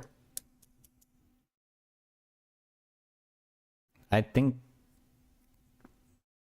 not that I can really tell.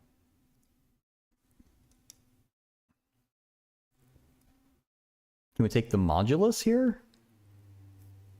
It wouldn't simplify the bottom.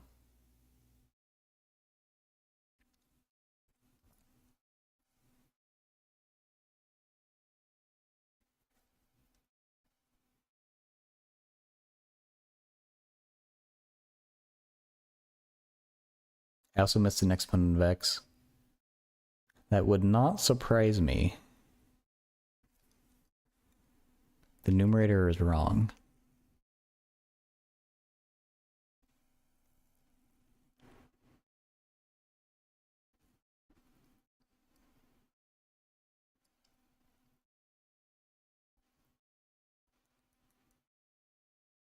The x squared terms don't cancel.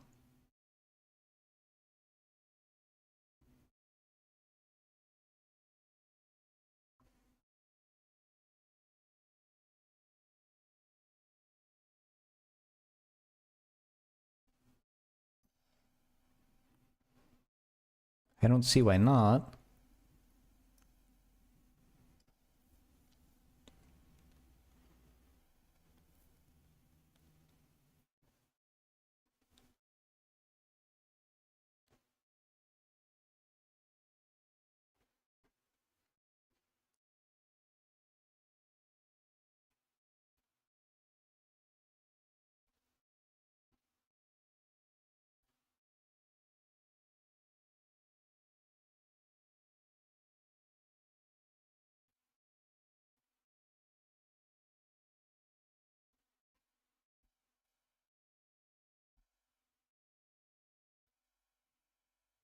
In the second line, I missed an n.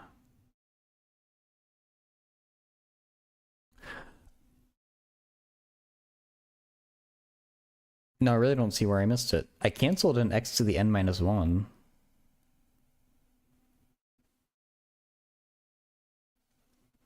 No, I factored out an x to the n minus 1.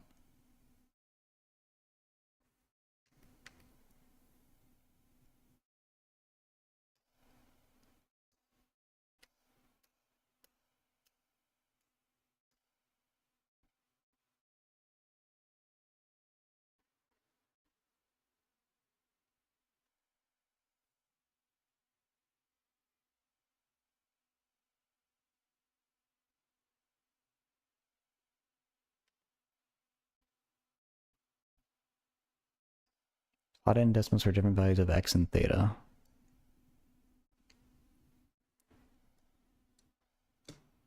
I guess we could do that. Wait, but am I... As long as I haven't done anything wrong, like... I mean, I guess we could just work from the first step or something, but... I don't know if that last step is right or not.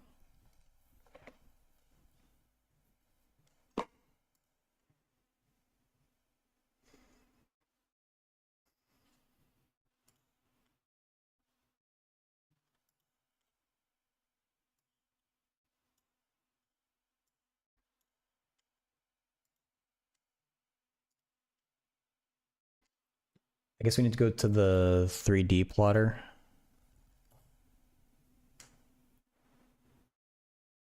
Well, do we want it to be theta? Or like... I guess it doesn't matter. Seems right to you? Okay, I'll use the last line.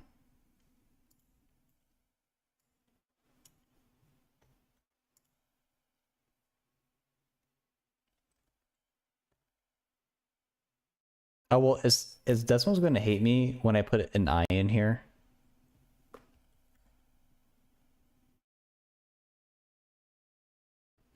Plot as a function of n. Ooh, okay. So I guess I'll say A and B for x and theta.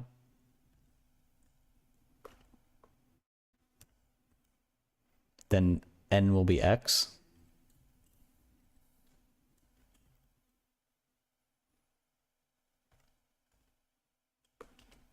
I think Desmos is gonna...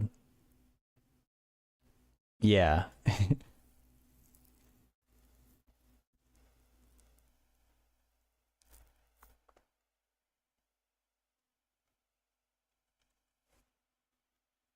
Oh yeah, it thinks I is just a letter.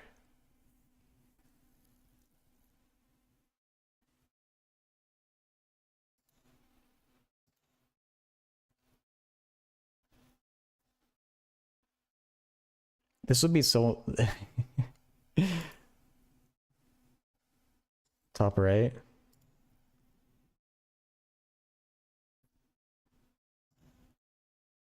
Oh. Good thing Control Z works. Wait, so what is this?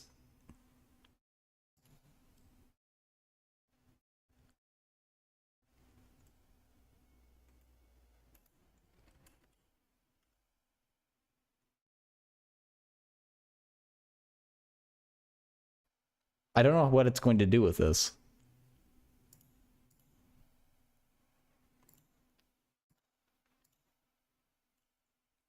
But we can let it roll.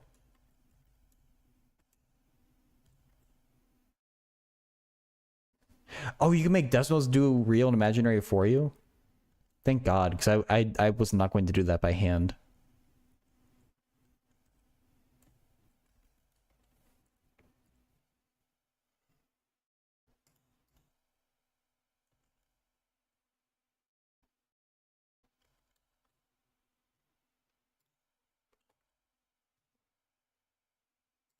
Well, shouldn't we just make this two-dimensional then?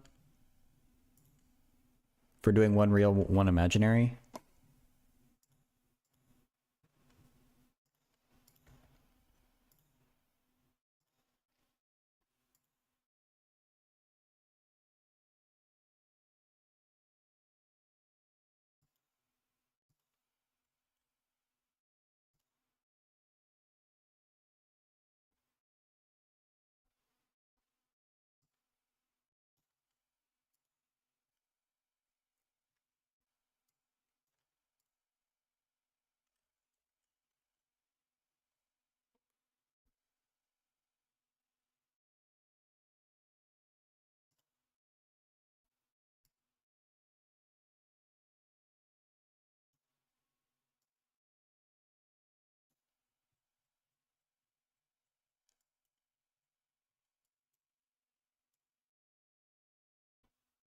Ooh.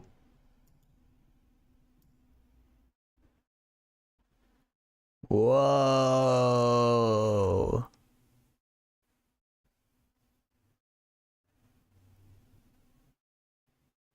Why are we making paper airplanes? Because we love paper airplanes.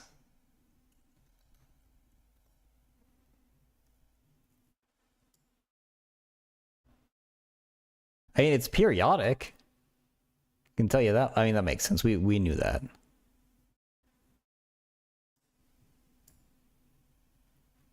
Oh, wait. Whoa. Oh my God.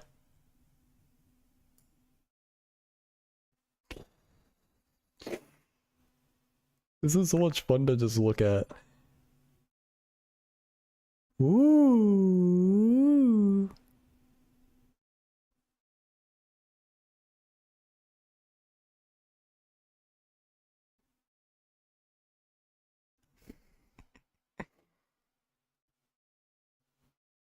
It's like a heartbeat from a dead patient.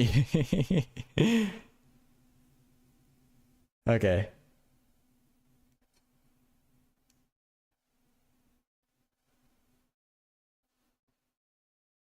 It doesn't seem converging. It does seem fun to play with, though. And that's half the battle.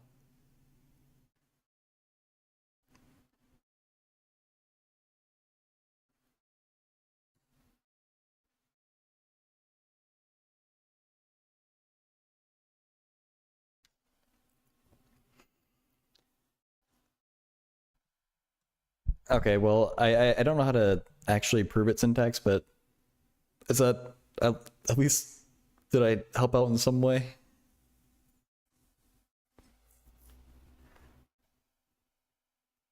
Um, I keep messing with my mic and I shouldn't.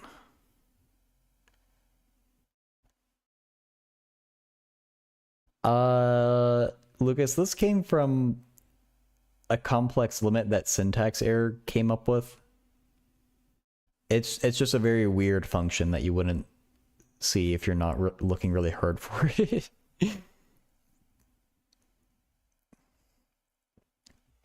But yeah, Lucas, if you have a question, feel free to let me know. Hey, Loki. Because yes, syntax, I'm kind of lost with like all the stuff that you're cooking with. So they try anything? All right. Sorry.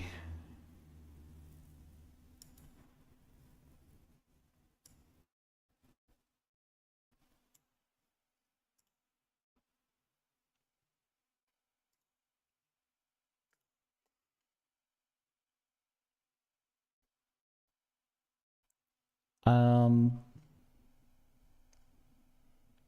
Honestly, I might just wrap this stream up here. We're at the 4 hour something mark.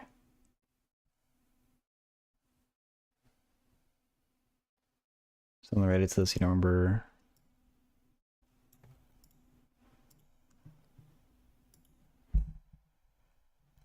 I don't know why I'm wearing so much other position on my mic. I can't get it on my head. What is this?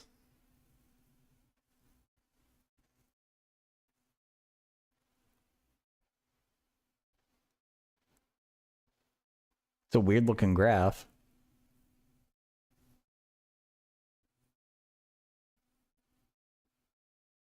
I don't know what H is though. I'm not gonna watch a video on stream. Especially not a 34-minute video.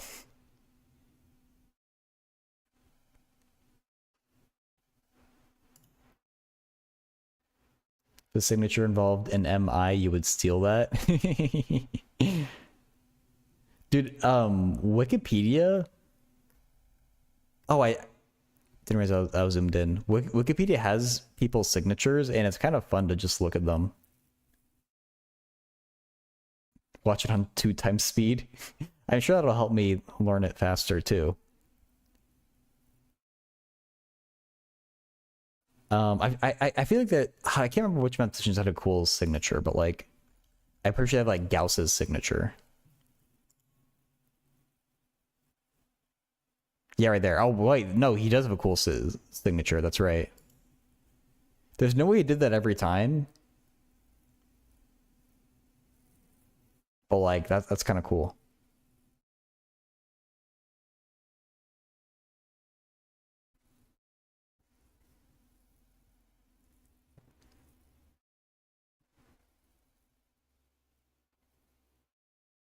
Oh yeah, he does have a pi. See, the last name initials will be ST. Oh, such that. Oh my god. That would be the nerdiest thing.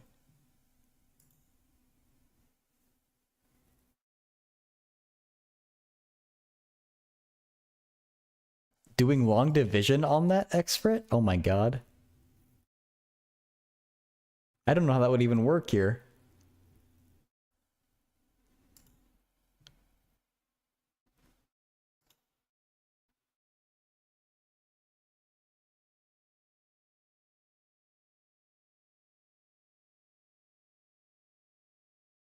How long do I stream for? Like 3 to 4 hours normally. I'm just gonna wrap things up pretty soon here. I'm just making sure that there aren't any like lingering questions. ST is like an abbreviation for such that. It's used a lot in math proofs.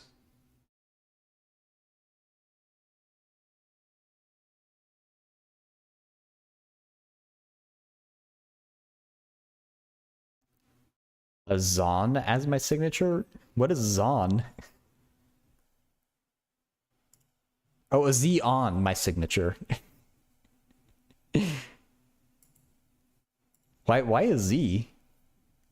Oh, because of Daisy?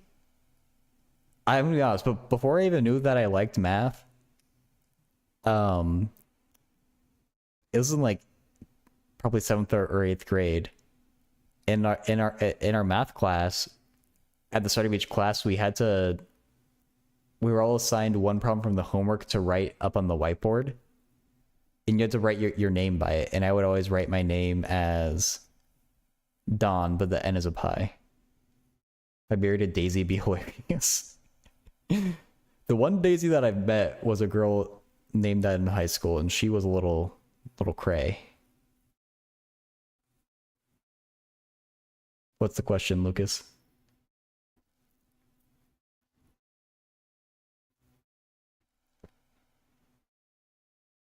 Okay, see you, syntax. We'll probably wrap up with Lucas's question.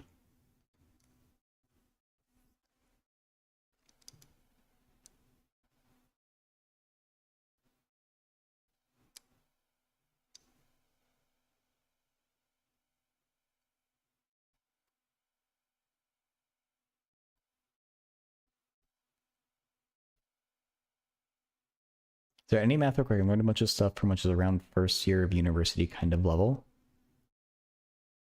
A tons. Or a ton. A tons.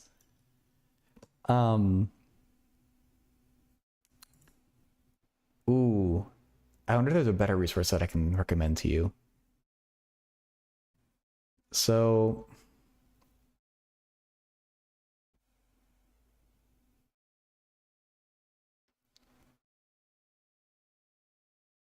actually, let me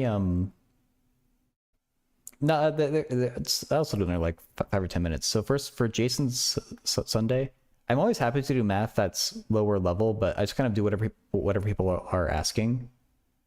So if someone asks me about difficult math, then I'll try to do it.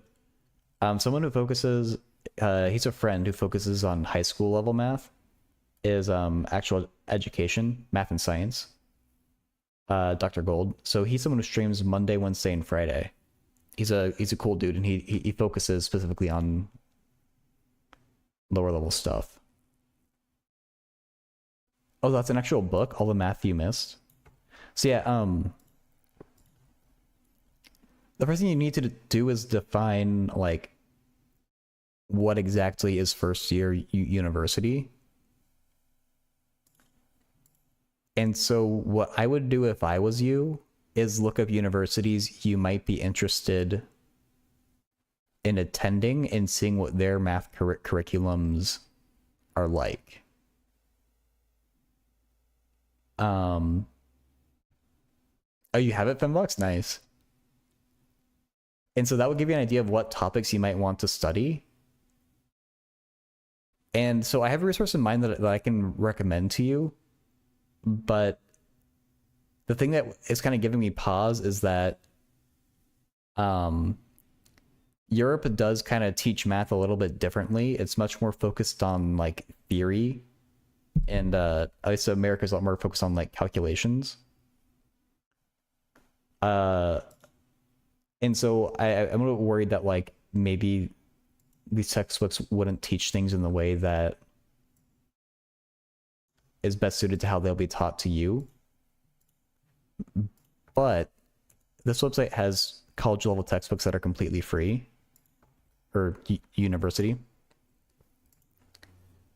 And so you would probably be interested in looking at analysis is the thing that you and I have talked the most about that it seems like you'd be interested in. So just look for like a real analysis book, like Primer of Real Analysis. Benjamin's it's like slang for money. Benjamin Franklin is on the $100 bill in America.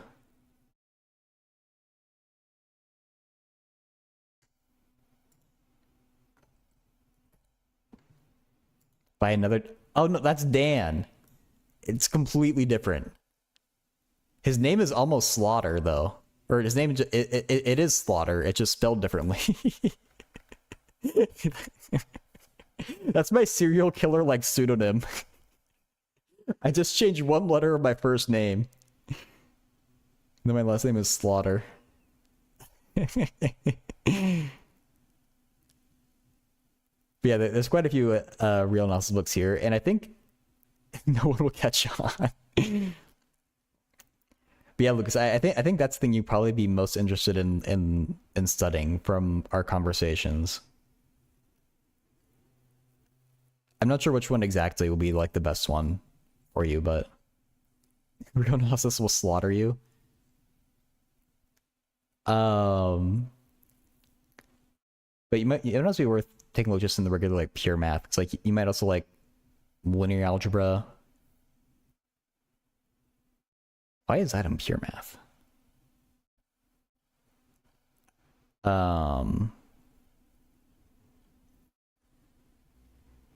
And this is like stuff like abstract algebra, and I'm not seeing that.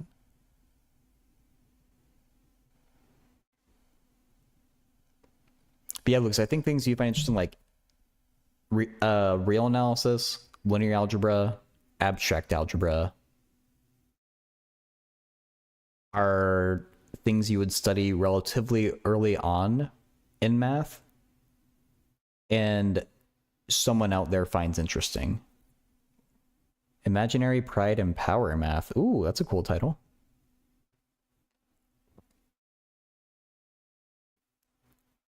Loki. Oh, that's awesome to hear.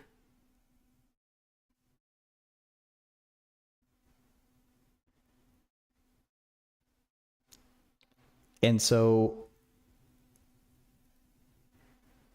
like, if you choose a subject and want help finding a book, I can help you with that. I can also find books that aren't on this site. Only linear algebra and abstract algebra, that's their side quests. And yeah, either that or you could just get more into calculus and learn calculus more completely. But usually, like your first year, they're going to make you take, well, at least in America, they kind of, it's mostly just like calculus and then non-math classes. And the classes that I listed are more like second year, but you can still learn them early. So I don't know. Have a think about it. Maybe just like Google what each of those subjects are, and if one appeals to you, we can try to work on that more. Barring any further comments, though, I do think I'm going to wrap it up and start looking for a raid. No worries. Okay, so people are here on YouTube. Thanks for being here. Further comments. Dang, now I have to be here for another hour. Yeah. Jason, have a good night. Loki, have a good night. Anyone else who's here on YouTube, thanks for being here. On Twitch, we'll look for raid. Aman, I'm sorry you only just got here and I'm ending it. Hi and bye.